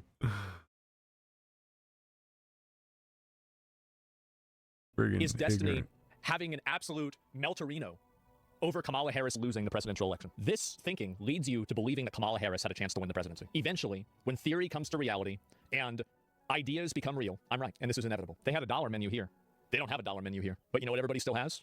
Dollars. Media is dictating our opinions to us like even more, but it's getting really difficult to track like what is actually happening and how do you figure what people are actually feeling, what they're actually doing. Like, it's a very, very, very difficult thing to track right now, I think. Yeah. It's a difficult thing to track because it's being intentionally misrepresented in order to make the public feel like the economy is getting better, while the 1% continuously pillage, degrade, and destroy the way of life of the average American, the average citizen, so they can fund and pay for a Somalian to live out your American dream, while they siphon off the money and then they take kickbacks and they make money off of the budget, off of the budget stuff. That's it. Let's go back. It's retarded shit, I can say. The only way that they are a net benefit to society is whenever you are using these fake indicators like GDP. Oh, GDP is fake now. Absolutely, it is. It's completely fake. Tell me what indicators we're supposed to use. It is. I took an economy class, and I can tell you it's a fake number that these people use to tell us why we should spend more money or shouldn't be spending any money. My abuelita, my grandpa, or grandma, maybe we're importing illegals. You don't think the average age of illegal immigrant skews downwards? Remember, I think it does skew downward, but it doesn't mean that they don't age and get older, and a lot of them require healthcare whenever they get older. What argument is this? Now, I guarantee you, I'm not even gonna go look, 'cause I don't need to. I guarantee you, if you go back, this motherfuckers use the word, or talk about the fighting age immigrants, the fighting age illegal immigrants, or the young men that are all coming over to work. So now it's old people. Now old people are the illegal immigrants. This is like the Uberman. I know what he's thinking of. He's thinking of the people coming in Europe. And yes, that's true. Overwhelmingly, the people coming in Europe are military-aged men. It's pretty obvious. But those military-aged men, do you know what happens? Is that eventually they age out, and then they need healthcare that they didn't pay into. Immigrant that comes in with every affliction known to mankind. It's like what the fuck are we talking about? Those people are massive drains on the system. They're collecting food stamps. We're paying for their education. All of them, and they're getting educated at the same time. Yeah. Yeah? Now you see how ridiculous even he thinks it's funny. I don't think I want these people here. If you're smart enough to play the system 52 different ways and you still have time to go to class, we have too many of them. No, I get it. I get it. It's the scammers' respect. I understand this, and I feel kind of the same way. But there's too many scammers. And also, these aren't Too many elite level scammers. These are people that are saying, well, no, my hand isn't in the cookie jar. That's, no, I took it out afterwards. After I ate the cookie, my hand wasn't in the cookie jar. Like, they're not good scammers. It's because the government's bad. The government's letting it happen because they don't want to be accused of racism. Fucking A, bro. Bring them in. Okay? Let the Jews fucking rule us. Let the I didn't say this, okay? This is not me saying this. This is him saying this. Somalis fucking scam all the extra money that the Jews are creating, and I get spread it around all the fucking poor white people. They might have investigated one case, and it was really bad, and so they got rid of it. But does it really matter when you investigate one case when there's 50 cases? No, not really. Oh, yep. Why say 50, Aspen shit? Why not just say 1,000? Or why not 10,000? It's nationwide. It's completely endemic. It's happening everywhere. You should know this, Destiny. You didn't grow up rich. You have no excuse for this ivory tower take. You used to be a fucking dishwasher. You know what these people do. You saw it happen. So what are we trying to pretend like, oh, no, there's no way this is happening everywhere? Of course it fucking is. A billion. There were a billion cases that they didn't investigate. What the fuck even is a case? What does case mean? Instances of it happening. You want to actually solve the problem. That's the issue, though. And that's at the end of the day, that's always going to be the issue. And this is why I'm the realest one of all these fucking losers, okay? Because even Asmongold plays this shit up, okay? Not as bad as Hassan does, but even Asmongold plays it because you don't want to solve problems, because you don't give a fuck. Because at the end of the day, we're rich white people who don't give a fuck about what happens to anything. Exactly. And that's the problem, is Destiny has that mindset. I don't. I still live in the same fucking neighborhood that I grew up in. I still live in the same place that I've always been. The same neighborhood with the same people, and to a degree it's been gentrified. My extra road was now a bike lane. The cars that were up on blocks are now Mercedes. The people that were walking around selling drugs are now white women jogging around with visors on. And yes, it's changed slightly. But I haven't. I didn't move across the country. I didn't go somewhere different. I stayed right here, and I've seen it happen. The fact is that Destiny is right. He and I will have no consequences for any of these outcomes whatsoever. We are completely rich white people that are totally insulated from these consequences. But the difference between him and me is that I know that some of you guys aren't, and that's the reason why I go out and I advocate for this. Because the people that are the biggest losers, the biggest victims of this, are the working class average Americans. It is a class war between people like myself and Destiny is waging against the middle class, the rapidly eroding and, vanishingly small middle class, and the working class. That's the real battle. Who really benefits? Think about this for a second. Who really benefits with bringing in all of these people that are totally unskilled, that are living off of the government? The businesses benefit. The employers benefit. You as the average person do not. And here we go. This is Bernie Sanders, by the way. Sharply raising the level of immigration we permit, even up to a level of open borders. About sharply open borders. That's a Koch brothers proposal. The idea, of course, I mean, that's a right-wing proposal which says essentially there is no United States. But it would make a lot of global poor richer, wouldn't it? Yes. And it'd make everybody in America poor. Then you're doing away with the concept of a nation state. Yes. And I don't think there's any country in the world which believes in that. If you believe in a nation state, or a country called the United States, or UK, or Denmark, or any other country, you have an obligation, in my view, to do everything we can to help poor people. How about that? But right-wing people in this country would love an open border policy. Bring in all kinds of people who work for $2 or $3 an hour. That would be great for them. I don't believe in that. I think we have to raise wages in this country. I think we have to do everything that we can to create the millions of jobs. You know what youth unemployment in the United States of America today? If you're white, a white kid, high school graduate, 33%, a Hispanic, 36%, African-American, 51%. You think we should open the borders and bring in a lot of low-wage workers? He's completely right. What do you think? Maybe absolutely right. I've said this a million times. I hate that our country is doing that. And it's why I would love to just live somewhere else for a while. Because I know I'm not going to hurt the machine. But at least I'll feel more at peace in a place that is not designed against me. Because it doesn't affect us at the end of the day. Because we're rich, we're gonna be rich, and it doesn't matter. Okay? Who cares, right? True, king. Because if you, I know, actually wanted to solve some shit, yes, you would actually try to problem solve. You would actually try to figure out what's going on. You would actually try to do an investigation. You would actually try to get some probable cause. There's no reason to go and do an investigation when the people that are doing the investigations are complete frauds and they're bought off by the State Department and they're being suppressed by people like Tim Walz because of the whistleblowers. This is what happens when they target communities for their own benefit. This is what happens when they scapegoat. And this is what happens when they no longer hide the idea of white supremacy. We have more refugees I can see that per capita than any other state. That's not just morally a good thing. It's our economic and cultural future. Like there are whistleblowers that are saying that the investigations and the things that they've run into this were suppressed because they don't want to lose the Somali vote and they want to maintain their vote. So what happens when the institutions of enforcement are compromised? And they are compromised. They're absolutely compromised. You need a federal fucking investigation. You need to bring people in who prosecuted this. Biden's DOJ. Great. They should have done it a lot more. They didn't. I wonder why. And also, this isn't about Biden. It's about Minnesota. The fact is that the Minnesota state government is very clearly fucking corrupt, and it's being run by people that have no problem selling out their citizens, selling out real Americans for Somali immigrants that want to change the Minnesota flag to look like Somalia. They don't want to be Americans. They want Minnesota to be Somalia. These people are advocating for the most blood and soil nationalistic policies for their own Somalian country between kicking out Kenyans and Ethiopians. But at the same time, they want us to embrace the diversity of them being able to do whatever the fuck they want. When a Somalia person comes into me, they become a serious one. There are people like that living right here in our city calling for rival clans to be expelled and pushed out. I just... Clash of Clans! We need to get rid of these people. We will never gain power and move forward as Somalians as long as these people live among us, and we don't kick them out.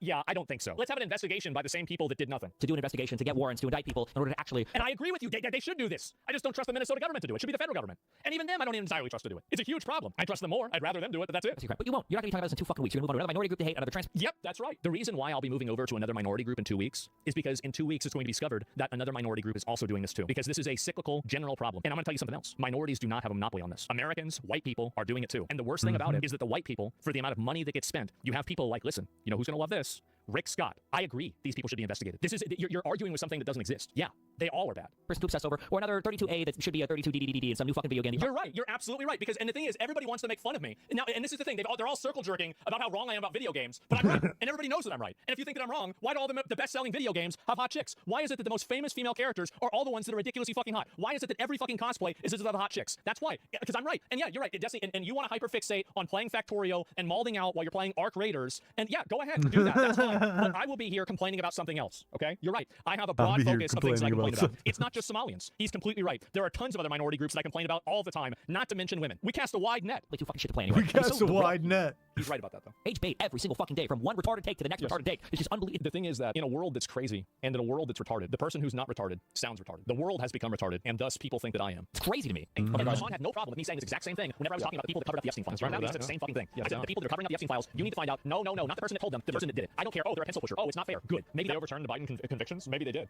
I'll set a fucking example for what it's like. Like, why are you even pretending to care about the Epstein shit now? We knew that Trump was associated with Epstein before the fucking election, and that didn't sway your opinion whatsoever. Nothing would have swayed your opinion. Destiny has a lot of accusations against him, but you're still streaming too. For all of the accusations and all of the things that you can criticize Trump on, I think Destiny going out and criticizing for this one specific thing, really, what's going on here? Can't you say that your own fans and your own followers are doing the same thing? They're looking at all the comments and all the things that you've said and done. They're taking the plausible deniability and saying maybe he didn't mean it that way, or maybe because Destiny is pushing something that I agree with so much that I'm going to ignore all of that, and I'm still going to support him because he has a message that I agree with. So the fact that you have fans proves the hypocrisy and you accusing me of getting mad about Trump for this. Whenever you go and you allow this rot to continue. That's it. And average Americans You are the rot. are tired of having I am the rot. And you know what? Rot is part of nature. Country rotted out, looted, pillaged by a bunch of random vital point and a vital part of the natural process. Third worlders, and then asked to apologize. Third worlders? Like, you're so right, Destiny. Somalia is an amazing place. It's great. Everybody has a flat screen TV, and everybody's rich. For sure. Same with Haiti. I'm sure it's great over there. Like, I don't want to be like, I don't want to do just like a personal thing, but dog, you live with cockroaches. That's right. And even I can see it. If I said I live with cockroaches, would I ever expect you to let me in your house? No. Because you'd probably be like, no, you smell bad. I don't like it. Like, I saw those clips. You're going to be gross, etc. I will not bring the roaches over to your house. I won't bring them to somebody else's house. I would never do that. It doesn't get much more third world than that. What are we talking about? Yeah, it does. You want to see the shitholes over there they live in? Oh my God. It makes my house look like a fucking palace. It's make me look normal. This is the typical rich white liberal that thinks that the pinnacle of degeneracy is having a few cockroaches in the house and mold on the wall. Trust me, it can get a lot worse. The pinnacle of degeneracy and have a few cockroaches in the house. Most people are tired of it. And I'm also tired of it. I'm so right. He has to sit here and listen to me agreeing with myself, telling myself that I'm right. I'm so right. This is such a great clip. It's outrageous. Yes, absolutely. And there's another thing too. Is that the true? So yep. I'm tired of pretending that we don't hate all. You're gonna agree with yourself too? Fucking immigrants in this country. Like, wow, what? This doesn't work anymore. Just stop. This isn't even worth responding to. You said it, you fucking retard, when you said third worlders, because you're incapable of separating out criminals from just people that look like people you don't like.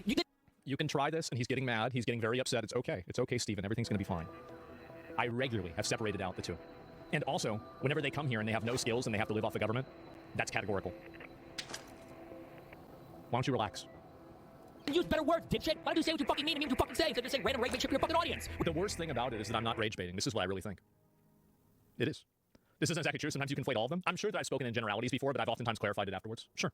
I talk about it all the time for hours. So yeah, I'm sure I made a mistake here or there. But I think that I've done enough due diligence to show that I'm not really looking at all of them. I'm talking about the ones that are the bad actors and the people that are living off of the system. Like, to be honest, if anybody is seriously out here like, oh my God, you're making these overgeneralized statements about people and all this stuff, oh, you're such a bad person, shut up. Like, truly shut up. Because like, if I have to constantly keep explaining to people, oh, I'm talking about the bad people, always about the bad people, I really... People love to just complain and cry about things that don't necessarily involve them in most cases. Pretty obvious. It doesn't work anymore. Repeat your words back to you. We gotta get these third worlds out of here. No, the reason why I did that is because you're making an argument of the way that it sounds. This is, oh, well, it sounds bad because you're saying it in this way. But the fact is that, yeah, actually, whenever you bring a bunch of people over that are from a country where they're not educated, they don't speak the language. I proved it the other day. I literally proved it the other day. Like, I'll even ask Gemini, what's the average IQ, the highest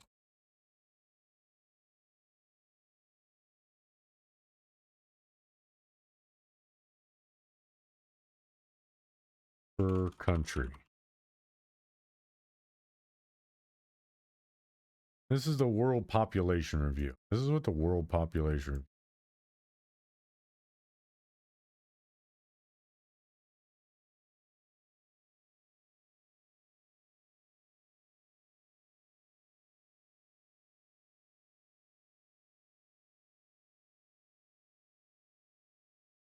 United States, 99.7. Okay.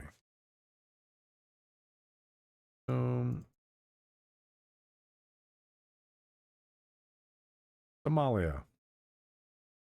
They don't have a registered IQ in Somalia. Why? Because you can't actually, like, they don't have a structure there.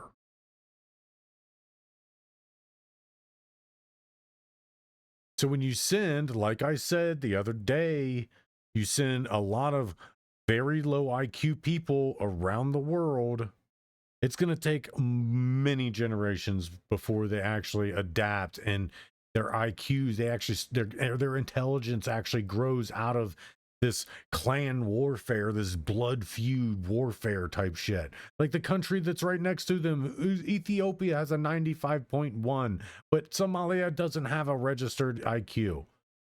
Kenya, a 91.2, but Somalia has no registered IQ. Zambia. Do you think Zambia's sending a bunch of their people over here? No, they're probably not. The Congo, Angola, like that's kind of crazy that none of these countries have registered IQs. But again, Somalia doesn't have a registered IQ on World Population Review. So let's pull this guy over here. Let's ask somebody else.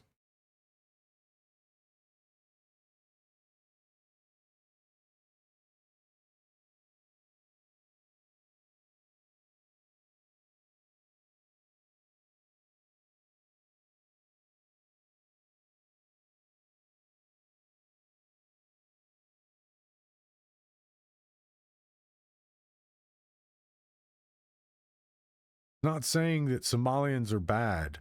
It's just saying that when you overpopulate a country with lower IQ people, it brings down the national average of things.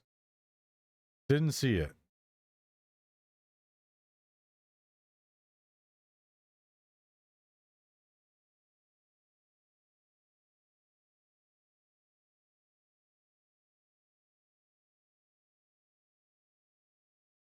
Even on there. Again, it's not hatred toward the country. It's the fact that flooding the world with people who need to develop first. Like, you're flooding the world with very underdeveloped people, and you're giving them access to everything, and you wonder why there's more fraud than anything.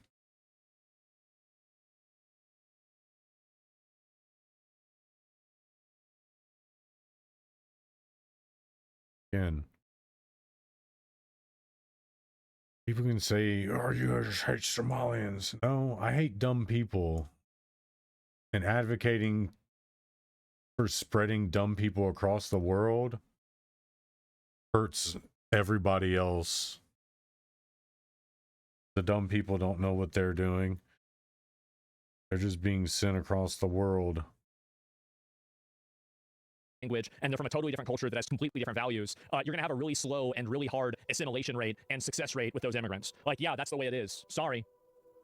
Like, it's not all the same. Somebody from Poland coming over here, or actually somebody from the UK coming over here, they speak a different language. Poland speaks with, every time I see somebody that looks like they had a stroke, I'm assuming they're speaking in Polish. If there's more than 3 Z's, W's, and X's in a word, it's Polish. But my point is that if you take somebody from the UK and you have them integrate into the United States or from Australia, the integration process is going to be infinitely easier than if you're taking them from Mogadishu. This is a reality. But the problem is that because there is a racial connotation with this, we're supposed to admit that it's not true. But everybody knows that it is. It's obvious. It's the most common sense thing that anybody could say. Obviously, people with closer cultures are going to better assimilate. Duh. Of course. Exactly. Exactly. They don't have a culture. They don't have, or they do have a culture, but they don't have structure.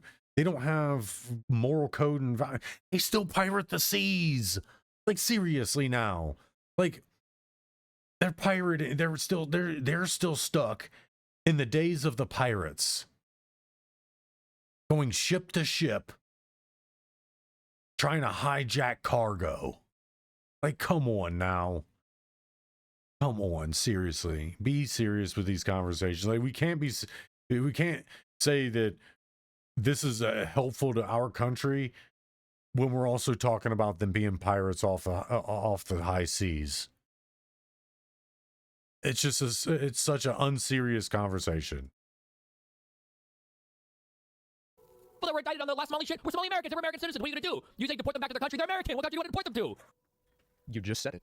Somalia. I want to denaturalize them, and I want to send them back to Somalia on a one-way flight. I don't want these people coming to our country and scamming us, and then for us to pay money to keep them in jail. Like, imagine going to a country. This is what's so ridiculous. Imagine going to a country, scamming them for millions of dollars, and being like, you can't get rid of me. I'm a citizen. Get the fuck out of here. Are you kidding me? Not after that, you're not. You're done. And if you want to stop something from happening, implement a punishment that is so brutal, so savage, so extreme that nobody even considers fucking around with it. And that stops people from doing it. If the rules are an inhibitor to justice, and they are an inhibitor to a nation exercising its sovereignty and being able to protect itself from foreign invaders, then the rules need to be ignored and changed. Like, just because something's written down doesn't make it right. Gay marriage wasn't against the law, was against the law for like decades. I don't base my morality off of the law. And by the way, this is the moral and ethical position. You're gonna outsource your morality, your thinking, your ethics to some random fucking people?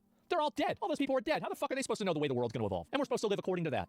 Give me a break. Well, it's constantly changed. Slavery was legal at one point. Yeah, don't care about the laws. You talk about ancient Greece. That's why they have a punishment called ostracism. Yeah, well, there's been a lot of people that are on that. Destiny's mad about this. Oh, here's another one. Destiny listens to Asmongold describing undocumented immigrants as parasites.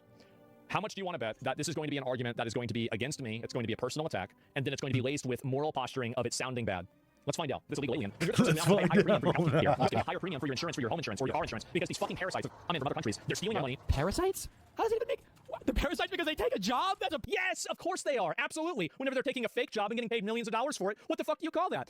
So what is a parasite? A parasite attaches itself to a host country, stay with me here. It attaches itself to a host, and then it extracts nutrients, resources, and life force out of that for itself. Now, what part of that is wrong? Being a parasite? You know what parasite even fucking means? I just explained it. This parasitic leech, what's he doing? He fucking came and he worked for his fucking money. Oh, what? Who's working? They weren't doing anything. Surely, and by the way, oh, wow. The economy can't survive without a Somalian immigrant welfare underclass that we have to constantly pay money out of. This is a necessity for America. When Thomas Jefferson and George Washington drafted the Constitution, they were thinking about how is it that we can create a permanent underclass of illegal migrants or immigrants that are, in most cases, costing us money so we can pay for them infinitely. Oh, yeah, that was definitely that's what they were planning on. What, he fucking got a job? What the fuck? What? The parasite. They're committing crimes, they're stealing IDs. It's like you're complaining about a thing, but you're so off on things. If anything, like, being illegal immigrants probably overall reduce the cost of healthcare because they're paying us. Well, then we should just import all of them, and then why don't we do this? Oh, that's what I said. Just import all of them. Oh, don't actually respond with substance to any argument I make because we're substanceless. But that's fine, bitch. Well, of course not, because all you have to do, the thing is that all you have to do is go to, this is a very simple concept, right? Go to an emergency room, and you see a bunch of illegal aliens that can't speak English. Is that costing us money or making us money? You don't need to have all these graphs and statistics and, oh no, it makes it up. Think about it for yourself. Think about it for 3 seconds. For 3 seconds. First hand, yeah, I see it. The immigrants are sending money overseas? Absolutely. Not in his neighborhood? Yeah. At worst, it's costing lives. I've brought that up many a times. That part of the problem with our economy isn't just the siphoning. It's the taking our money and sending it overseas and sending it out of the country and not paying heavy fees on that. That should be taxed and feed more than exchanging our currency into another currency or another currency into our currency. There should be like they charge you tons of fees for that. They should be doing the same thing for sending money outside the country. I shouldn't be walking into Kroger and seeing 7, 8, 9 foreigners. Oh, the foreigners. Well, when you speak a foreign language, I'm going to assume foreigner. Well, they got paychecks. You speak a foreign language. To me, that's foreign. If your primary language is foreign, is not English, I'm going to assume you're foreign. Cry, be mad, sue me, slander, whatever, call me racist, whatever. If I hear you speaking in a different language that's not English, I'm going to assume you're foreign. I don't care if you live next to me, you shop next to me, drive next to me, walk next to me. If you're speaking a different language and you're here in America, you're going to be assumed to be foreign. Well, that's racist. No, and then it's racist. We're in the United States of America. Our primary language here is English. Start learning English and assimilate into English society or in an American English society, or go back to your foreign country where you can speak your language and live your values as that whatever country. I've said this so many times. I don't know why it's still even a conversation and why people still cry about it. Boo-hoo, get over it. You want to speak your language? Stay in your house. Speak it in your house. Speak English when you go outside. If you're going to be outside engaging with the public, speak English. Otherwise, you're going to be assumed to be foreign. And to be honest, you can't be mad if someone takes what you're saying as a slight against them. Because, again, we live in the United States of America. A lot of you supposedly have been here for 18, 19, 20, 30 years, 40, 50 years. If you've been here this long and haven't learned any English at all, that's not our problem. You can't be mad at us. Go to Japan and do that. Go to anywhere else with a foreign language other than yours and do that. You will be persecuted in the streets or prosecuted in the streets. You can't go to another country and tell that country to conform to you. It doesn't work that way. You assimilate with that country or you go home. You go home. That's just how it is. Too bad, so sad. We need to stop this. Everybody's got to cater to the smallest fraction of people. Infinite money. Idris Elba is now Sir Idris Elba. Oh, congratulations for him. I think that's deserved. Good for him. He's baiting you to comment to stay relevant. That's okay. It's good content for me too. I don't mind it. So yes, remember when he said, let's just say it's 50 billion. He literally used the same ad absurdum argument against you 5 minutes before this. I don't know why Destiny is bending over backwards to justify Somalian immigrants coming over and scamming us and living off of our welfare. But from my personal opinion, I don't think it should be happening. I think it's bad. So what is this? If you don't want to be autistic about it, check the sunlight angles. They easily match up here. Image 1 is from the site. Image 2 is clearly shown in the photo. The building catching is next to is built close to the south. You can see the sunlight shining to cast a shadow. I mean, again, I think Destiny is trying to pick apart the most granular, irrelevant, meaningless detail. Like you have a 42-minute video that's exposing $100 million of fraud, and you're trying to see like, oh well, there's one time that you went there and it might not have been open at that time. What about the other 41 minutes? Why are people standing up for fraud? Destiny likes to always take the opposite side of things. He loves playing devil's advocate for stuff. I don't know really why. Like, I mean, anybody who's coming to the conclusion that this isn't obviously a scam is functionally retarded. And so, yeah, is Nick Shirley lying about his story? Yes. I mean, it's again, like, I mean, I don't see how, like, there's an investigation into this. They've shut down multiple other ones. I don't know why Destiny is doing this. This is the most pointless, like, dumb, like, reductive argument possible. I don't know why you would say that. How long has this been going on? There's news reports about Somali daycare fraud since 2015 onwards. Yeah, so you have all these articles. Everything here is wrong. And this is the Reddit tier, like, analysis that I think Destiny will sometimes hyperfixate on, which is, let's go ahead and let's talk about the inconsistency in the time based off of the sunlight rather than the 50 other articles. Everybody else discussing this. The obvious a priori, not same application under a different name, had already been charged with hundreds of thousands of childcare fraud by the FBI in 2017. Yeah, so here we go. This is in 2017. The Salma Child Care Center in Minneapolis lost its license in 2015. So this is the same place. I can't really read it because it's some other bullshit. One. But yeah, same application under a different name. Yeah, and so really, I don't know why Destiny would do this. Why would you even try to defend this? You could say that you got this part wrong, but then to go and say that the whole thing is fake is ridiculous. Destiny constantly interjects with the takes and tries to roll it. I think that it's like it's the exact same application. Oh, here it is right here. Not just Salma Child Care was charged with hundreds of thousands of child care fraud by the FBI. What's more interesting is the individual there was charged with fraud for saying that. I'm going to say they were brought here to be used as pawns for it. I'm going to say it. Somalians didn't commit the fraud themselves. They found the bad actors and said, hey, we have this scheme. And that's what happened. Which is the obvious point was not all Somalians are bad. But all the bad ones are Somalian. And that's what's being said. It's like they're being brought over here, being propped up to scam everybody, and now everybody's mad that it's being found out. Wah, wah, wah, boo-hoo. that they had 100 children. This was when it appears the child care center occupied the entire space. Now it looks like it appears half the space, and it's taken up by Abbey Kitchen, and somehow the place is only licensed for 99 children. Here's the indictment right here. And so I don't know why Destiny were engaged in something that's like so blatantly dumb. Like I don't know why.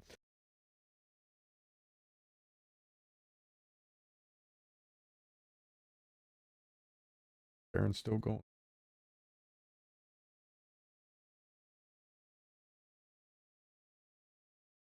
No, he's not.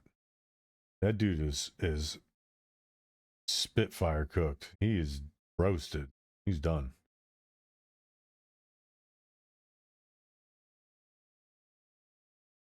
I'm still president of Venezuela. Or whatever his big fat ass said.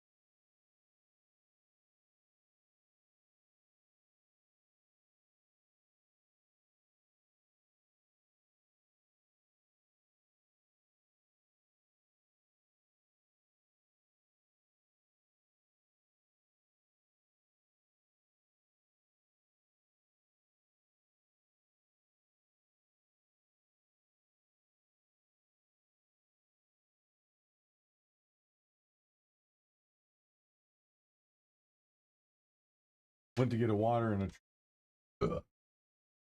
Follow me. Right here.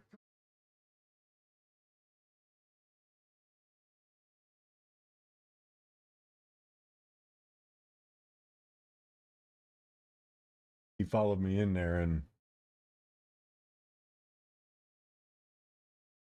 he was running around in circles because he thought we were going to bed.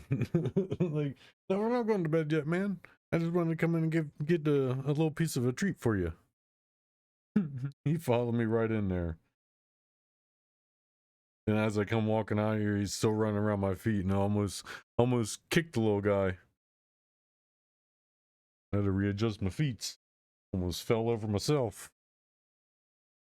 All right, let's play some of this. I guess we can try to do some of this. I'm not gonna be able to finish it. I'd have to play every hour of every day for the next 7. And seeing as I'm not using that, it's gonna be kind of hard to talk to people in game, and people shoot you if you don't talk to them. So, gonna.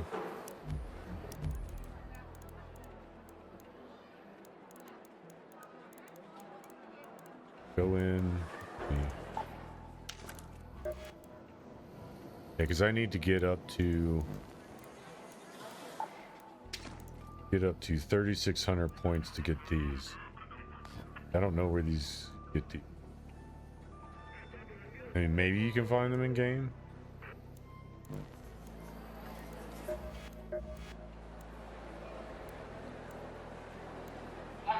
Correct. The light, the greenery. You can almost picture us living topside again.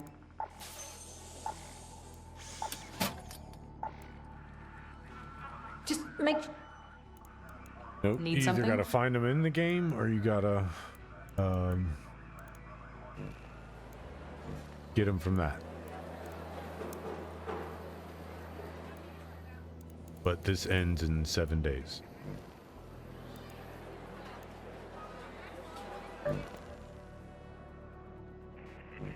I have it now. Spaceport snitches. Huh.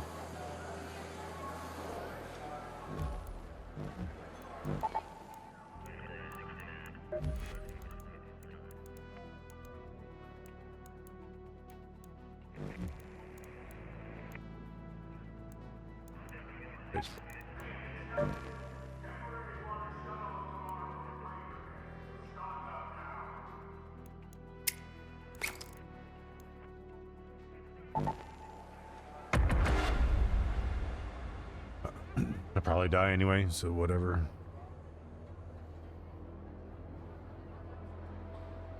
I had a locked room yesterday though, and I had a dude breach it and try to kill me. He got hit with gas and 2 shotgun shots. I didn't see him again after that. And seeing as I can't use this microphone in the game, I'm not gonna chat with nobody.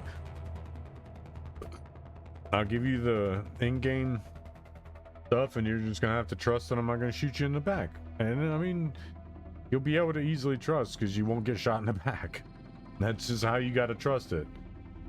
You gotta trust that you're not gonna get shot in the back. And if you get shot in the back, whoop-de-friggin' do. You got shot in the back. But trust I'm not gonna shoot you in the back.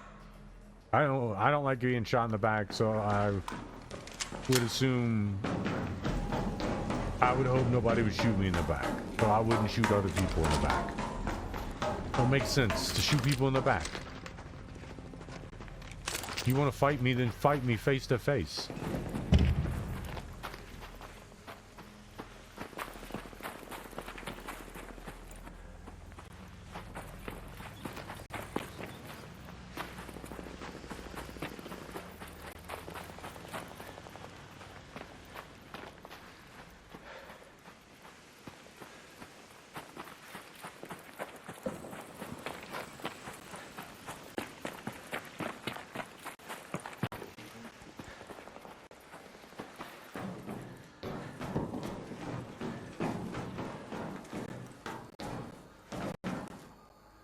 I might have to actually put on my other headset. This headset's really not about that.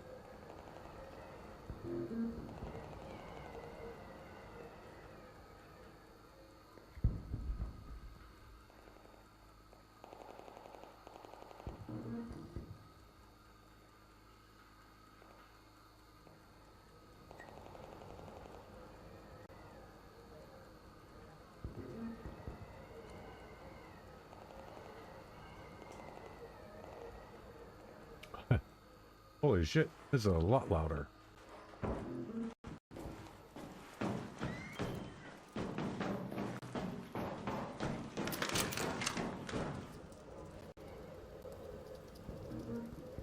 Headset's probably about dead too.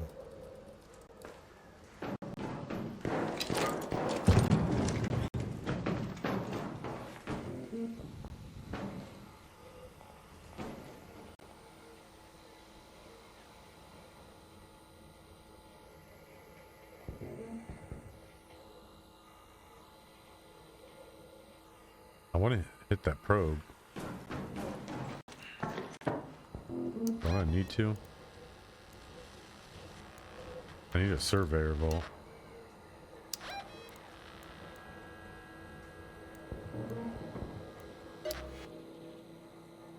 Snitches.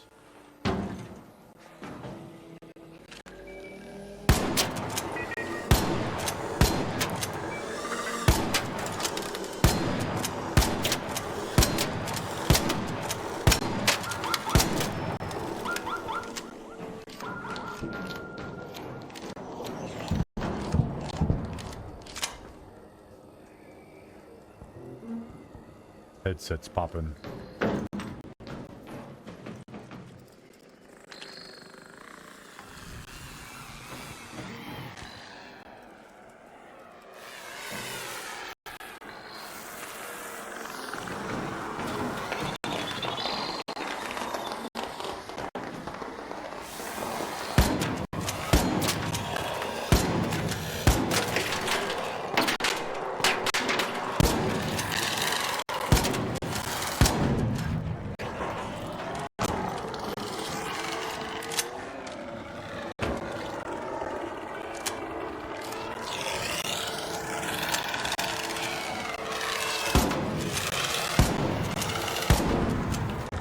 Oh shit.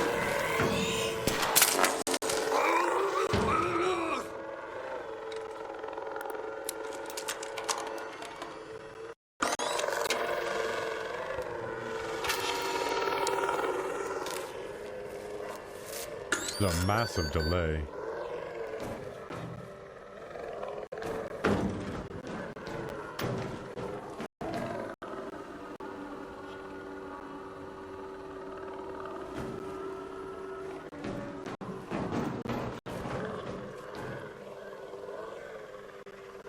Yeah, there's a massive input delay.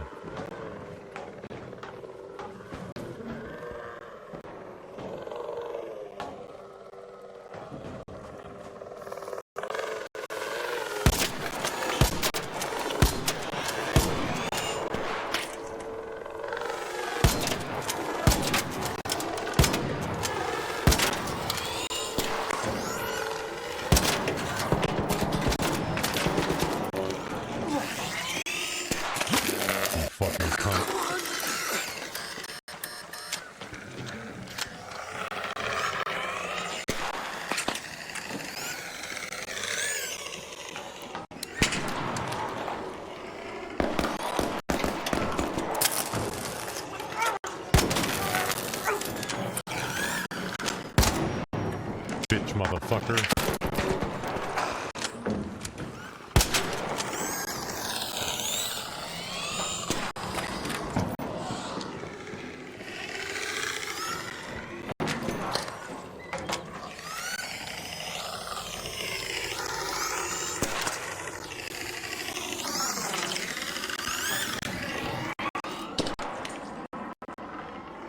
Give me control, motherfucker.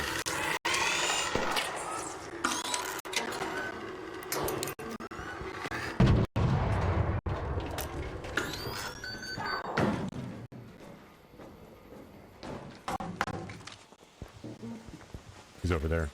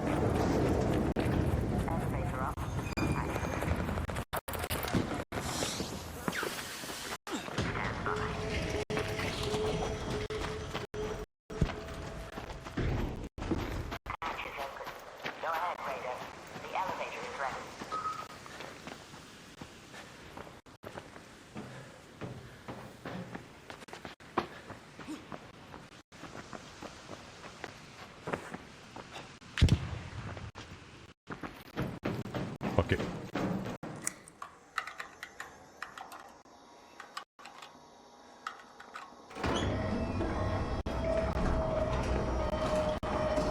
Get wrecked, kid.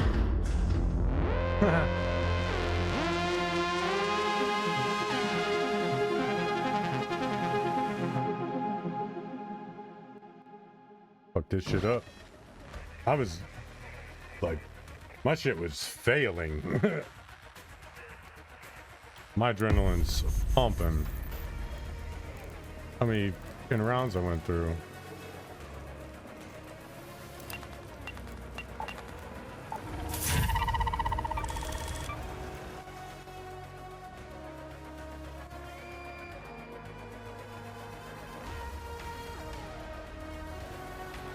Yeah, and even with my input lag.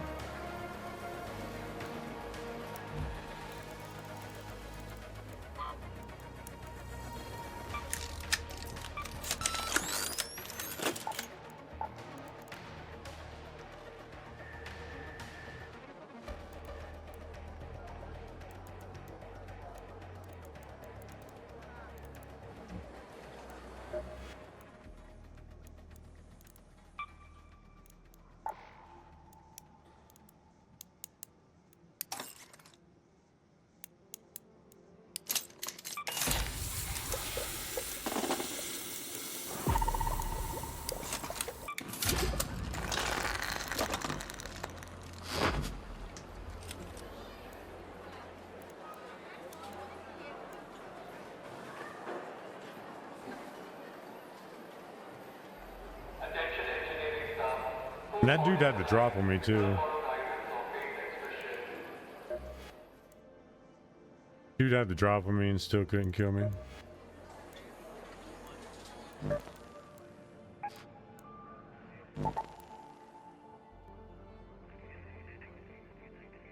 Didn't even think about my grenades.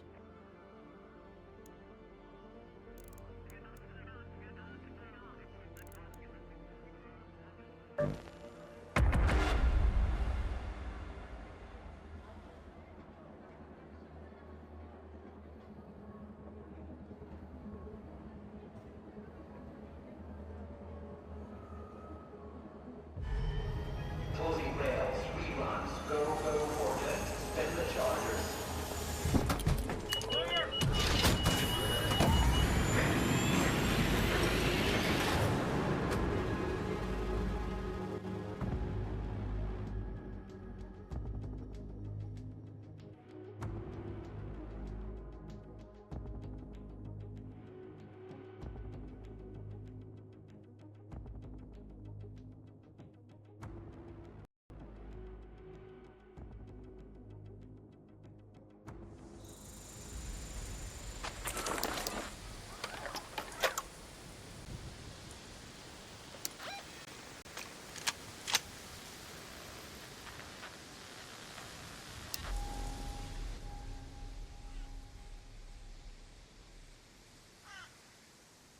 Need a surveyor vault.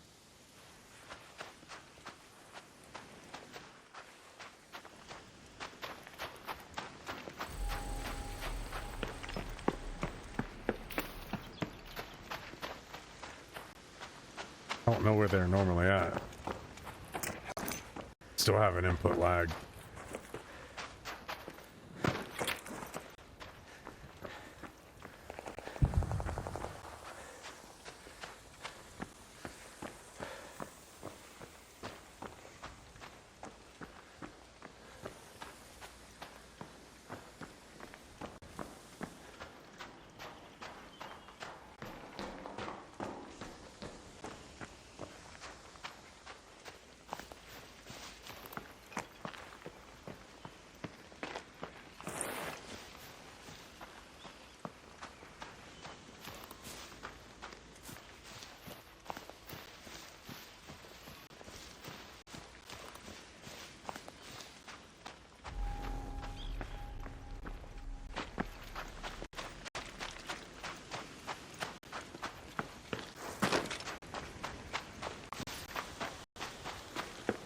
Kind of all we're really looking for is a surveyor vault. Maybe kill some arc enemies. Hopefully we don't get. I don't want to get into a gunfight with a player. Well, that's because you suck and you're gonna die. I don't like spending the time it takes to re-kit. Takes time. And no progression is gotten. Oh, that's cool.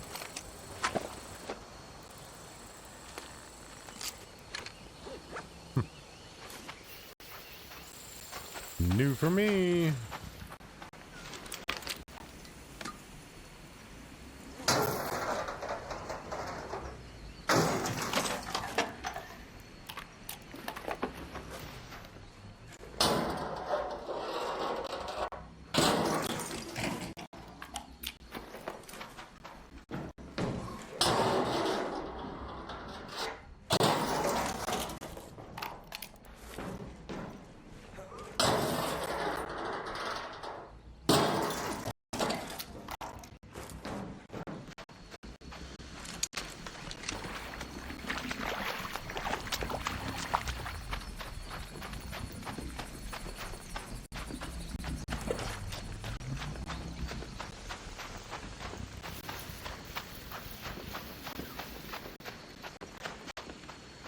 Surveyor vault.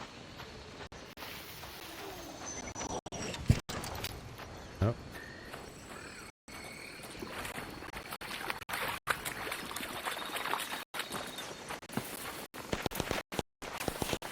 Come on, man. Fucking sound.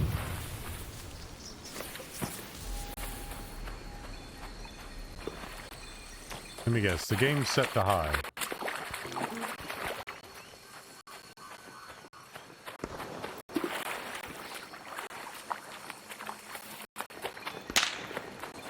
Yep. Somebody shot at me.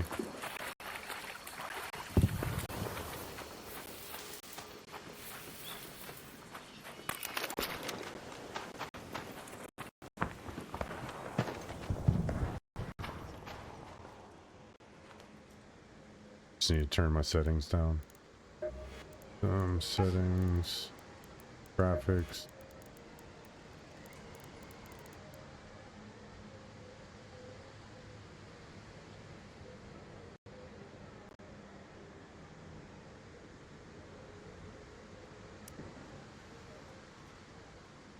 Turn it all to low, man.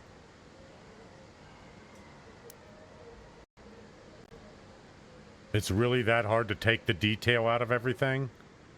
Oh no, because it decided to change over to something even worse.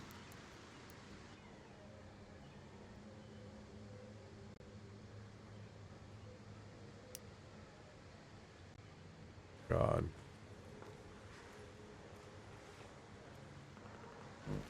Oh.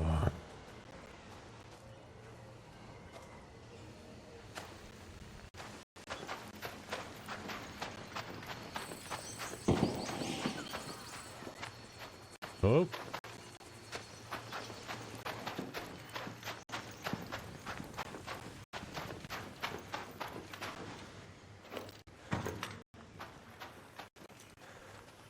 Oh, the input lag.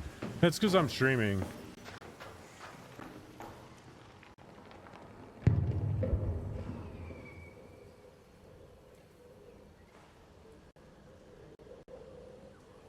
People are dying left and right.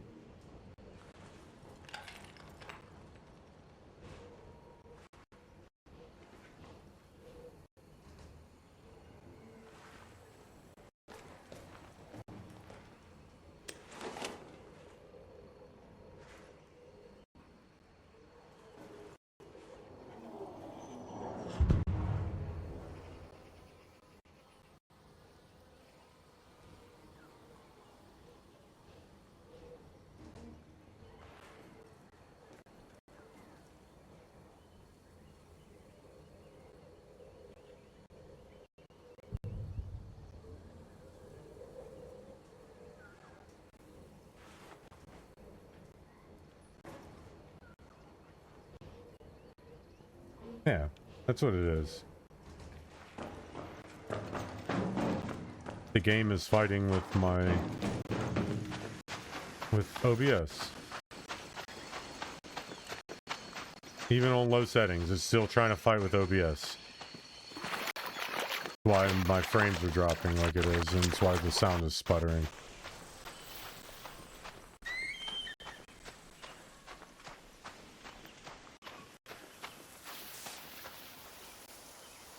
Somebody coming this way?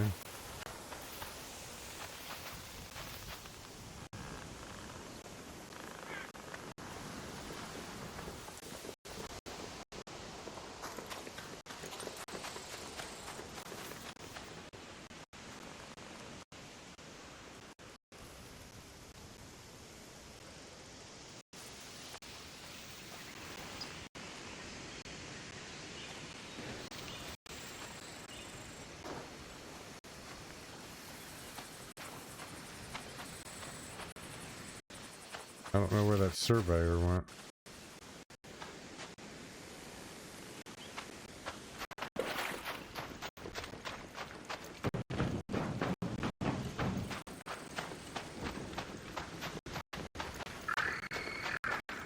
Yeah, this game is... I'm lagging like crazy.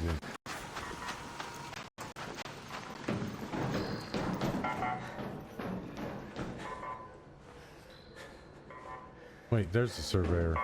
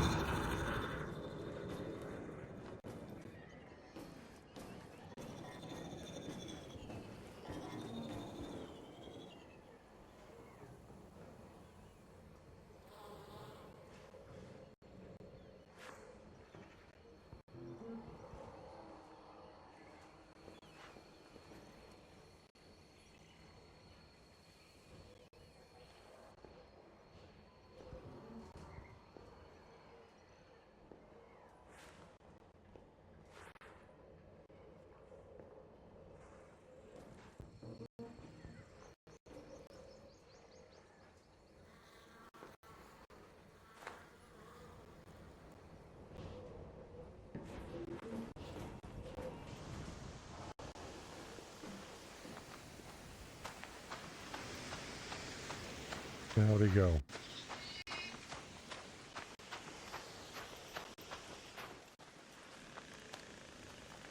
There he is.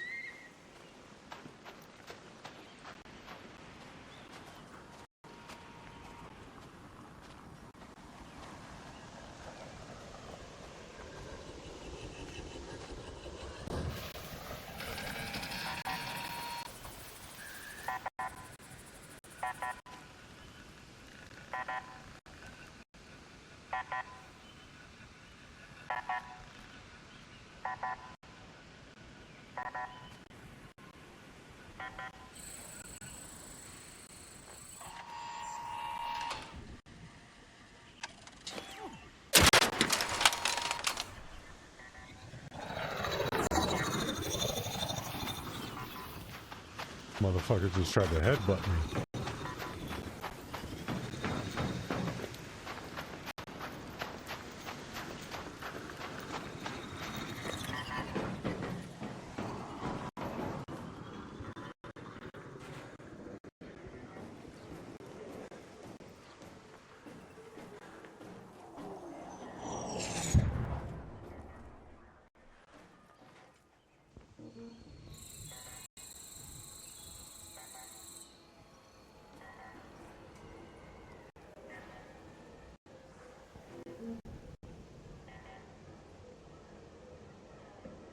Is it? It's 10 o'clock. Died.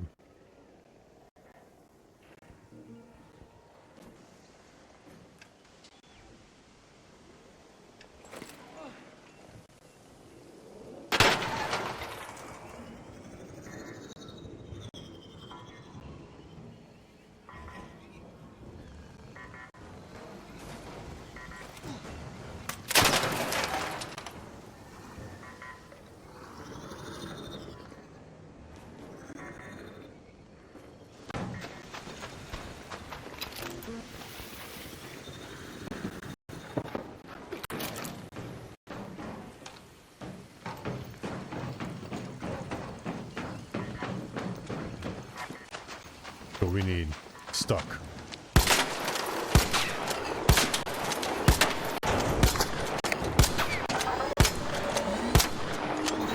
Oh, fuck.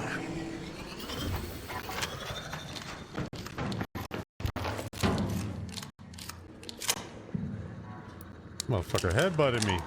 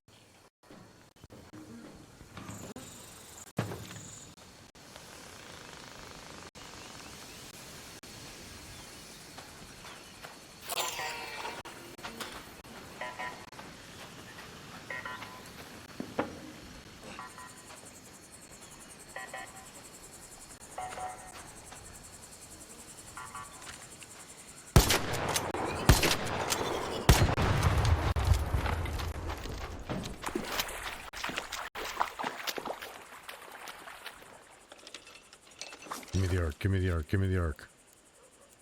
The fuck's the arc? Or the fucking core? Not that, is it? Nope. Motherfucker. There it is.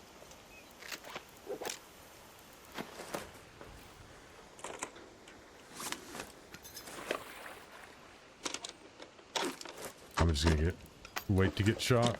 That's what's coming next.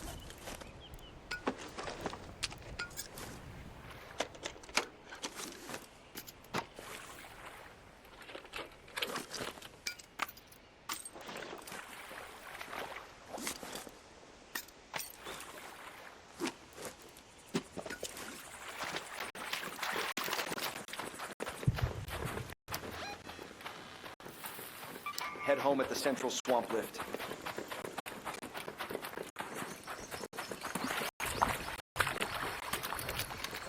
12 shots. Forgot to recharge ammo. Hope we don't get into a gunfight that lasts longer than 12 shots.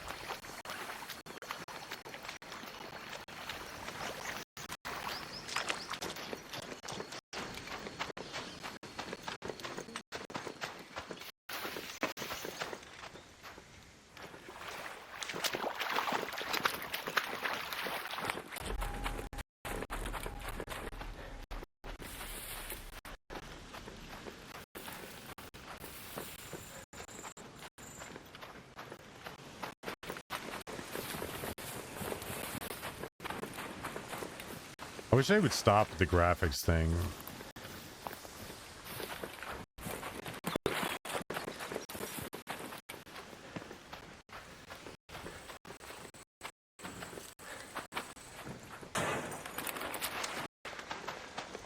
That's why this game runs like shit, because they try to make everything look beautiful and pretty.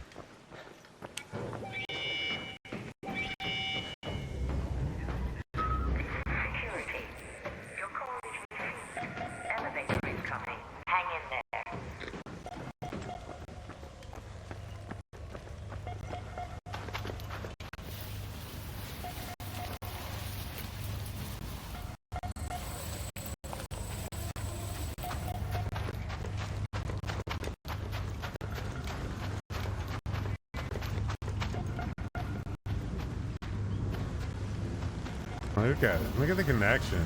Get the fuck out of here, dude.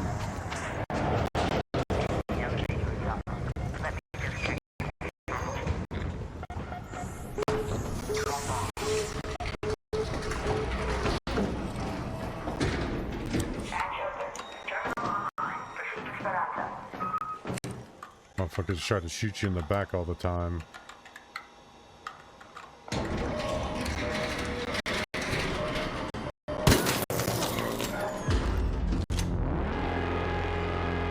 Get those points.